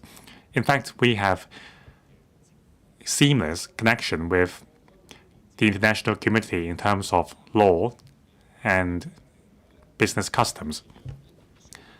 And also in Hetao, with its unique positioning, cross-boundary flow of biosamples and data has been made possible.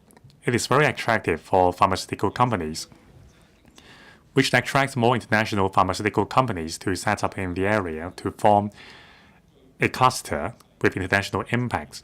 The same model can be used on other emerging industries as well.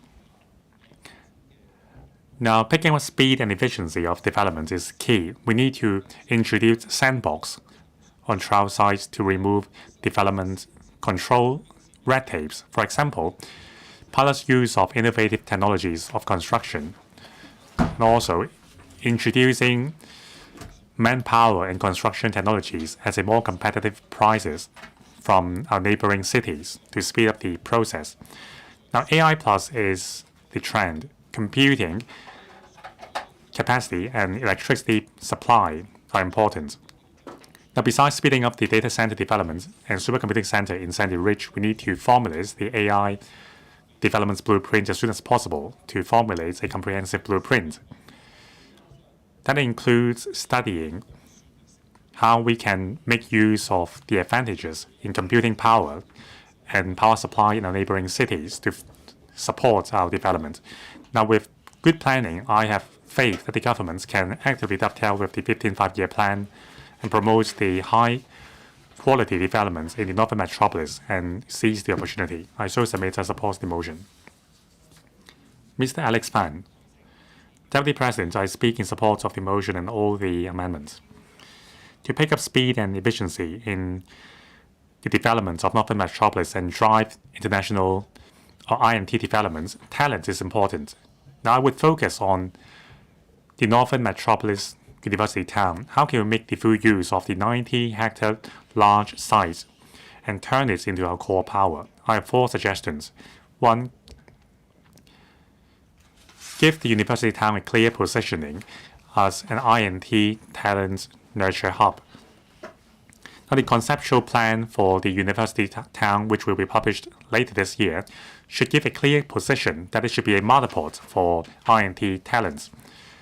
There are two meanings to that. First, providing unlimited supply of I&T talents and commercialization talents for I&T industry in the Bay Area. Second, rather than simply looking at a high number of school places, we should focus on quality so as to support commercialization and research efforts in the next 10 years. Now, like the Northern Metropolis, there should be different roles in different areas in the university town. For Ngao May should focus on robotics and AI. New Territories North should focus on pharmaceutical products and medical devices. Hong Shui Kiu and Hachun should focus on biotechnology and carbon trade. Now, the interested applicants should submit a plan on the curriculum so as to avoid duplication. Second, we need to upgrade our Study in Hong Kong brand. Study in Hong Kong and pursue a career in the Bay Area. Now, under the positioning of International Education Hub, the government's proposed to make Hong Kong an international education brand. Now, we should make Northern Metropolis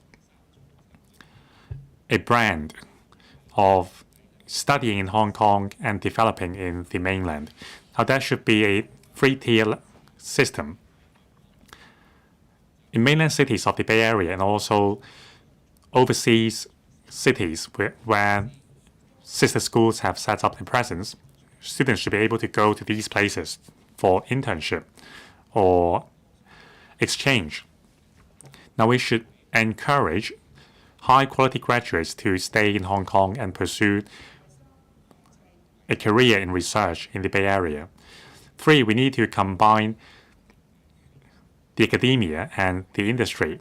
Universities should be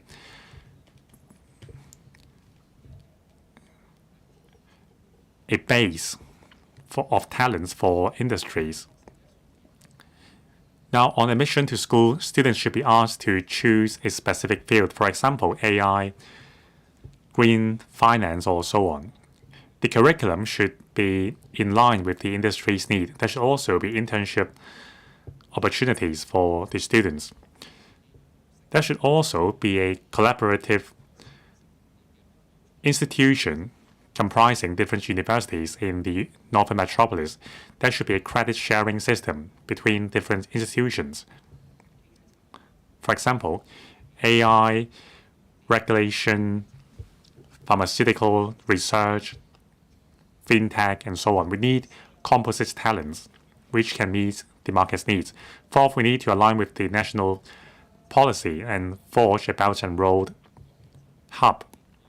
Now, with the national policy of strengthening the country through education and science, we can focus on commercialization of research results. We need to make good use of Hong Kong's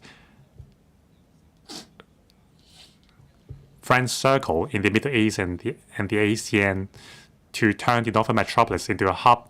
We need to collaborate with other cities in providing curriculums on green finance and so on. We need to be a bridgehead to harness the country's research power and the talents in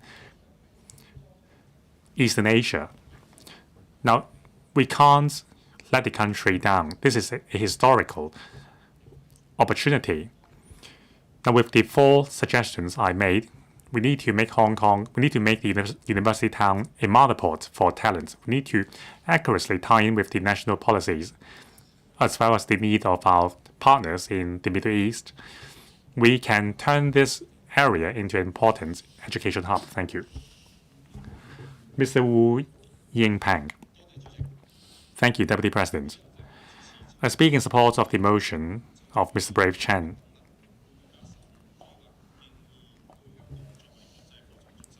It not only aligns with the 15th five-year plan and our positions, it can also meet our needs to transform our economy.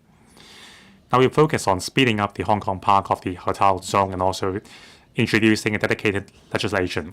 Now the Hong Kong Park is the core of the Northern Metropolis. It's a special administrative region within the special administrative region. Now, in the 2025 policy address, the chief executive points out that we need to adopt the moving in while construction is underway approach to allow early entrance of enterprises. If we don't pick up pace, we will lose out on the golden opportunity to enjoy synergistic developments with the Shenzhen side. I'm pleased to see real results achieved. For example, on the 22nd of December last year, the Hong Kong Park has been commissioned. The first 3 buildings have been completed. Among them, more than 80% of the floor area of the 2 wet laboratory buildings have been leased out. Now, the Hong Kong Park is showing a strong momentum. However, there are still some bottlenecks to be overcome. We need to overcome these obstacles through enhanced policy packages. Without a dedicated legislative framework, we can't ensure smooth flow of data, people, and capital, which will impede in-depth collaboration between industry and the academic. So we need the government to establish this legislative framework to support the removal of red tapes and speeding up of approval process. Now, I support Mr. Brave Chan's suggestion to introduce dedicated legislation for the Northern Metropolis. It is a crucial piece of software for the Northern Metropolis development. Under the executive-led governance approach, the Council needs to support the government in introducing this legislation. Now, first of all, this piece of legislation should focus on facilitating cross-boundary flow of productive factors, maintaining coordination with the Shenzhen Park while maintaining our uniqueness under the common law system. Second, we have to be specific. The law must not be vague. There must be specific regulatory and enforcement mechanisms. 3, we need to define the legal jargons accurately. When necessary, we should make reference to the definitions in the country's legal documents. 4, there must be a system to resolve any conflicts between the 2 legal systems, and also there should be a sunset clause for the provisions. There must be a flexible system for amending the legal framework to ensure its sustainability. Now, those are my 2 cents. I so submit. Mr. Michael Lee. Thank you, Deputy President. Now, I've looked it up. In the last term of LegCo, at the council meetings or panel meetings, members discussed Northern Metropolis specifically for more than 10 times. We asked questions, we initiated motion debates covering comprehensively different aspects of the development, including land supply, housing supply, transport infrastructure, I&T development, and also our workforce. Now, Mr. Brave Chan has moved this motion. I think this is a timely motion, especially when it comes to dovetailing with the 15th five-year plan.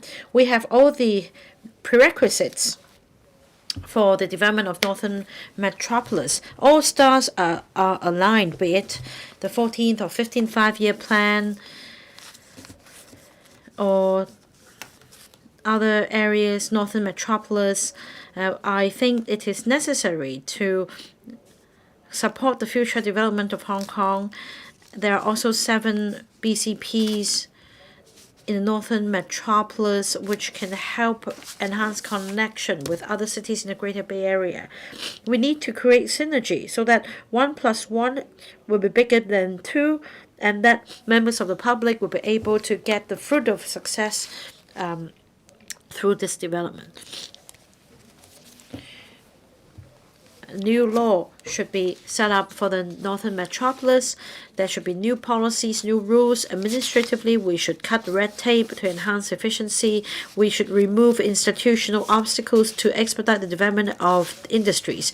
Through collaborating with the private sector, the government can take forward the development expeditiously. We can also introduce market capital and adopt innovative thinking to enhance the sustainability of the overall planning to promote long-term economic development and integration with the Greater Bay Area.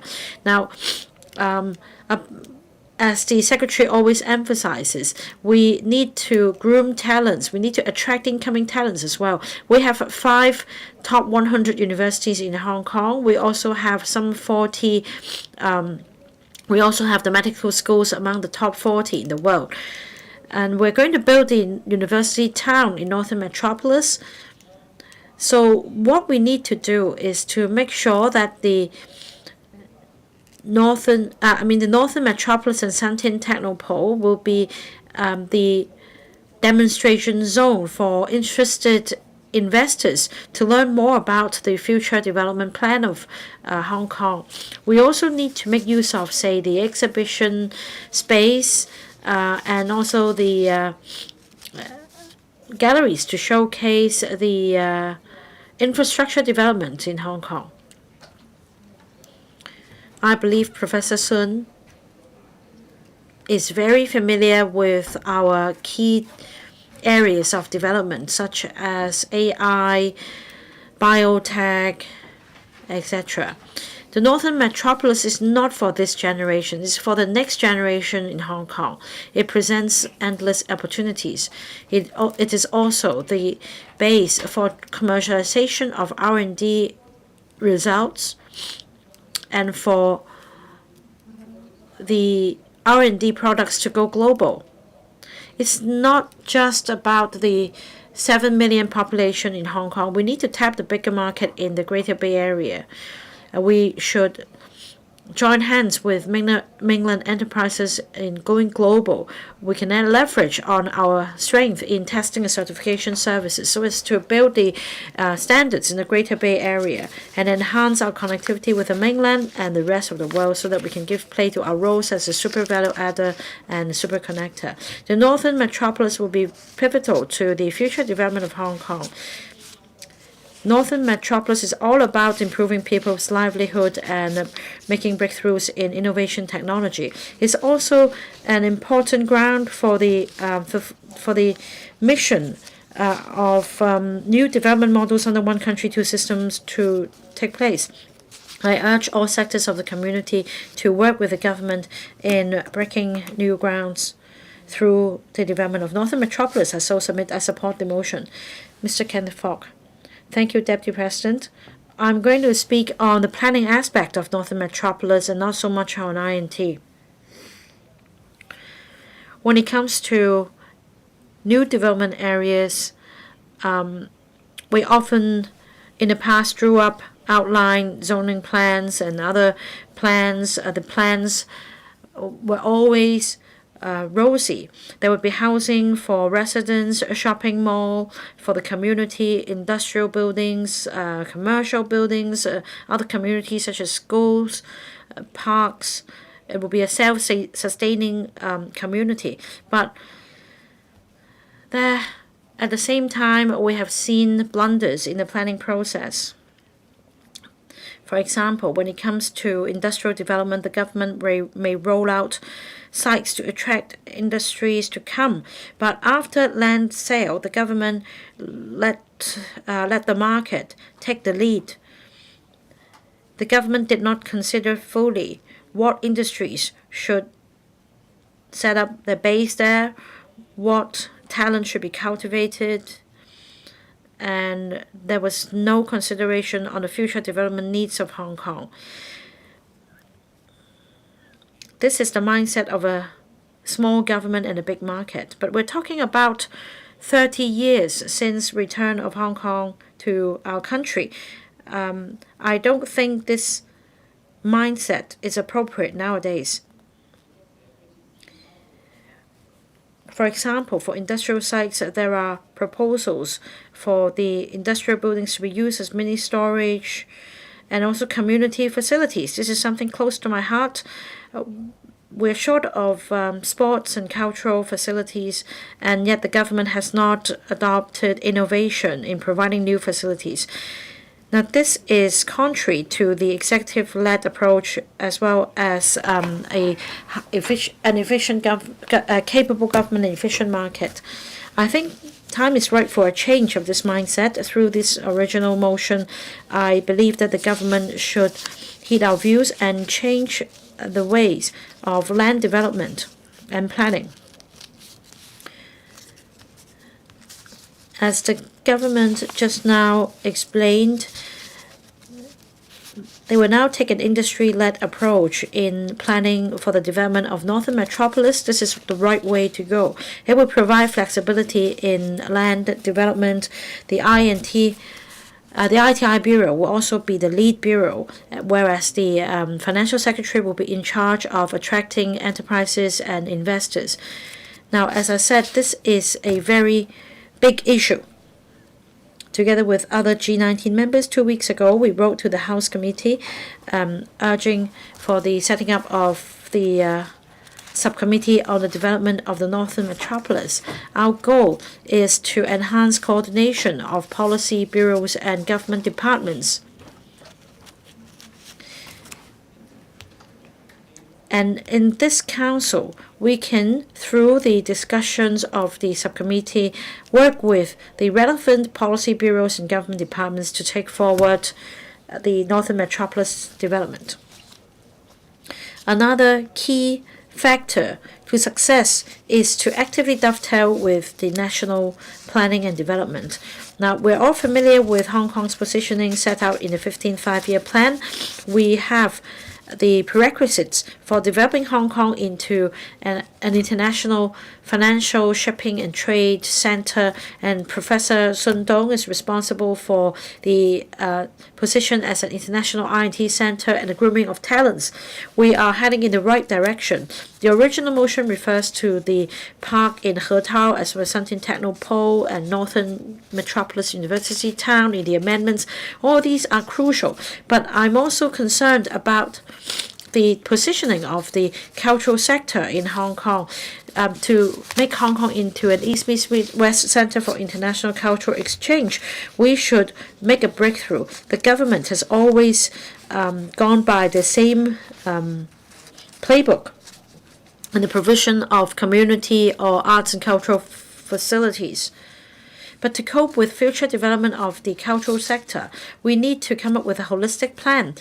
Take a look at Shenzhen. We need to create synergy. I do look forward to some new thinking. I so submit. I support the motion. Mr. Nick Chan. President, innovation technology is a primary source of productivity. Talent is a primary source. I fully support the development of the Northern Metropolis. We need to create an ecosystem for the development of I&T. The Northern Metropolis is the perfect ground for the cultivation of talents. In the U.S., there is this Central Park in Manhattan, and near Northern Metropolis, we have the Wetland Park. In the mainland, they have the Wangang Park and Lianhuashan Park. So, be mindful of nature conservation as we take forward Northern Metropolis development. Next, when it comes to R&D, we need professionals to come, but these professionals are concerned about the geopolitics. They might be wary about crossing the river or leaving the country to come to this island. They might be victim of some sort of oppression by foreign forces, and they might be deterred from going to the mainland for exchange. The Hetao Cooperation Zone provides exactly the perfect condition for scientists to to exchange ideas in this special zone. So the government should further promote the cross-boundary flow of biosamples as well as the flow of data.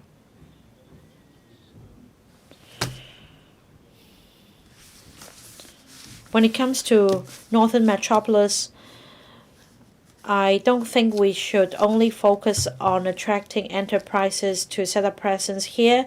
More importantly, we should set up Northern Metropolis as a hub for people to exchange ideas.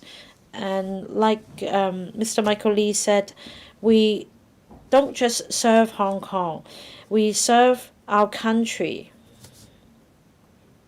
And we create the platform for exchange with the Belt and Road countries and the Middle East.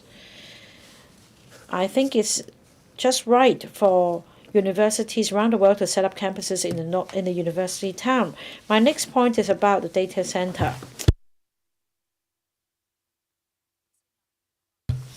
For example, is it possible to set up a cross-boundary data center in the Northern Metropolis? It's just 200 meters away. Right in the periphery, we can set up an international data center. And then through dedicated optic fiber networks, we can allow smooth flow of data across the river to the mainland and vice versa, so that people will be confident about the data security of the system, and even sensitive data can be exchanged. So I don't know if my insight is right. It's not about the trading of data, but then we can create this use case for the exchange of data. I speak in support of Mr. Ray Chan's motion and also other amendments. I so submit. 洪錦元議員。 Mr. Hong come in. Thank you, President. Thank you. The Northern Metropolis is a driving force for our high-quality development, and it's a project that allows us to integrate into the national development. With the support of our country, the development of Northern Metropolis is our responsibility, is also an opportunity for us to develop INT. The government has recently adopted this infrastructure-led and industry-driven approach in developing the area. We have seen results. The Hong Kong part of the Hetao Cooperation Zone has been commissioned. 80% of the gross floor area have been leased, and the park is now under construction. The DAB fully recognized the efforts of the government. However, we need due execution of the project. The science park were faced with insufficient transport network, and the cyber port, because of a lack of enterprises, was heavily criticized by the community. The Sentin Technopole, we don't have any residential developments that will undermine its attractiveness. As a result, we must enhance efficiency and effectiveness. We must adopt a people-oriented approach in developing the Northern Metropolis. I suggest that we be innovative in terms of our policy. Director Xia Baolong said that we must connect various fields. I think that we should enact the dedicated legislation as soon as possible. We must remove barriers so that we allow the technology and enterprises to take presence first. We should offer one-stop service for enterprises in terms of talent visas. Second, there is great potential for Hong Kong to collaborate with Shenzhen under this One River, Two Banks zone. From research to manufacturing, we can create a comprehensive supply chain. We have 150 hectares of land in the Hong Kong Park. We must emphasize on work life balance, and we have to have commerce, entertainment, hospital, welfare facilities, among other infrastructures. People ask for the improvement in terms of transport in the northern metropolis. We must have enough bus routes. We have to have trains. Housing is for residents instead of speculation. We have to make sure that there is stable supply of accommodations to enhance the attractiveness of the metropolis. Second, there has to be cross-boundary collaboration. Hong Kong has to work with Shenzhen, Shanghai, and Nansha. We need to have a capital pool and a package of policies to give full play to the potential of the area. We have to step up construction of infrastructures. I think that we have to introduce competition from Shenzhen in building the Northern Link. President, the Northern Metropolis is expected to house some 2.5 million people, create 650,000 jobs. It is a major driving force of our city. I hope that the government will speed up and enhance efficiency of the project. Thank you. And Ms. Christine Fong, President, to integrate into the 15th five-year plan, the Hong Kong must enact the dedicated piece of legislation for the Northern Metropolis as soon as possible. The Northern Metropolis account for 1/3 of the land in Hong Kong. According to the Development Bureau, we will create 3,000 hectares of land there. Some 700 will be for industry, for the university town, for sports, for entertainment, leisure. We will also be creating some 240,000 flats there, housing some 2 million people. The Hetao Cooperation Zone is located between Hong Kong and Shenzhen. It is how we can connect with the mainland and the rest of the world. I have 5 suggestions. First, we must focus on this infrastructure-led approach.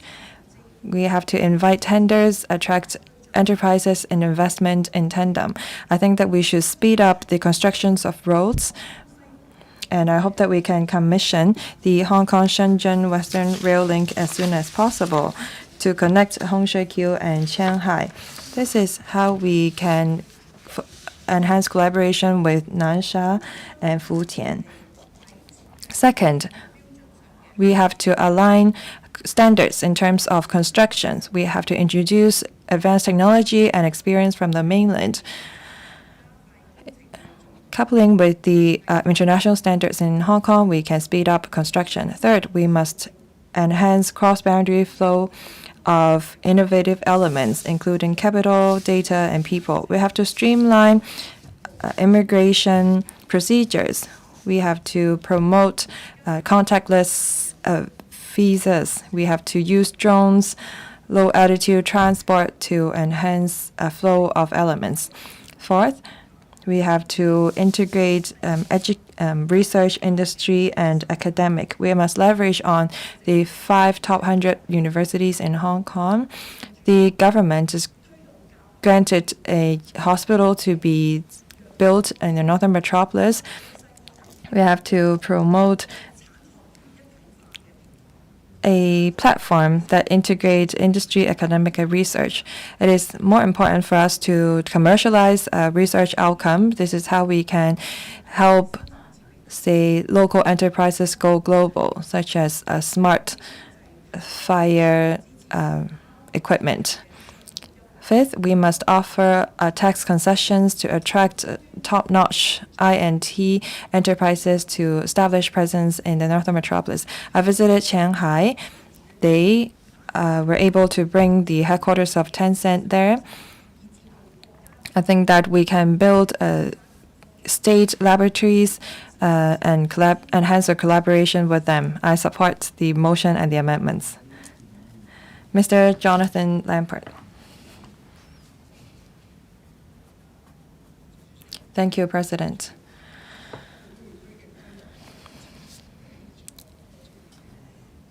Regarding the construction of Northern Metropolis, well, it is essential for our development. The government has sped up a number of construction projects. I support the enactment of a dedicated piece of legislation.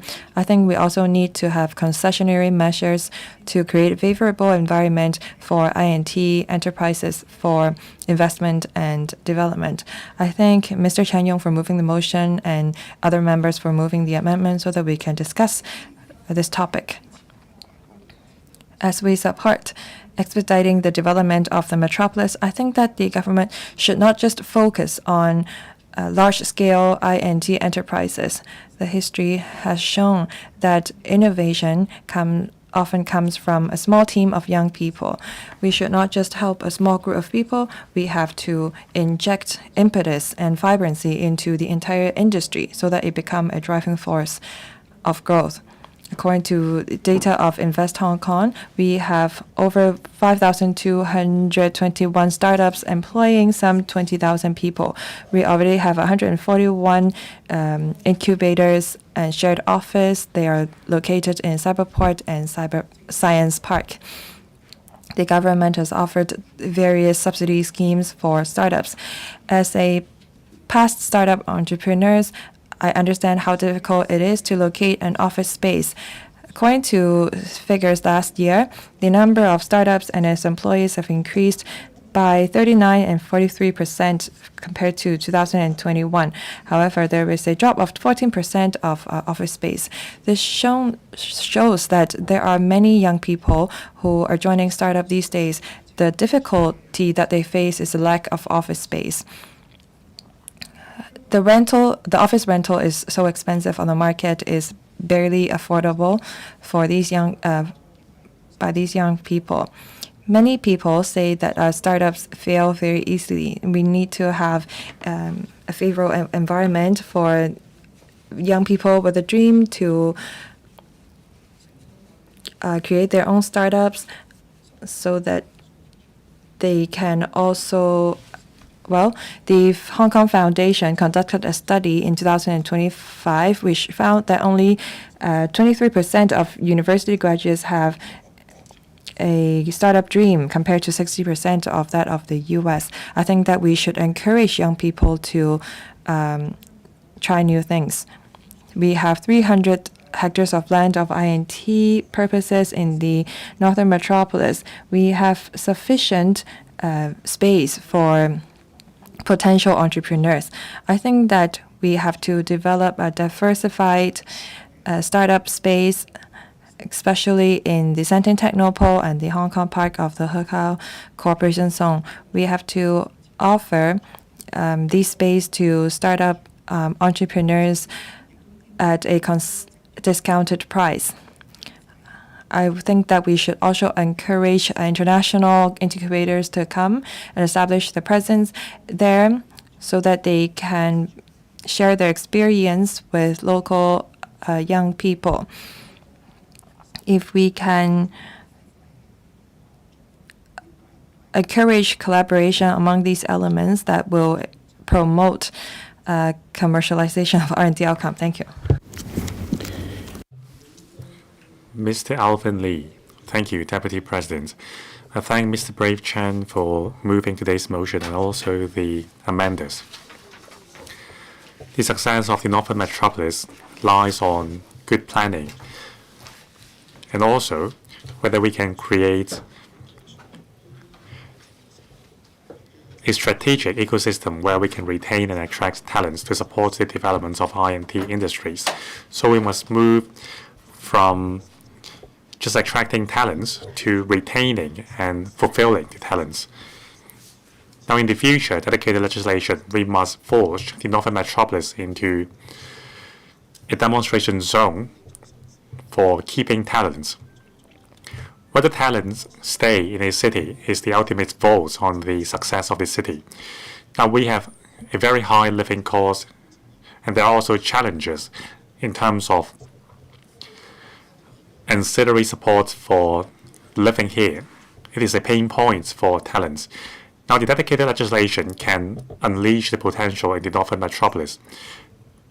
The law should empower the establishment of a park company to implement a set of policies which will facilitate the living of talents. Now, I suggest making use of the funds under the Hong Kong Investment Corporation, establish a fund run by the park company, and establish a community for long-term tenants. Now, we can make reference to the market level, the market price, the market rental level of the talent apartments in the Shenzhen Park so as to make our rents affordable. That will also alleviate the housing pressure on local youth. Now we have to promote the reform on the comprehensive industry chain. We must establish a fund for prototype and pilot production efforts. Now, the existing schemes involve very complicated approval process. It takes some 9 months to approve the application. Now, the new fund must come with a specific timetable for application approval to support potential industries. Now, we should also make reference to the GPA Youth Employment Scheme to establish something similar in the Northern Metropolis. Subsidies should be offered to enterprises to hire youth so as to attract more young people into the area. Now, the government should also strive for in-depth and highly efficient people exchange between the two parks. So in the Hetao Cooperation Zone, at certain important nodes, there should be cross-boundary pilot zones for cross-boundary movement on the premises of controlled risk and consent from both sides. We should offer special visa arrangement as well as specific lanes for employees crossing the border. The goal is to allow eligible INT talents and professionals to feel the convenience like they are living in the same city. Now, in terms of legal aspects, there should be a one-stop legal platform for the Northern Metropolis, combining business registration, legal consultation, and also subsidy information to provide one-stop services for entrepreneurs. The government should deepen collaboration with institutions to offer help to the talents in terms of education, healthcare, and also other daily needs so that talents can enjoy a comfortable life in Hong Kong and take risks here. Now, to summarize, the developments of the Northern Metropolis must be able to align with the positions given by the National 15 5-year plan as a high-end talent hub. We must be pragmatic and we must have competitive policies packages to support that. We must create a robust ecosystem for talents. Only then can we achieve that vision. Thank you. Mr. Perry Yu, Deputy President, we are at a critical juncture from stability to prosperity. The burden is heavy. We need to explore a path to better integrate into the national development blueprints and contribute to the country. Now, the Northern Metropolis is the new growth engine. We have a common goal, that is to speed up its development. Now, since the inception of the idea of Northern Metropolis to designing the layout to establishing the steering group, the chief executive has been very eager to develop the Northern Metropolis. Now, under the Committee on Development of Northern Metropolis established last year, there are 3 working groups. It shows that the government is losing no time to turn the blueprints into reality with a lot of commitments. Now, to achieve this goal, we need to simultaneously work on 3 areas. One, we need to deepen collaboration with the mainland cities in Bay Area to create a common platform for INT development. Now, to pick up speed and efficiency, we must seize the synergistic strengths between Hong Kong and other mainland cities in the Bay Area. We must actively align with the development direction of the Shenzhen-Hong Kong boundary control point economic belt and forge the Northern Metropolis into a demonstration zone. We should focus on attracting talents in the fields of AI, robotics, low-altitude economy, and so on, to enhance our capabilities in frontier technology research.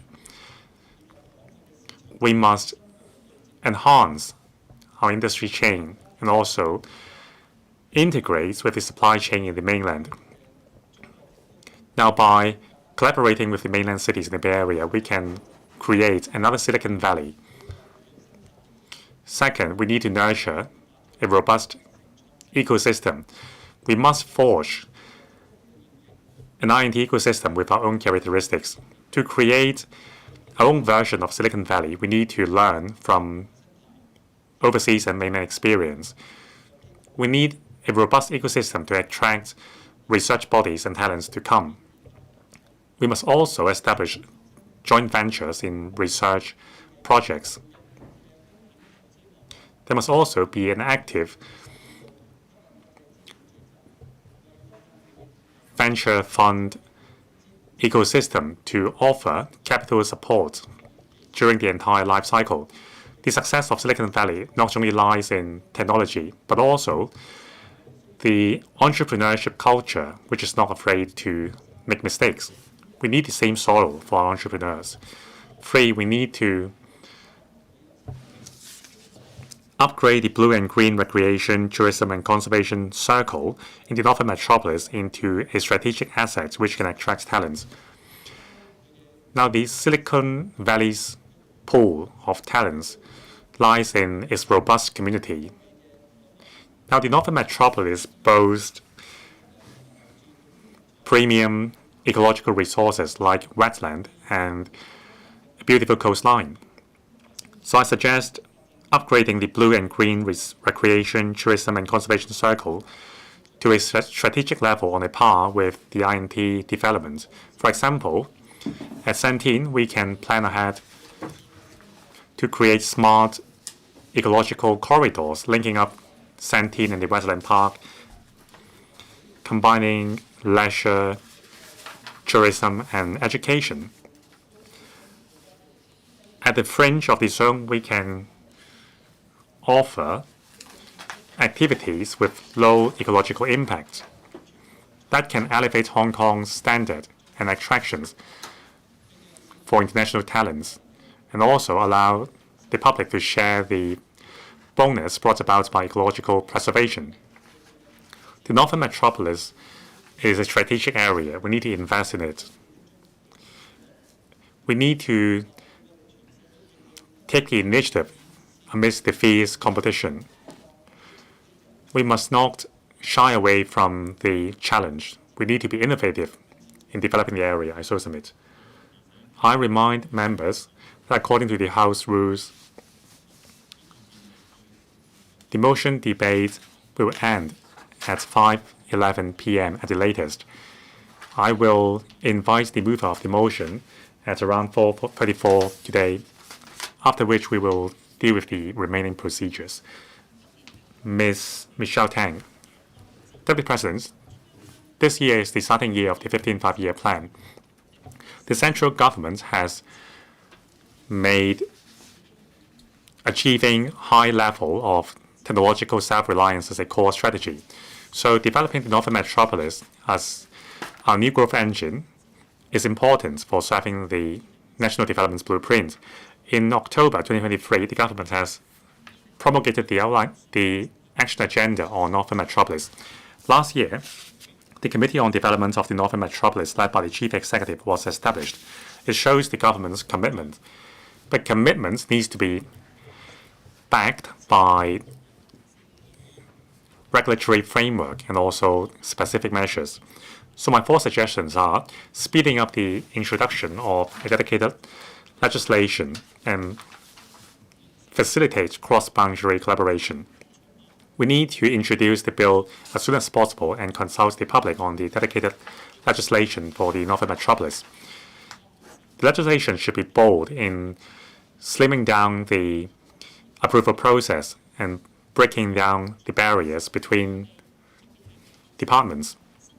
At the same time, we need to align with the relevant policy measures in Guangdong and Shenzhen so as to prepare for the in-depth integration under one zone, 2 parks in the area and facilitates innovative elements to flow freely across the border. Also, we need to protect intellectual properties as well as match capital and fund with businesses. There must be a policy corridor with high efficiency. Second, we need to adhere to the infrastructure-led approach and industry-led approach to develop the Northern Metropolis. Now, in critical zones like Hotao, we need to relax the regulations on application of technologies. We need to apply the state-of-the-art technologies used in the mainland and overseas to speed up construction. In terms of site formation,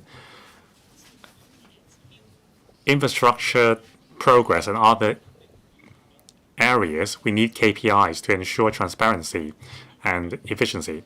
In terms of transport infrastructure, we must press ahead with the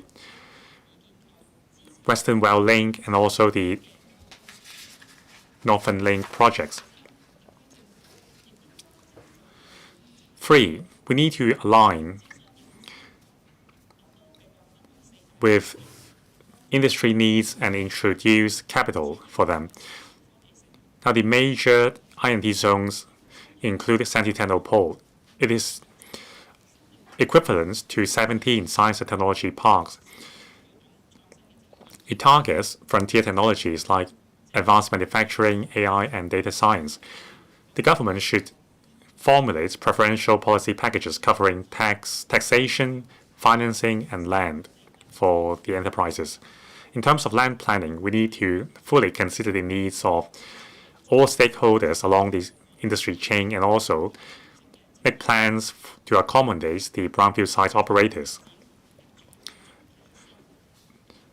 Talents are crucial for I&T development. The SAR government must press ahead with the development of the university town and create an international I&T hub. The Ngao Tam Mei NDA is 170 hectares large. It has been set aside for post-secondary institutions covering the 3rd medical school and other research platforms.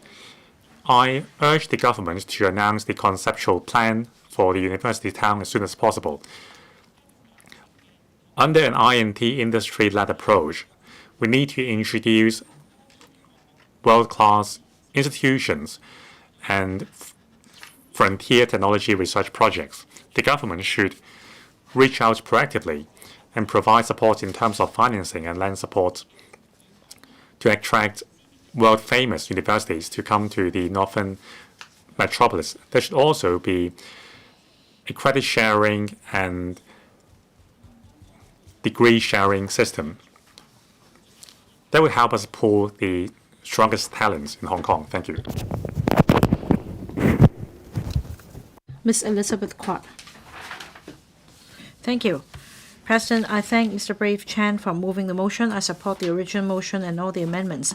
The Northern Metropolis is the key engine for the SAR government to promote future development as well as driving the development of I&T industry. It's also crucial to our dovetailing with the National 5-year plan.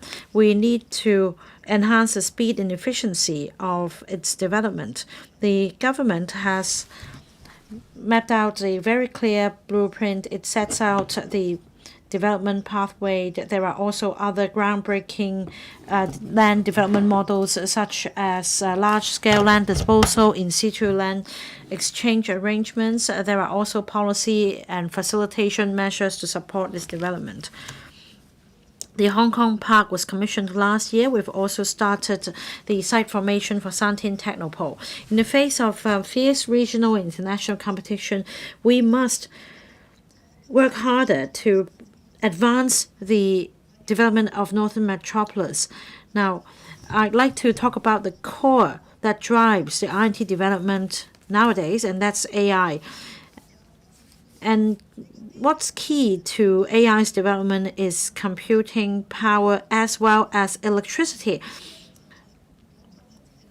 In the US, the greatest constraint in the development of AI is power shortage.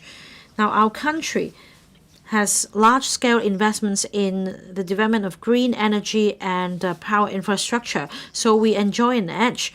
Whereas in Hong Kong, we still pay heavy utility bills. In Shenzhen, it has great computing power. It also has the power to drive the data centers. So it's very cost effective, and this is very competitive. Whereas the data centers in Sandy Ridge will be more costly, and in order to build high-end data center, we need to ensure that the future power demands are met. In order to address this short-term issue, the government should talk to the power companies to ensure that the prices remain affordable, and we should also introduce green energy from the mainland to support the development of Northern Metropolis. We have the backing of our country. We should draw up dedicated legislation for the Northern Metropolis. That means we should leverage on the power supply from the mainland to promote development of IT in Hong Kong. Well, as a member of the DAB, I have the following suggestions. First, we should spare no effort in taking forward Northern Metropolis development, including the drawing up of a dedicated legislation. We should, for example, plan for the key stations in Northern Link for their early commissioning. We should streamline the approval processes. We should draw up building standards and invite private developers to invest and take forward joint development. There should be targeted measures to promote collaboration between the relevant industries and land owners to promote the early development of industries. We should also extend the pilot large-scale land disposal approach to other areas of Northern Metropolis. We should make use of its geographical location to promote the diversified development of industries. The coordination office should be enhanced in terms of its function and establishment so that more talents familiar with tourism, culture, and R&T development can be incorporated to promote development of the university town. There should also be a marketing platform to promote new breakthroughs such as robotics, new energy vehicles, low altitude economy, etc. We should expand the scope of tax breaks to cover the subsidiaries of companies in Hong Kong undertaking R&D activities, as well as the IP-related income. Now, in the coming 5 or 10 years in the Greater Bay Area, a low-altitude transport network will be built for logistics and for the carriage of passengers and goods. Hong Kong is pivotal to this network. We should expedite our efforts in studying the layout of this transport network. So the government should actively look into these suggestions and turn the blueprints into reality. I so submit. Mr. Lau Kar-Keung. I thank Mr. Ray Chan for moving today's motion so that we have a chance to carry out an in-depth discussion on the development of Northern Metropolis and the development of R&T sector in Hong Kong. The year 2026 marks the start of the 15th Five-Year Plan. According to the recommendations on the formulation of the 15th Five-Year Plan, we need to achieve self-reliance and high level of self-reliance through technology. There is also clear support for Hong Kong to be developed into an international R&D center. There will be a great demand for talents in semiconductor, AI, biotech, green finance, and this is where Hong Kong comes in. We can contribute to our country's overall development through our advantages. And what is key is talent cultivation. We have 5 top 100 universities in Hong Kong. In terms of research capabilities, we always rank the top. These tertiary institutions have their respective strengths, and we can build an ideal platform for the exchange of R&D talents. I have the following suggestions. First, we should promote the development of the Northern Metropolis University Town. It will form the platform for the and a talent hub. We have low birth rate in Hong Kong, so to tackle the demographic challenges, we must expedite the development of the university town. The government should promulgate the development outline or the conceptual plan as quickly as possible. Resources should be allocated to provide tax breaks. Other facilitation measures should be rolled out to deepen collaboration between the 8 UGC-funded universities and the institutions from other places. We should actively take forward synergistic development among the government, the academic sector, R&D sector. We should focus on technologies such as AI, biotech, life tech, green technologies, so as to achieve key technological breakthroughs. This will provide a strong support for the development of new quality productive forces of our country. The second suggestion is to build a talent pool in Hong Kong. In order to attract global top talents to come, we must also cultivate talents locally. Make our children interested in R&T.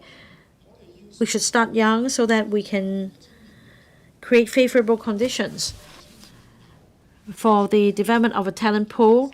We should also hold major exchange activities to encourage young people from the 7 Seas to exchange ideas.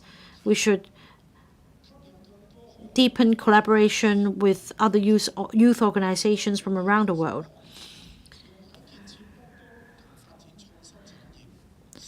For overseas students studying in Hong Kong, we should roll out incentives to keep them here for development so that we can make good use of what they've learned to grasp the opportunities presented by the 15th Five-Year Plan. Mr. Chan Yong, you may now speak on the amendments. Thank you, President. Thank you, Secretary and Undersecretaries, for being here.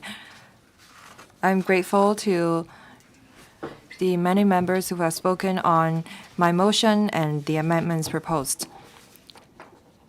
I thank Mr. Augustine Wong for withdrawing his amendments so that we can discuss what he proposed in a more targeted manner.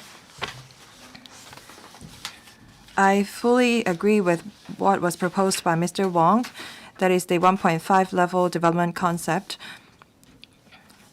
This is an approach advocated by not just the administration, but also many LegCo members. We've seen success with the implementation of such a concept on the mainland. A speedy approval procedures is conducive to the development of the metropolis, and this will allow our infrastructures to be commissioned earlier. This concept will also bring in more universities and enterprises such that we can become an INT hub and a cradle for talents.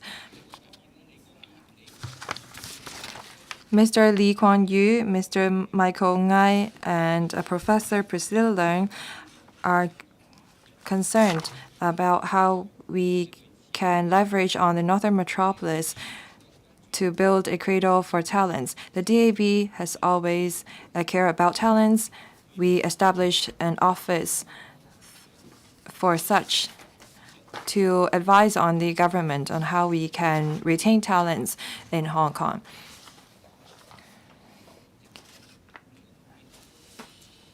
At the two sessions, many members propose ideas on how we can retain talents with tertiary education.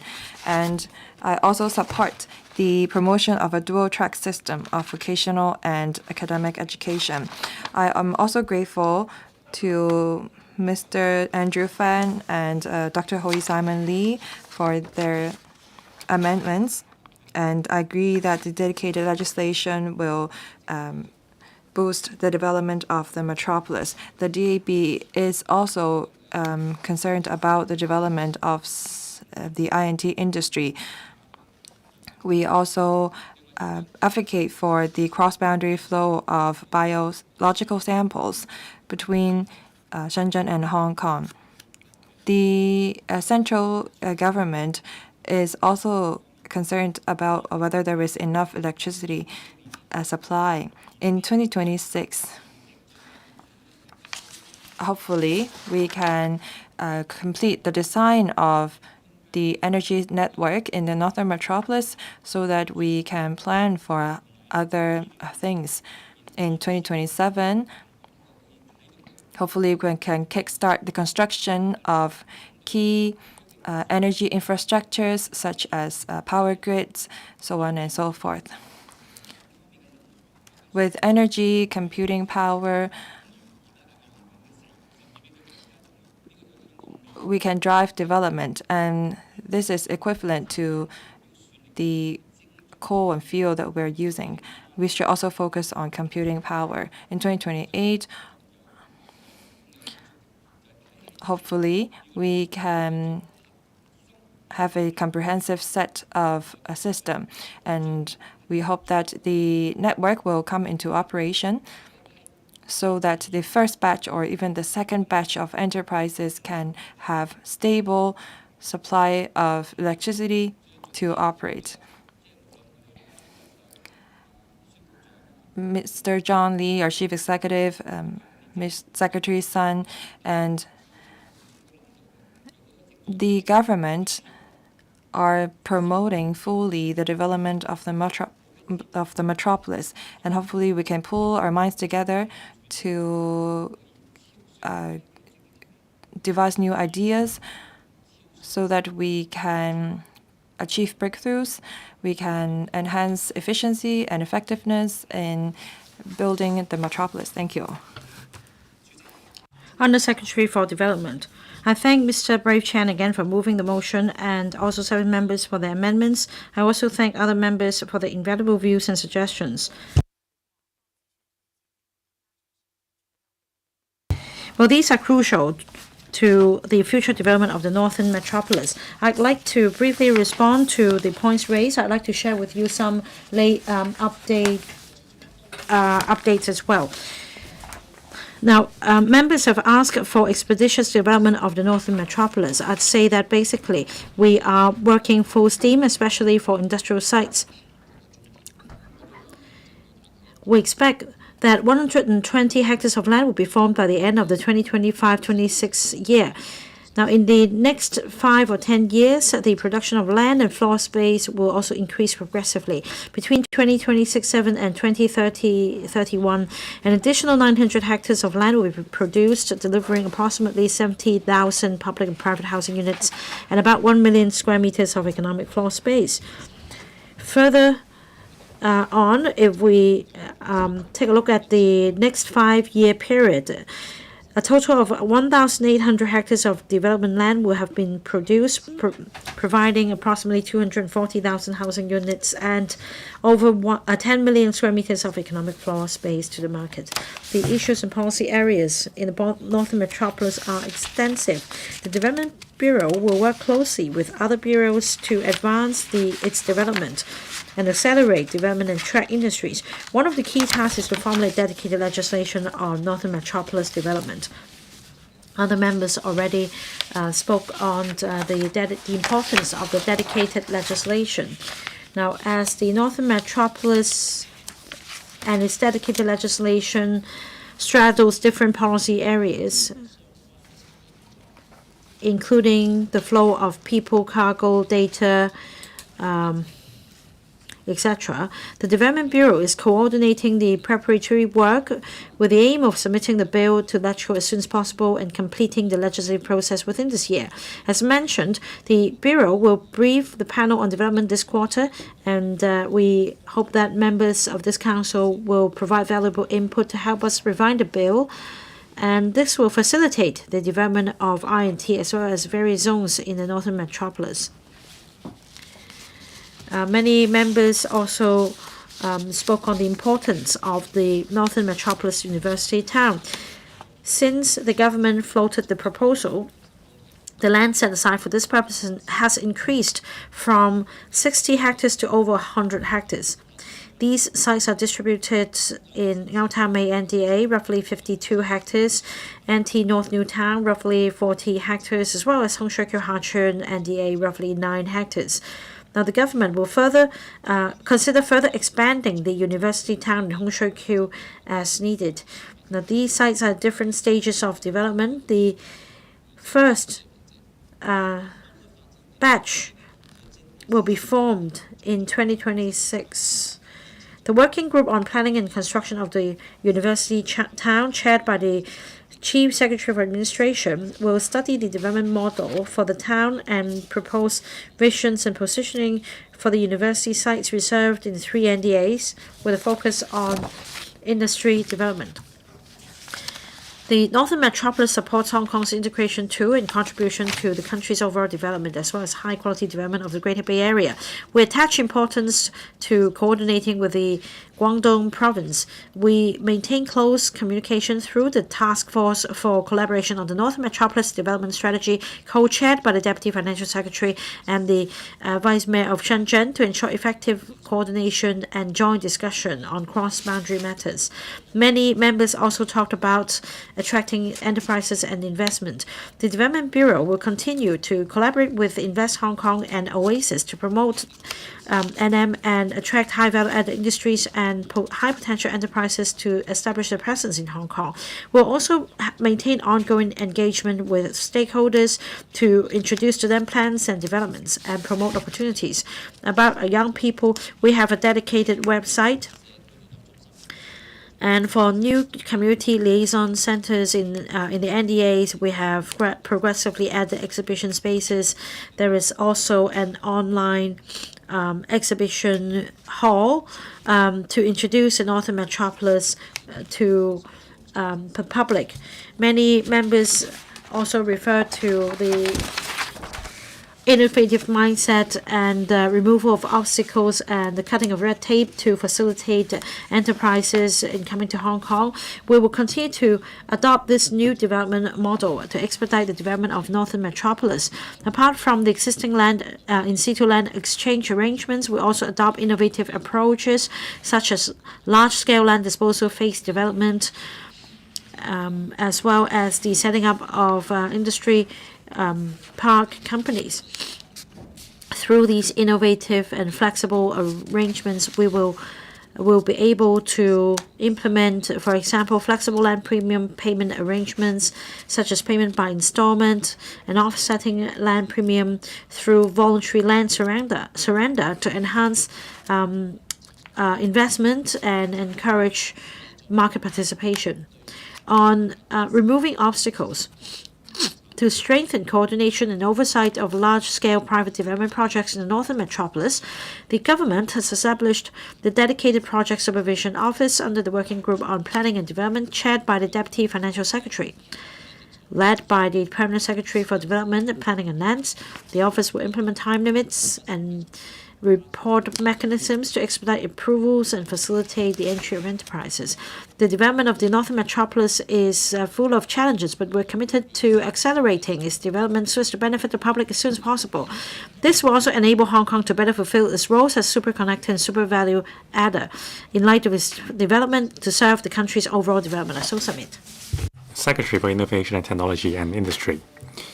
Deputy President, once again I thank Mr. Brave Chan for moving this motion debate, as well as the 7 members who moved their amendments.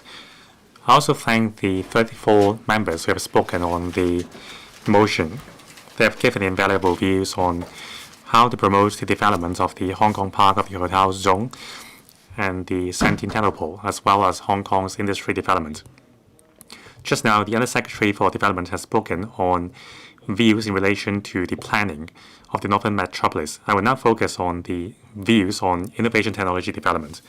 As I've mentioned earlier on, the Hotel Zone comprises the Hong Kong Park and the Shenzhen Park under the One River Two Banks and One Zone Two Parks vision. The Hong Kong Park will operate according to the principle of being free and open, connecting the mainland and overseas and facilitating movement. It will give full play to Hong Kong's position as a bridge between the mainland and the world. It will pool mainland and overseas I&T resources and talents and promote the I&T developments in the Bay Area. The Hong Kong Park has been commissioned officially in December last year. There are some 60 local and overseas I&T enterprises which have signed a tenancy agreement to move into the 2 West Laboratory buildings, accounting for 80% of the gross floor area. They mainly engage in frontier technology fields like AI and data science, life and health science and microelectronics, new energy and robotics. Now, the main attraction of the park to the enterprises is the locational advantages. With our unique strength, we can help many enterprises to go global. We are a springboard for overseas enterprises to enter the mainland market as well. Through the moving in while construction is underway approach, we will actively respond to market demand so that they can move into the park without waiting for the entire park to be completed. To support enterprises which have moved in, the park company will provide professional services including business and investment matching and also consultancy services in relation to intellectual properties, taxation, financing and investments, accounting and legal services, so as to help the enterprises to enhance their own capabilities and competitiveness. Also, the park will provide dedicated spaces and resources to support these enterprises' growth. To speed up the development work of the Hong Kong Park, the park company is conducting a market sounding exercise in relation to a specific site in Phase 1 development. The government will consider launching the site expeditiously through various means so as to harness market power to develop the Hong Kong Park. At the same time, the development layout for the second phase of the Hong Kong Park has been largely completed, providing some 2 million meters square of GFA in total, which is an increase of 70% compared with the original plan. The zone will be developed into different technological zones, including pillar industries like life and health technology, AI and data science, new technology, and advanced manufacturing, so as to promote synergized developments along the supply chain. Besides construction, facilitation of cross-boundary move of innovative factors is also important. We are working actively with the Shenzhen municipal government and the relevant ministries on the specific details so that on the premises of fulfilling the requirements in relation to national security and with controlled risk, we may, on a trial basis, facilitate the flow of data and biosamples from the mainland to the Hong Kong Park for research purposes. so that we can fulfill the vision of Hong Kong Park as a special zone within the country but outside the mainland. According to our discussion, we will streamline the customs clearance for biosamples and personnel through methods such as the green lane, a white list for participating enterprises, and also a checklist for data and logistic flow. We will also make use of technology and digitized technologies to monitor the flow of biosamples and the collection, transportation, storage, usage, and disposal. In terms of personnel, the Western Cross River Link Bridge has been The project of the Western Cross River Link Bridge has started since last December. We will make use of innovative customs clearance method so that I&T personnel may make use of the latest technology of facial recognition to achieve contactless customs clearance along the bridge. Now, the Hong Kong Park will focus on research and prototype production, while the Sanitary will focus on industry development. As the natural extension of the Hotao area, there are three advantages for the Sentinel Pole. To the north, it is connected to Futian and Huanggang, where there is a robust I&T ecosystem. To the north, it is connected to the Yaotai Northern Metropolis University Town. The Sentinel Pole will provide a large swathe of I&T land to satisfy the spatial needs of different players along the industry chain. And also, it boasts a convenient transportation network. It is adjacent to Shenzhen and also the Shanposhu Westland Conservation Park with favorable ecological conditions. Now, through focused interactions between industry, talents, and space, we can create a positive loop between the industries, economy, and talents.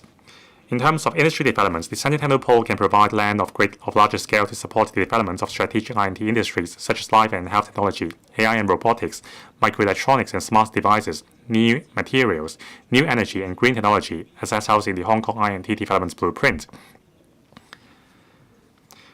It will also focus on the building of Hong Kong's I&T industrial system with advanced manufacturing as its core. In terms of a layout plan of the land, the new I&T land in the Sentinel Pole will be divided into 3 development hubs and 3 industry development corridors.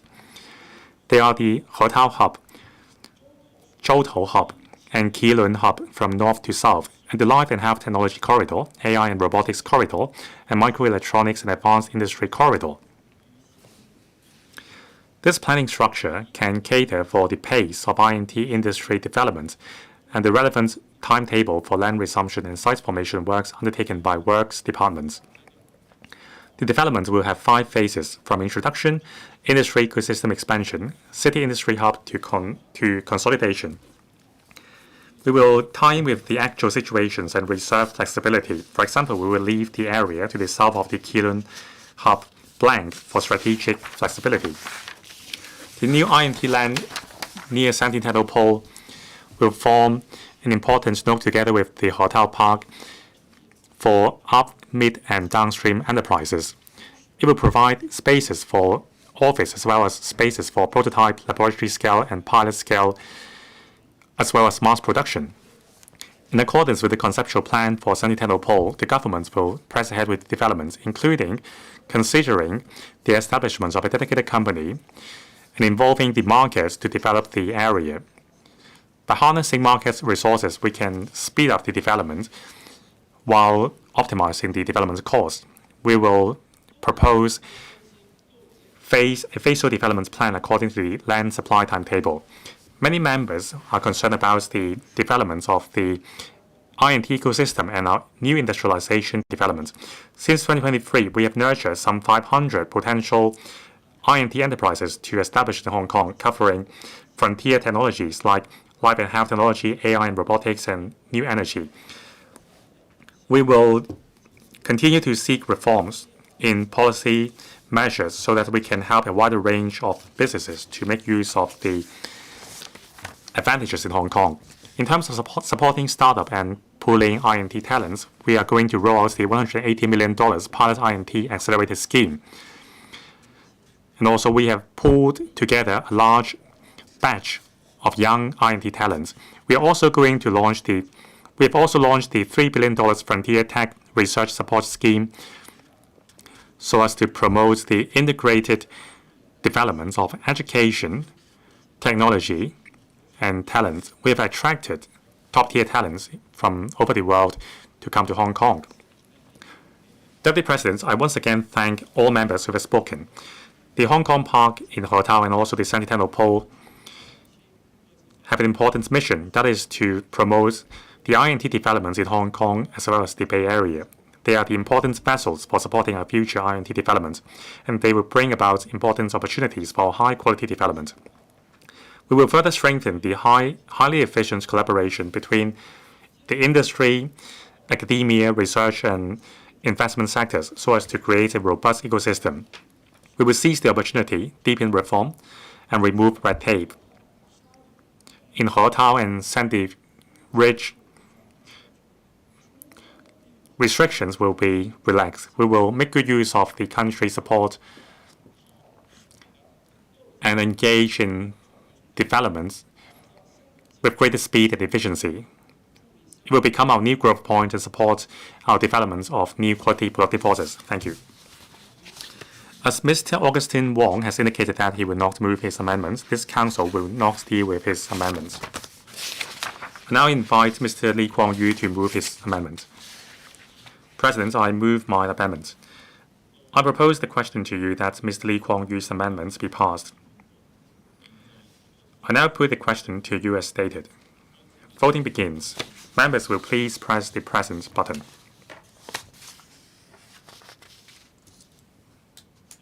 With those in favor, please raise their hands. Those against, please raise their hands. I think the question is agreed by the majority of each of the two groups of members present, that is, members returned by the Election Committee and those returned by functional constituencies and by geographical constituencies. I declare the amendments passed. Professor Michael Ngai, as the preceding amendment is passed, you may move your further amendment. Deputy President, I move my further amendment. I propose the question to you that Professor Michael Ngai's further amendments be passed. I now put the question to you as stated. Voting begins. Members will please press the present button. Mr. Michael Lee, please press the button. With those in favor, please raise their hands. Those against, please raise their hands. I think the question is agreed by the majority of each of the two groups of members present, that is, members returned by the Election Committee and those returned by functional constituencies and by geographical constituencies. I declare the amendment passed. Mr. Tam Shun Kwok, as the preceding amendments are passed, you may move your further amendments. President, I move my further amendment. I propose the question to you that Mr. Tam Shun Kwok's further amendments be passed. I now put the question to you as stated. Voting begins. Members will please press the present button. With those in favor, please raise their hands. Those against, please raise their hands. I think the question is agreed by the majority of each of the two groups of members present, that is, members returned by the Election Committee and those returned by functional constituencies and by geographical constituencies. I declare the amendments passed. Mr. Andrew Fan, as the preceding amendments are passed, you may move your further amendment. Deputy President, I move my further amendment. I propose the question to you that Mr. Andrew Fan's further amendments be passed. I now put the question to you as stated. Voting begins. Members will please press the present button. With those in favor, please raise their hands. Those against, please raise their hands. I think the question is agreed by the majority of each of the two groups of members present, that is, members returned by the Election Committee and those returned by functional constituencies and by geographical constituencies. I declare the amendments passed. Professor Priscilla Leung, as the preceding amendments are passed, you may move your further amendments. President, I move my further amendment. I propose the question to you that Professor Priscilla Leung's further amendments be passed. I now put the question to you as stated. Voting begins. Members will please press the present button. With those in favor, please raise their hands. Those against, please raise their hands. I think the question is agreed by the majority of each of the two groups of members present, that is, members returned by the Election Committee and those returned by functional constituencies and by geographical constituencies. I declare the amendments passed. Dr. Hui Simon Lee, as the preceding amendments are passed, you may move your further amendments. Deputy President, I move my further amendments. I propose the question to you that Dr. Hui Simon Lee's further amendments be passed. I now put the question to you as stated. Voting begins. Members will please press the present button.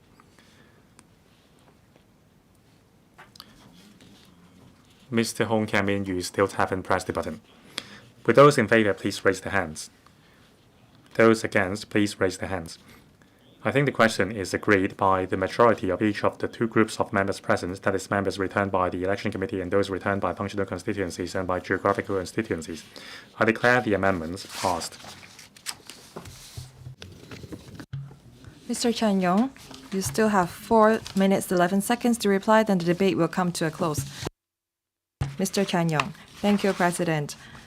I thank Secretary Sun and Undersecretary Chan for their closing remarks, and I thank the 41 legislative members who have spoken on the motion.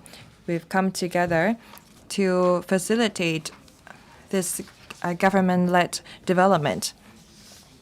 We have a strategic goal, and we have a burning urgency in developing the Northern Metropolis. And it is said that the central government look at the satellite pictures of the Northern Metropolis. That's because we want to expedite the development of the metropolis.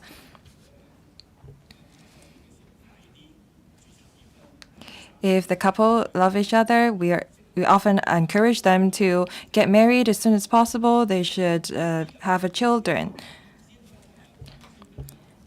It's better to act early if everyone shares the same goal. This is how we can seize all opportunities amidst global changes, and this is how we can better integrate into national development and the 15th five-year plan. I'd like to raise another point. Now we pull our heads together so that we can enhance governance. 15th five-year plan clearly supports Hong Kong's development into an INT hub, and I think that this shows President Xi's expectations for our city. The Greater Bay Area, the new metropolis, the Hong Kong-Shenzhen hub, all these ideas are to facilitate the development of the Northern Metropolis. We have to create a comprehensive industry chain, as Secretary Sun said. The Secretary is very forward-looking in encouraging the speedy development of the metropolis. We need to have electricity, we have to have computing power, and we also should encourage low-carbon development.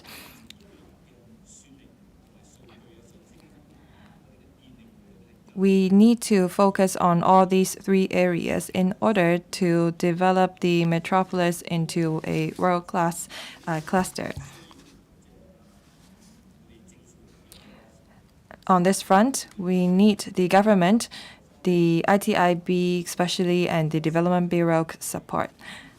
The DAB has proposed multiple suggestions and ideas, including setting the foundation within this year and devising a top-level design for the electricity network. Another suggestion of ours is to, in 2027, start construction so that the cross-boundary electricity and the power grid for AI can be built so that we can have sufficient electricity for the AI and the technology industry. And hopefully in 2028, all the enterprises can have enough support. And this is how we can benefit Hong Kong and our next generation. This is how we can also promote economic development under the leadership of our chief executive. I now propose the question to you that Mr. Chen Yung's motion as amended by Mr. Lee Kuan Yew, Professor Michael Ngai, Mr. Tam Chen Kok, Mr. Andrew Fan, Professor Priscilla, and Dr. Hui Simon Lee be passed. Voting begins. Members will please press the present button. 陳忠義議員呢 Will those in favor please raise their hands? Those against, please raise their hands. I think the question is agreed by the majority of each of the two groups of members present, that are the members returned by the election committee and those returned by functional constituencies and by geographical constituencies. I declare the motion as amended passed. The meeting is suspended until 9 a.m. tomorrow.